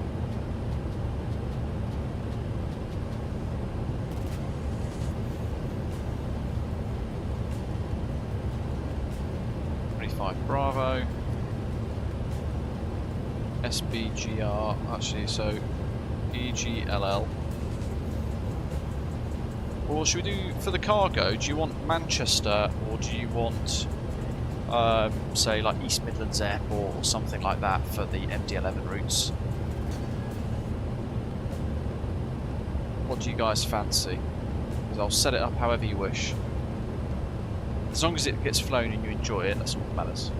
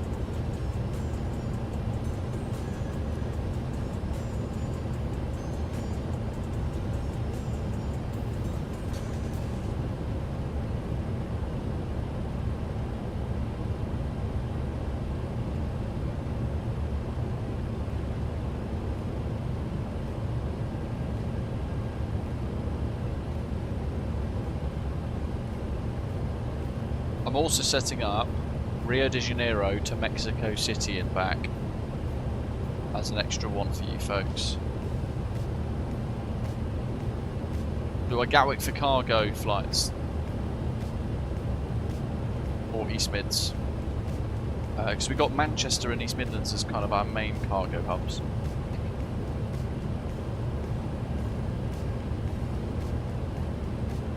And that could be the one for Quito, for example, could be the cargo one.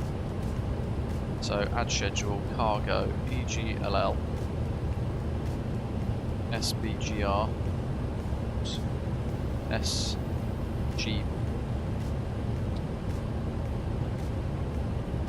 SBGL, isn't it? GL.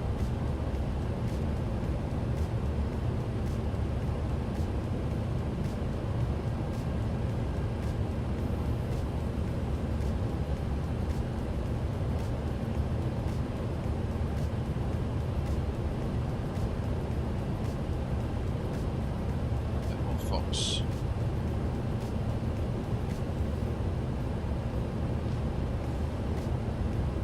East Mids, right. So I'm setting that up now. East Midlands, cargo, that's going to be flight number Osprey 61 Foxtrot.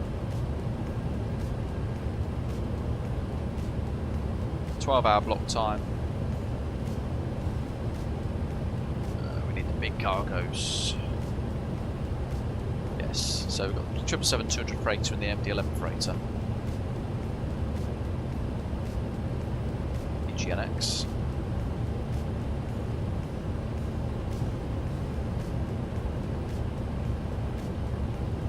What was...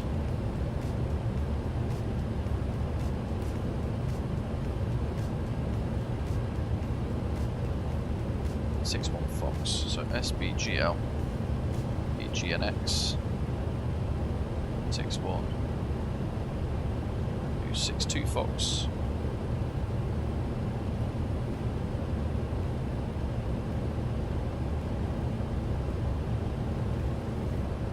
Hour 30 block. What's the cargo?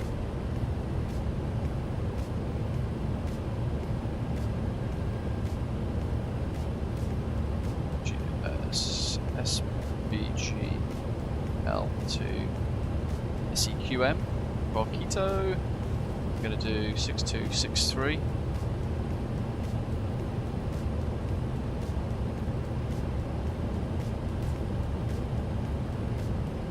Even that's a 6.5 hour block time. Wow.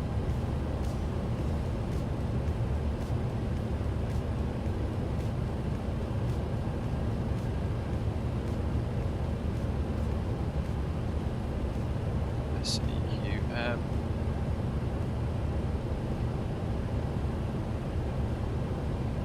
SBGR. No, SBGL. 64 Fox.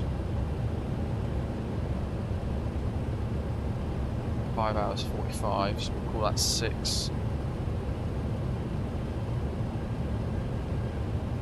Cargo. Call it 6:15 just to give people a bit of flexibility for some shorter cost indexes.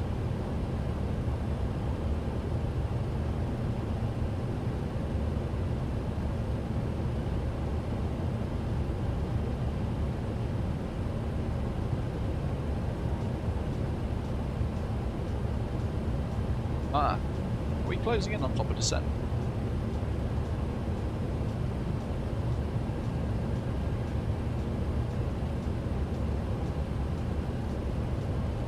Chris, I love that idea because that Almaty airport is fantastic. The location of it is absolutely beautiful, isn't it? So let me just do EGNX cargo. Was it UAAA? Almaty. Oh, I need to add that actually. Hold on. Sorry. Stand by. Stand by. Airports. Yeah, UAAA.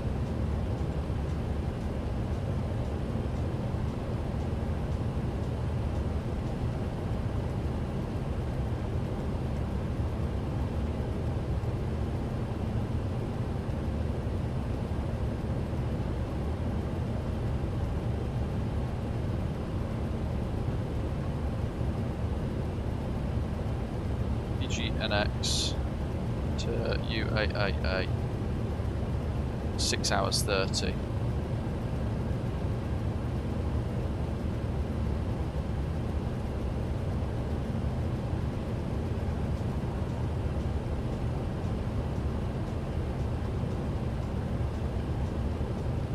Wow, 8 hours on the way back though.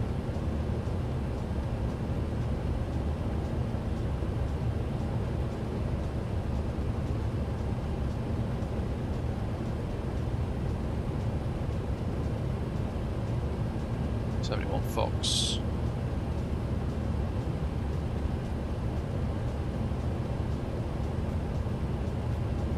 72 Fox.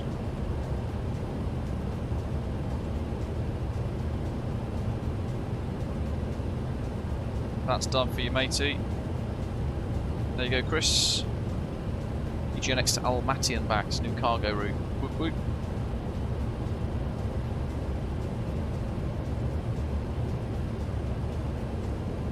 What we got? MMMX 7 28.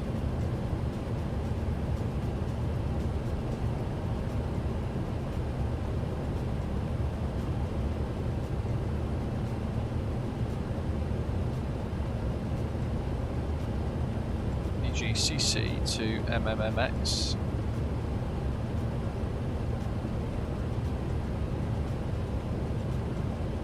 11 hour 30, so we'll call that 12 as well.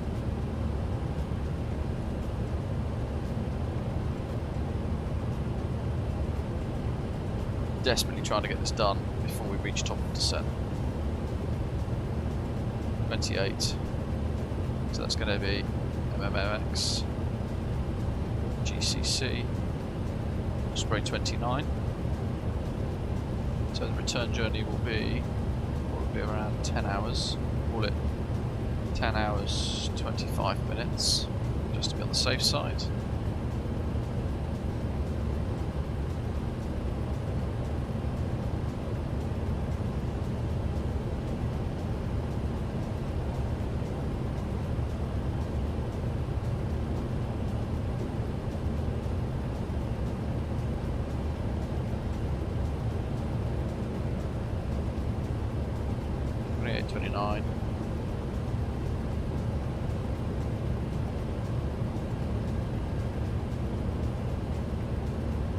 That's on my list of things to do.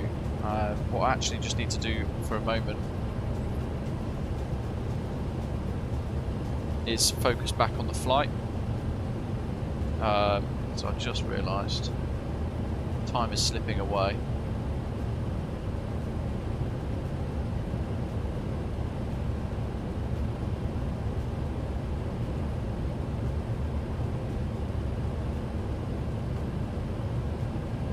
We haven't got our descent winds in just yet, so what have we got?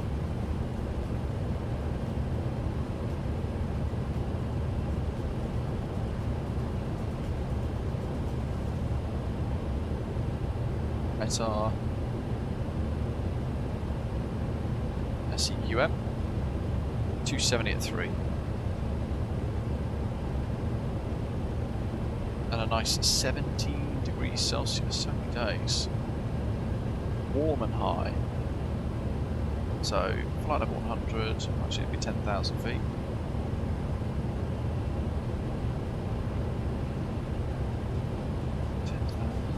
Want to wait more. And then we've got flight level 200.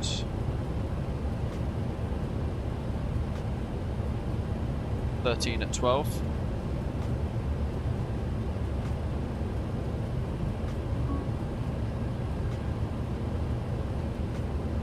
There we go again.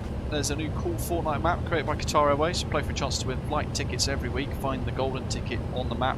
Take a screenshot of it, post it on social media with hashtag FlyWithQR. Follow Qatar Airways on Instagram to enter the draw. Click on the link in the chat or enter the game code in Fortnite to check it out.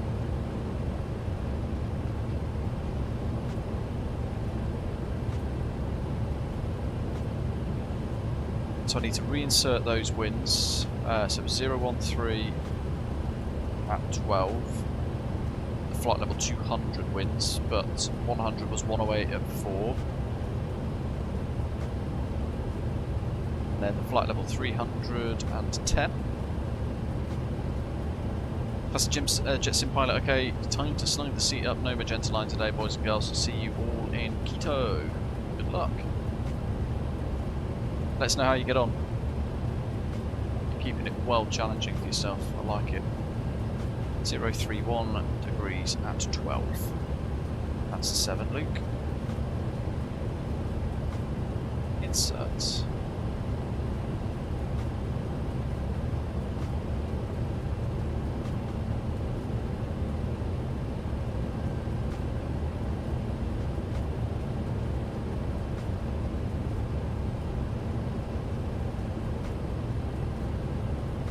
So our landing weight today is 160. No wonder we took off so quickly. We were basically really light.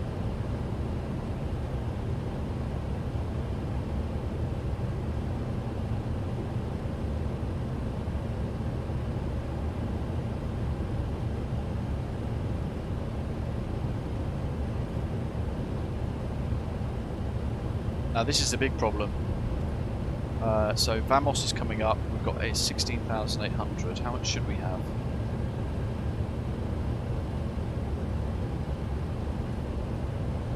$10.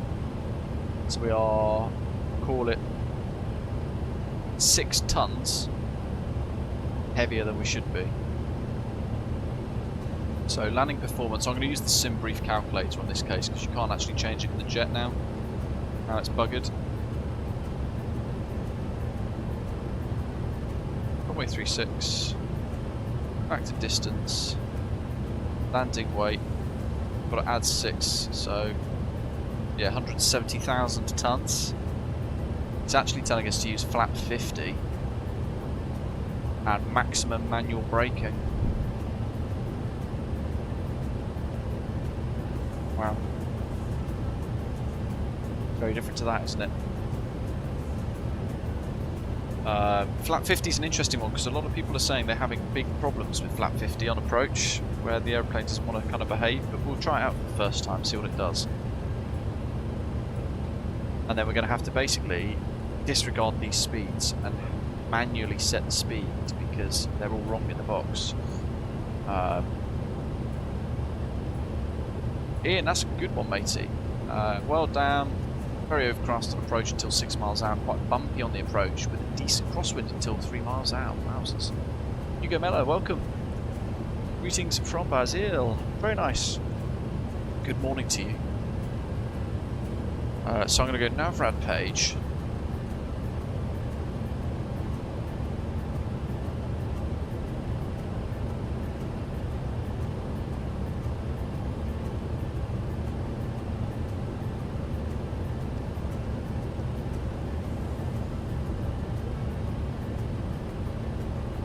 With course of 001. And then we've got 1153 with an outbound course of 179. So we're pre-selecting the VORs, which I'm hoping we'll be okay to use. Let's run through the numbers for our arrival then, folks. So 3-knot crosswind onto runway 36 here at Quito, Mariscal Sucre International Airport. A little bit of work to do. We are going to plan for the VOR DME Zulu runway 36, which is going to make things super challenging for us. I've not done a VOR approach in this, so this is a first. No practice, just diving in to see what we can get out of it at the jet, see what I can achieve as well. So we're going to fly in via the feeder route, so to speak, Palad at or above 17,000 feet. So I just need to make sure the data's set in the box correctly for Palad real quickly here. Flight level 250, and then it's saying Quito at 13.9.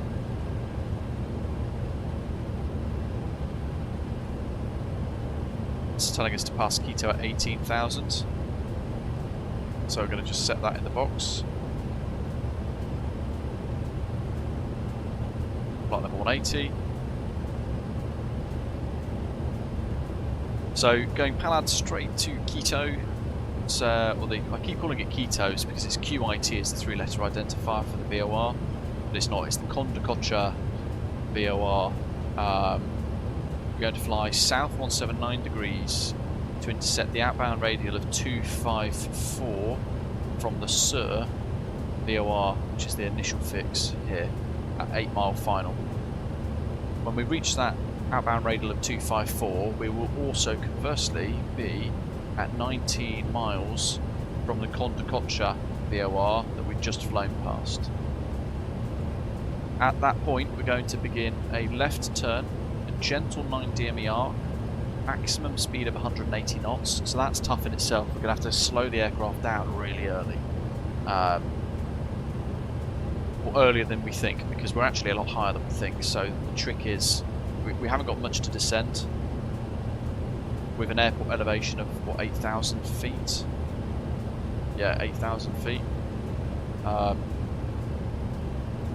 And then we're going to turn into 031 degrees for Sir 1168, fly into that VOR and then join the final approach. We'll probably just hand fly that whole thing. Now if it does get all scrambled and buggered, then we've got even more work to do, because the missed approach is climb direct to cross the Norte VOR at or above 10,600 feet, then turn left climbing to the Condacocha VOR to enter holding at 18,000 feet or in accordance with ATC instructions. Yeah, so a bit of work to do, and there's terrain everywhere. So that's all good, that's all set. We've preset those. We want to set our minimums. Appreciate the charts are still on. So what have we got? 8,300. We've got a bit of work to do with the rad out here. Just going to flick that to Barrow.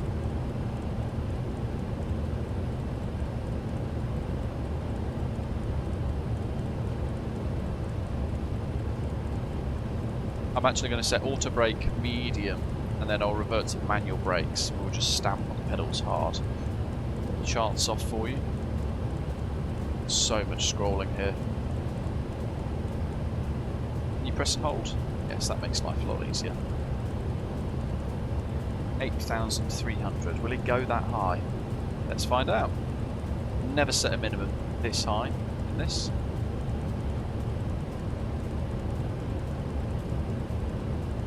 Zato, what's your speed, mate? Because I might have to join the hold to create some space for you. You're above as well, so you have a right of way towards the air. Ian, no worries, buddy. I know, super late for you. Appreciate it. Hope you enjoyed the route. Thanks for flying along, matey. Have a good week ahead. Good night to you.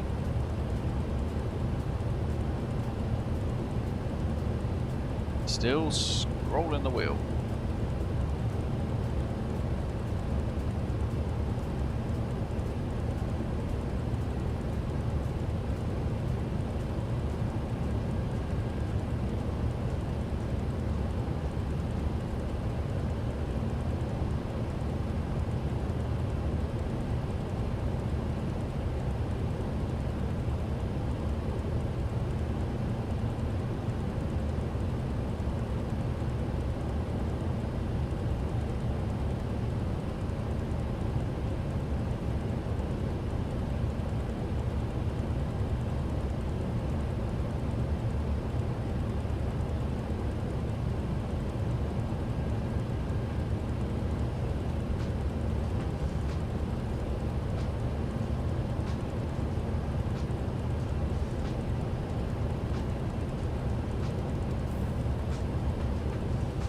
Crikey.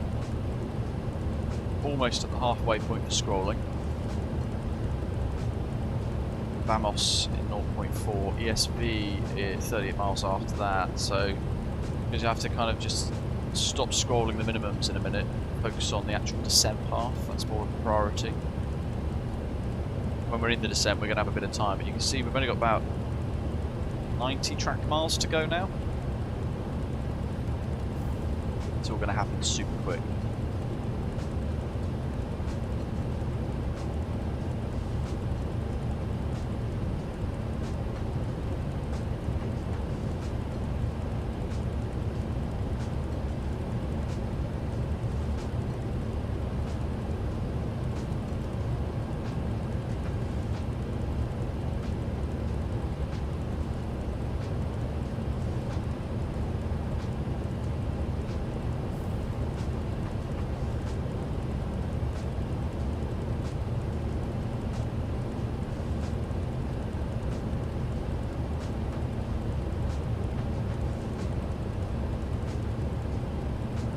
6,100.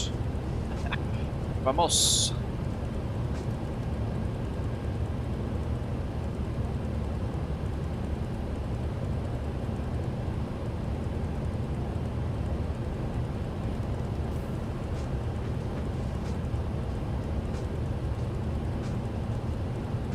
Wowzers. So, as we said at the start, our true airspeed is going to be a hell of a lot higher than our indicated airspeed because of the altitude that we're operating at. Now, when we touch down, we've got a long runway ahead of us, but actually we're going to be zooming down that runway a lot faster than we realise, and we're going to gobble up most of that runway fairly quickly. So, instead of kind of chasing butter, the recommendation is from Classic Jet Sim Pilot. Don't chase the butter, just get it down, wait on wheels, get those brakes activated effectively. We didn't like that. Just stopped doing that for a second there. Unless that's Zarta, wait for us. Right, what are we doing? Horticulture 18. Just going to set this now. So that's done. Imagine if I'd pressed the reset button then by accident. 8,300.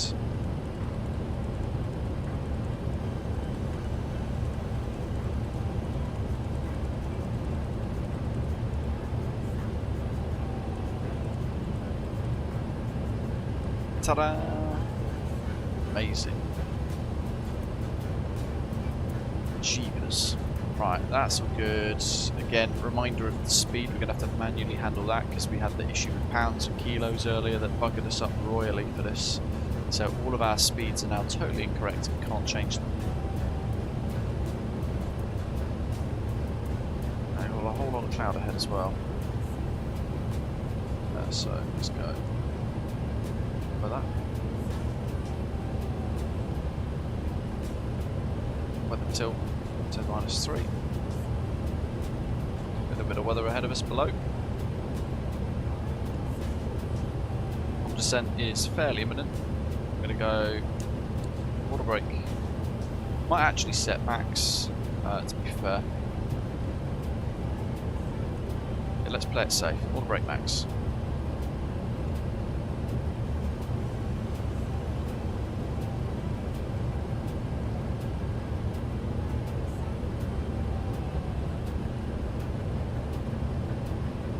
We're really going to put this through its paces, aren't we?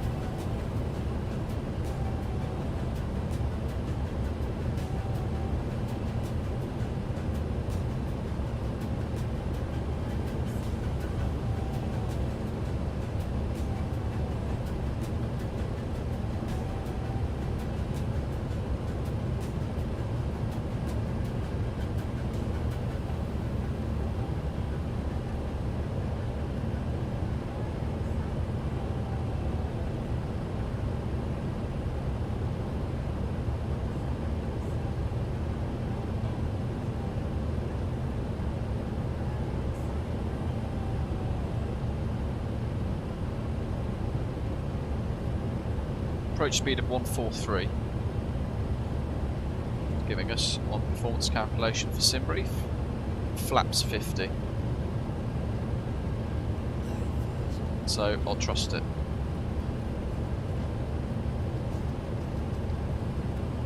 And let's get rid of the music for now so we can focus. There we go.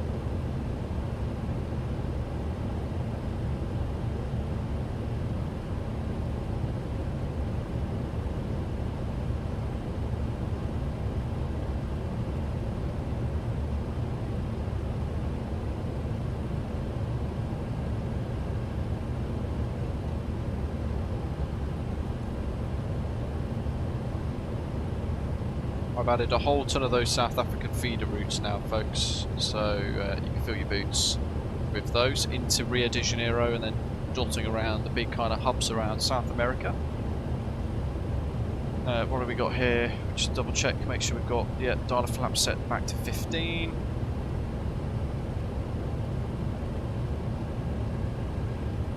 Where did Zato go?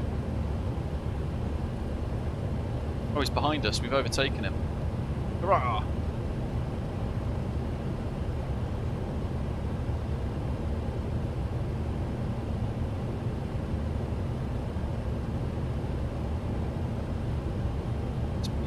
So 67F.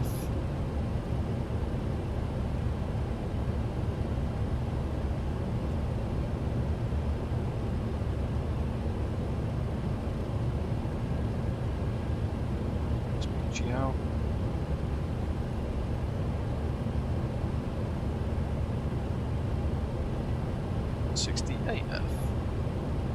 That is 9 hours 20 block.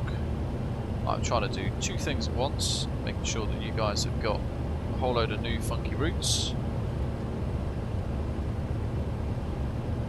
SBGX cargo 63, 64. Then we'll do 68, 69 and 70 can be EG and X to Mexico City.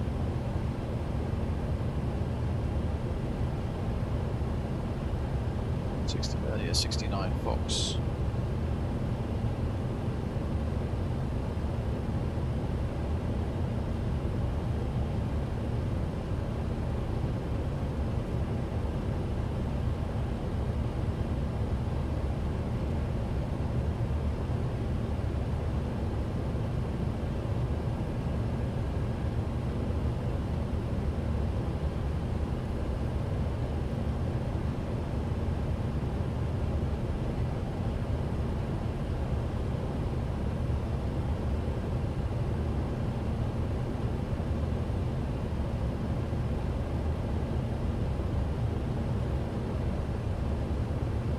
Descent path's looking good, speed's looking good.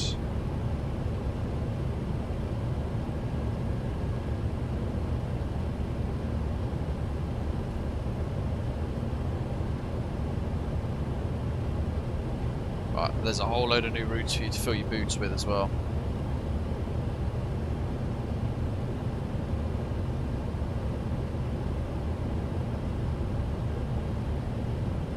And it didn't even tell me. 47, good. Is that now? Oh, it did, it's just posted it. There's a new cool Fortnite map created by Qatar Airways. Play for a chance to win flight tickets every week. Find the golden ticket on the map, take a screenshot of it and post it on social media with hashtag FlyWithQR. And follow Qatar Airways on Instagram to enter the draw. Click on the link in the chat, it's just been posted, or enter the game code in Fortnite to check it out. To be in with a chance to win some Qatar Airways flights for real. Pretty epic. Sky Vagrant, welcome. How are you doing? Hope you're well.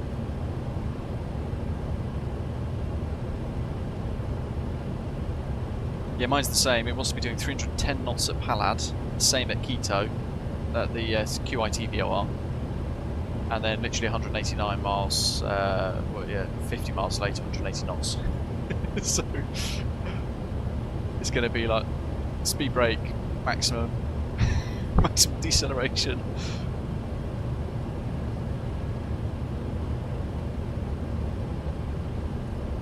I have no idea how this is going to go now, but we are in Ecuador for the first time, proper, in a very long time. For the first time in Microsoft Flight Simulator 2024.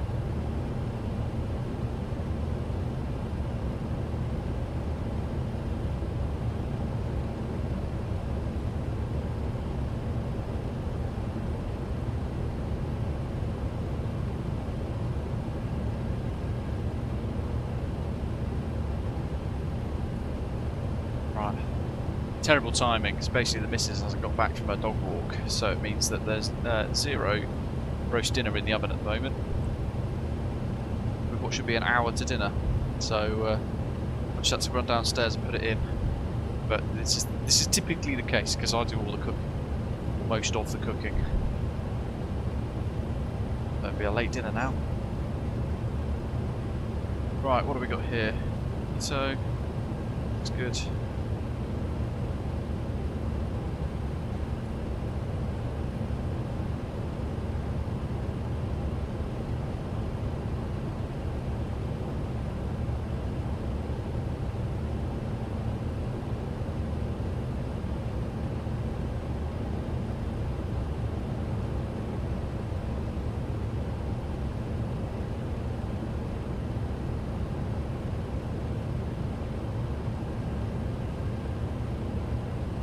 $20,000. Look at that. We're only like 12,000 above our minimums already. And we have a discontinuity ahead. So where's the QSV? Where's QSV? Yeah, right. This is going to get real spicy.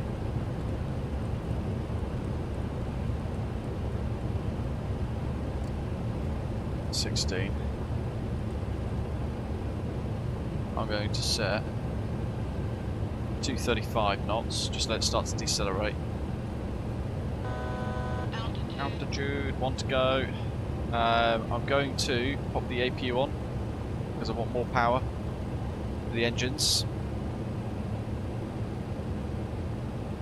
Is it going to let me? That's the question.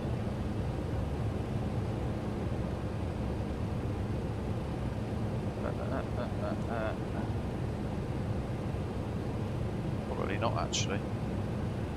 Status configuration.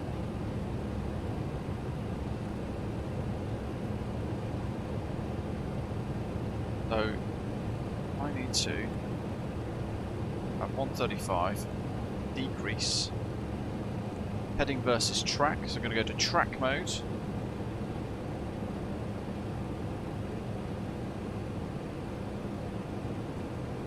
There we go. Big old press and hold. Quito traffic, Osprey 165 Foxtrot, inbound for the VOR Zulu approach runway 36. Currently passing the Kodakocha VOR, altimeter 3039, Quito.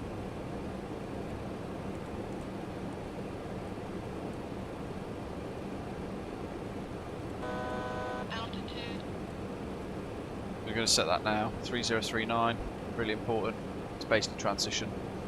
And what do we want? 179 degrees. Down to 14,000.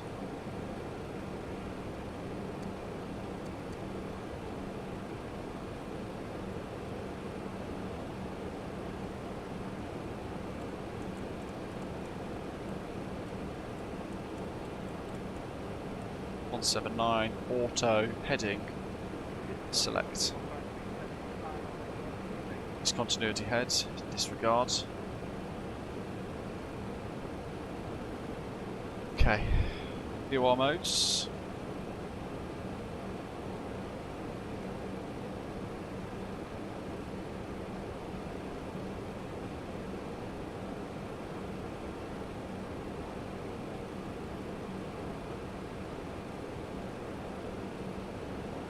Leave it on map for now actually. Let's go VOR 1.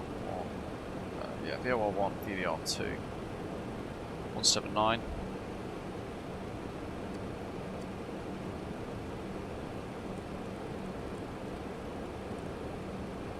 .180 knots is next.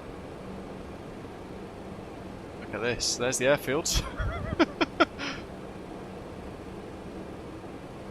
APU is available, APU air on. Use engine air.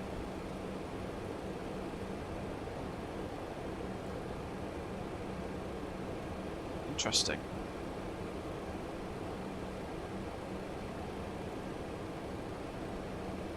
I'll disable that then, because I don't know how it all works enough.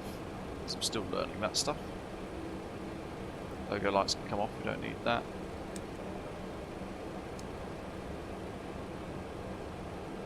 $180. So Kondakocha is looking pretty good. 14,200. Slats. Let's try it while we have time. AFS system manual.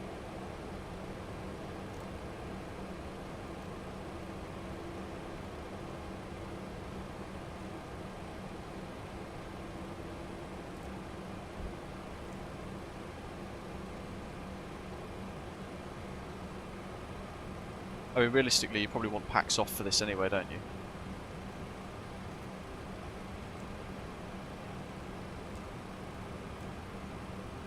Might be something to do the ISOL valve, actually. Stabilize their motion. Put it back on automatic.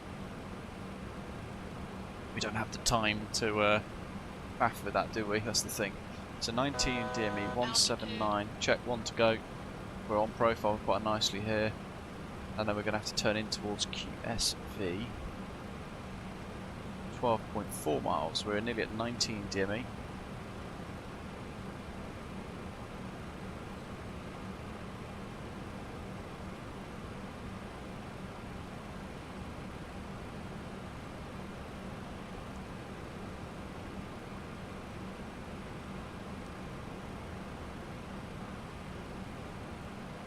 $1,400 will do us,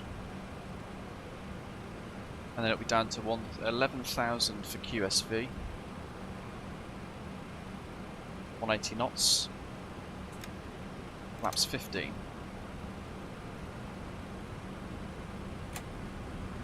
Let's arm the speed brake. Full brake is set. That's already done. Parking brake is off.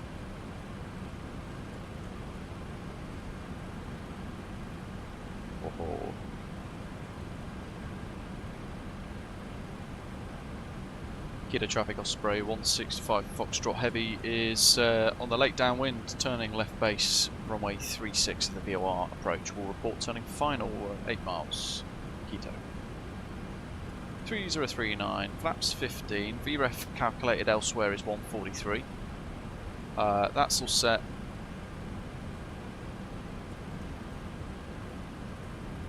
The rest of my checklist talks about pretty much exclusively all about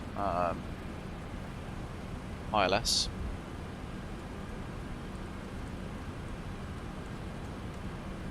$11,000.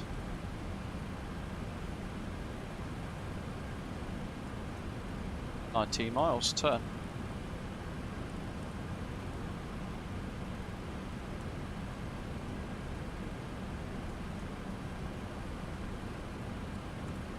Go for 150 actually. Now, 11,000 vertical speed, 180.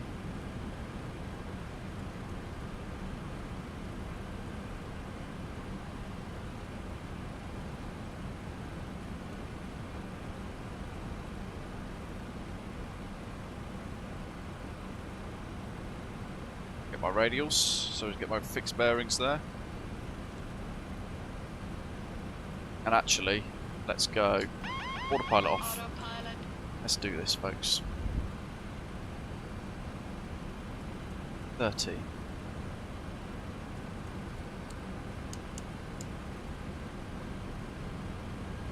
Step down. 9 miles, turn on number 10.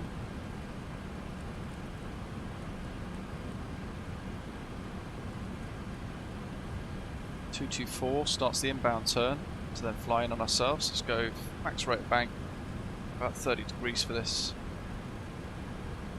A bit of climb going on here, but that's okay. Got to keep the turn.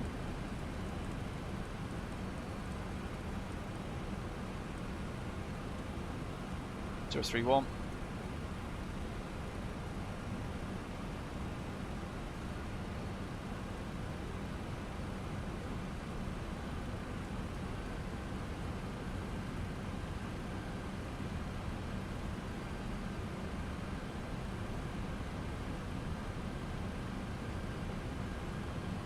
1100.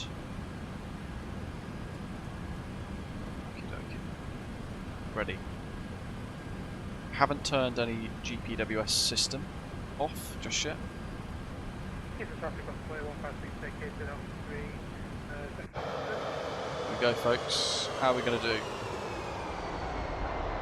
I have no idea. What might come out?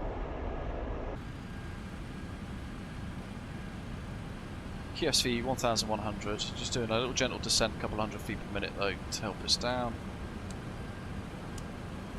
Terrain everywhere.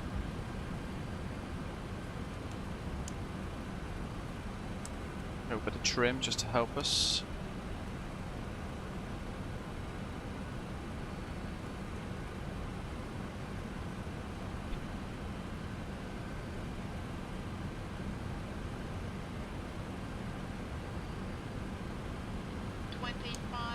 Check. 2500. There's the runway.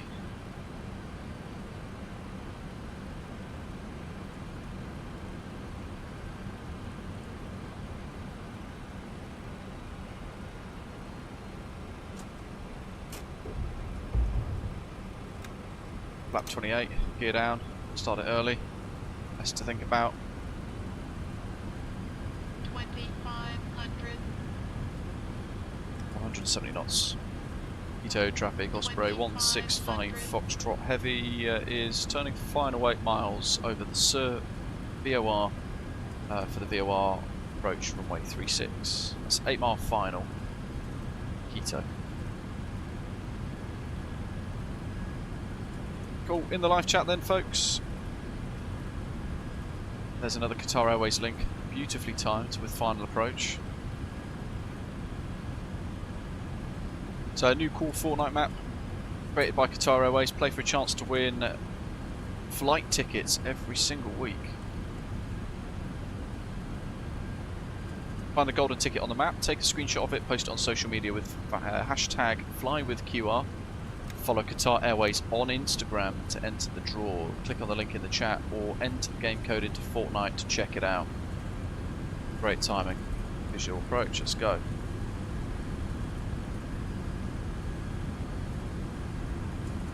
I'll set this back to about 18. Ready. 160, 143.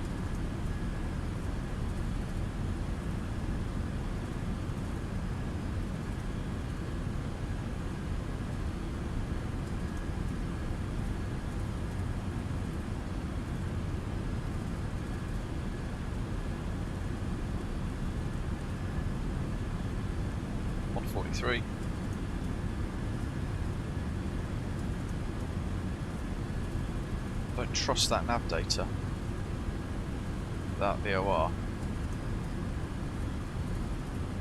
So we'll fly this as a visual. 3 miles. Check about 10,000. Yep, we're good there. A little low. Just correcting. Okay, 143 for final approach speeds. That's full flaps. Whee, crosswind's just kicked in.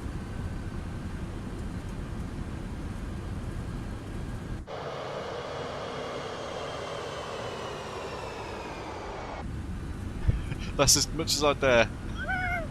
And instantly we've got a bit of sink there. Come on, go. God, you used 90% M1 then. Yeah, that's looking a bit better. Happy with this, 143. Remember, we are super fast with a high true airspeed. 167 knots.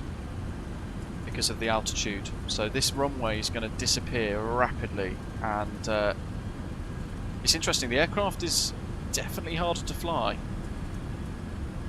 in these really high altitudes. 9 knot crosswind right to left, and I'm working hard. Beautiful to hand fly though, nevertheless, but definitely a lot harder to work with. Flap 50 for the first time as well. Water brake max. There's that terrain on the left. big gap in the valley that messes with your depth perception. But we're looking good here on the profile. Just staring at that touchdown zone, holding the picture. Minimums, let's continue. Land. 300. Minimum. 300. 300. 3 white, correcting. 2, good. 100. 50. 40. 30. 20. 10. Whoa, it's a hard one.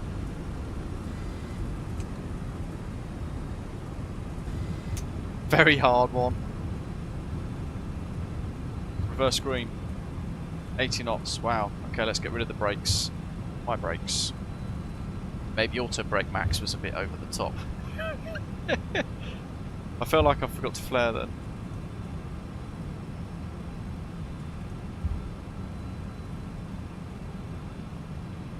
I think that might be my worst landing yet in this, but it's tricky with the conditions as such.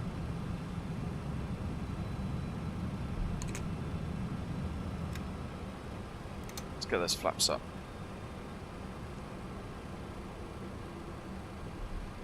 Weather off. Quito traffic, Osprey 165 Foxtrot's vacated runway 36 and taxi to the cargo apron and left from Alpha 2 down hotel. Golf.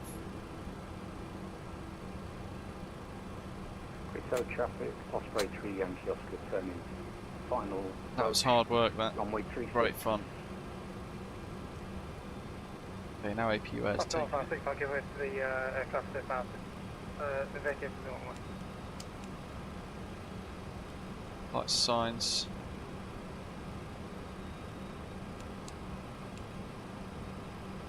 Got the old engine 1 problem again, so it's still got reverse thrust. Yeah, to be fair, chase plane, a little bit of the chase plane was the dip of the head kind of thing. This I cannot solve. It's been working fine the entire time until now, so I have to kind of go like all the way up here, and then it kind of doesn't do anything.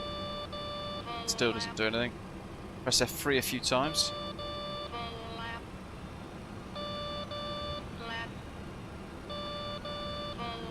Yeah, it's just completely decided not to work again, hasn't it? Oh well, so 2-engine taxi. I got it to work yesterday by like holding it up about 50%, so we got a little bit of the config warning, like so.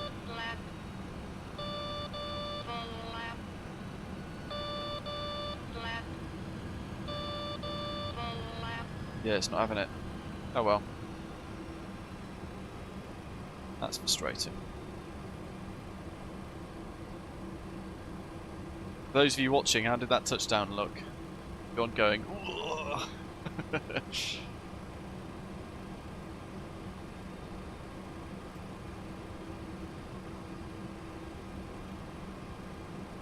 Yeah, I still haven't connected like SPAD Next or Moby Flight or anything like that.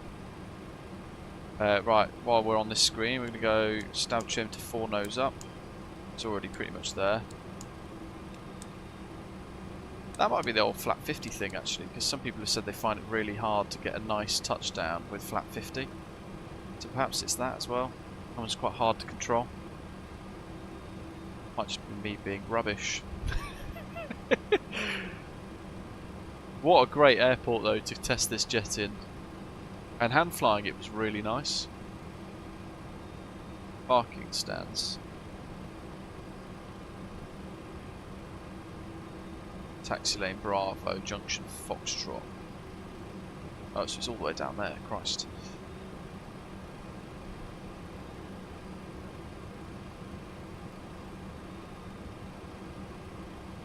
Oh, I've got no idea which ones these are. Go for 82. We'll make it up as we go along.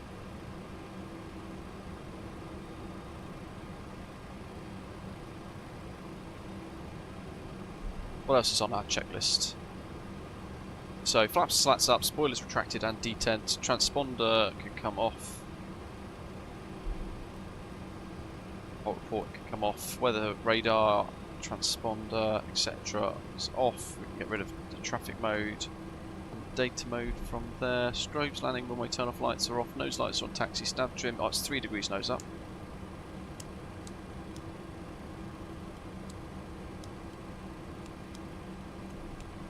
Arr.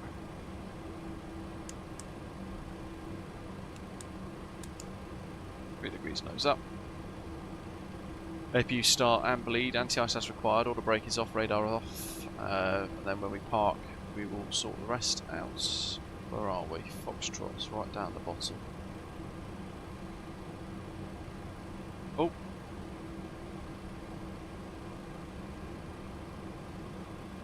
Oh, what a touchdown. Absolute greaser. Show off. We're going to need some new suspension on this jet. That was a great job.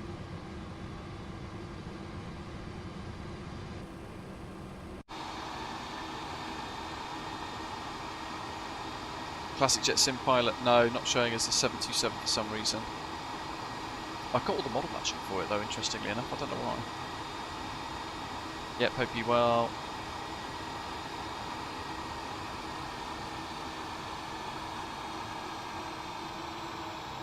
Yeah, hand flying that last bit was really nice. Flying that 9 DME arc and having the confidence to be able to just turn the autopilot off and hand fly that VOR approach, it was really nice. It got quite sluggish at the controls with flat 50, you'd expect that though. But bearing in mind our weights were totally off because of the fuel issue we had earlier as well. We just about got our performance calculations for our speeds correct. I think we could have probably done with another 2 or 3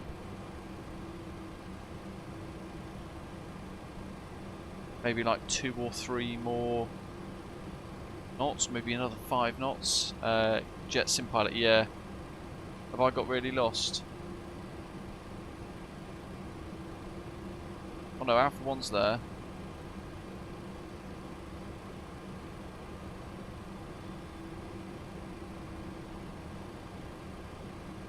Have I gone past it? Oh, I have. Magical Mystery Tour.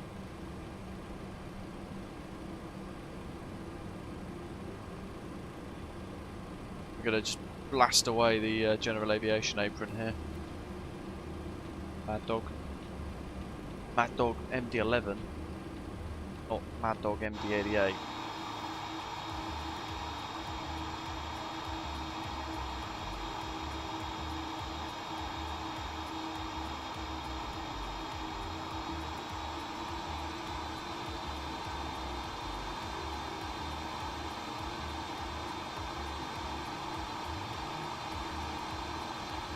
Forgot how bad Asobo default airports were.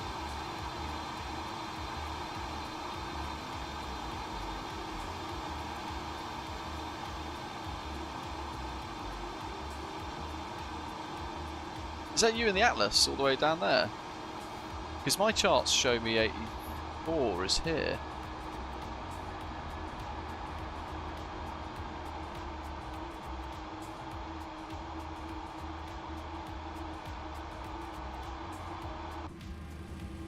Oh well, I'm coming back.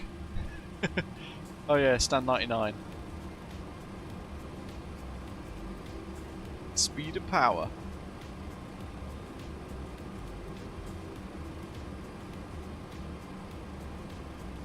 It's great timing because it means I'm going to be able to go and make some fresh Yorkshire puddings. Yum yum. Elevatex said my landing actually apparently was 141 feet per minute. 1.01 G. Oh no, that was the second one. The first one was 1.82 G. 160 knot ground speed. 148 foot per minute though. So yeah, firm. Probably from the lack of flare, but my rate of descent was nice.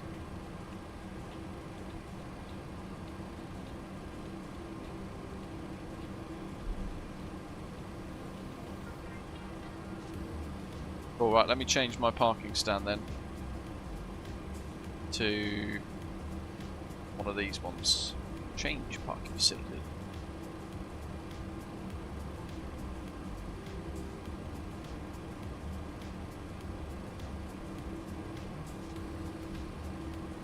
82. No. 83.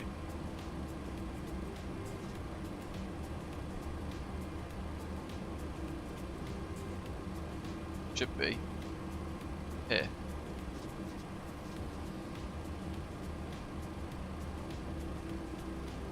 That's 84.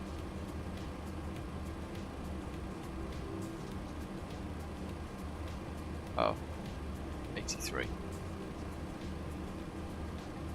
Lovely job. Right, what do we got? Tap nose lights off.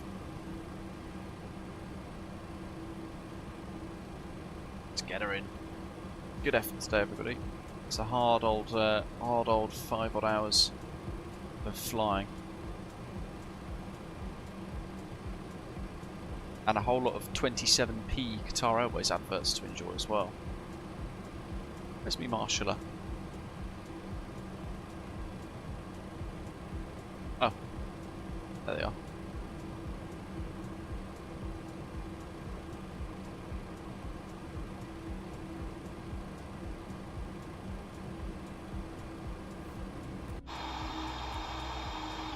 We reset that. Make it do different views. No, let's focus back on the parking then. Where's he going to stop us?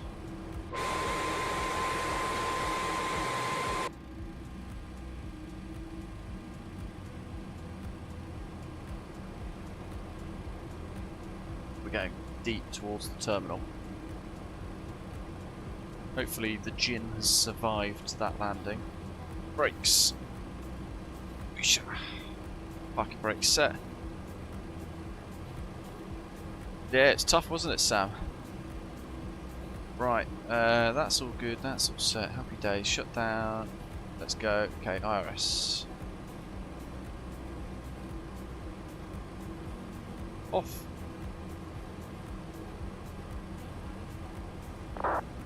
Emergency power. Off. Engine shut off levers.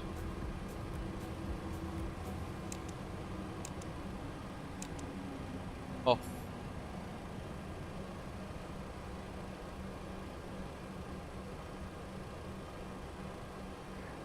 Quito traffic, Coppa 828, starting pushback and Stargate 8 for runway 36. Beacon lights off. Chocks. GPU. GSX. And I daren't do New Sky, because I think we're going to get really smashed for that refuel in mid-air, for that pounds versus kilograms battle of survival. But let's see what it gives us. I'm expecting a cheat thing to ping up and basically just ruin the entire day, but go close. Good profit, 33,000. Oh! No way. It didn't penalise us. Shocking score though. Say goodbye to my type rating. Offset line landing. Bit harsh because it's probably the Asobo default that's the problem there. Short landing, 190 meters from the threshold. Yeah, so that must be runways in the wrong place. But that makes sense actually, because the VOR wasn't quite correct, was it, when we were flying that approach?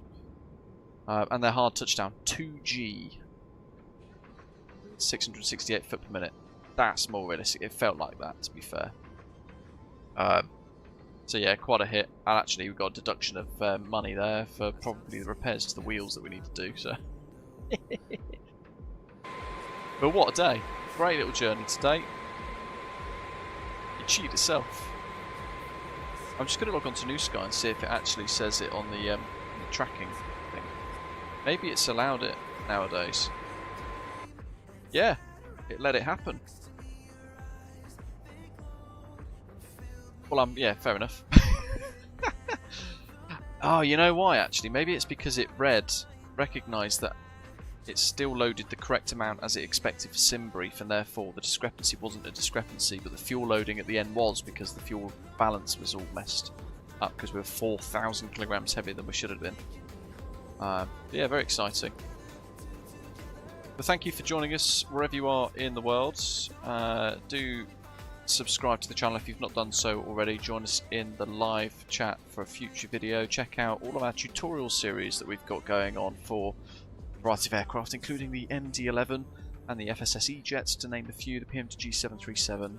If you've not done so already and you fancy joining our virtual airline, head to BritishAvGeek.com. You can find all the details for Osprey Airways there. We're an official VATSIM partner airline with a whole load of new routes into South America as well, thanks to your inputs today in the live chat. Next stream either next Saturday or next Sunday, Sam, I'm not sure which. Depending on what happens in the week, of course. But yeah, in the meantime, as always, thank you very much for watching and flying along wherever you are. Hope you've had a good one, and enjoy the rest of the weekend. Go Patriots. See you later. Thanks for watching.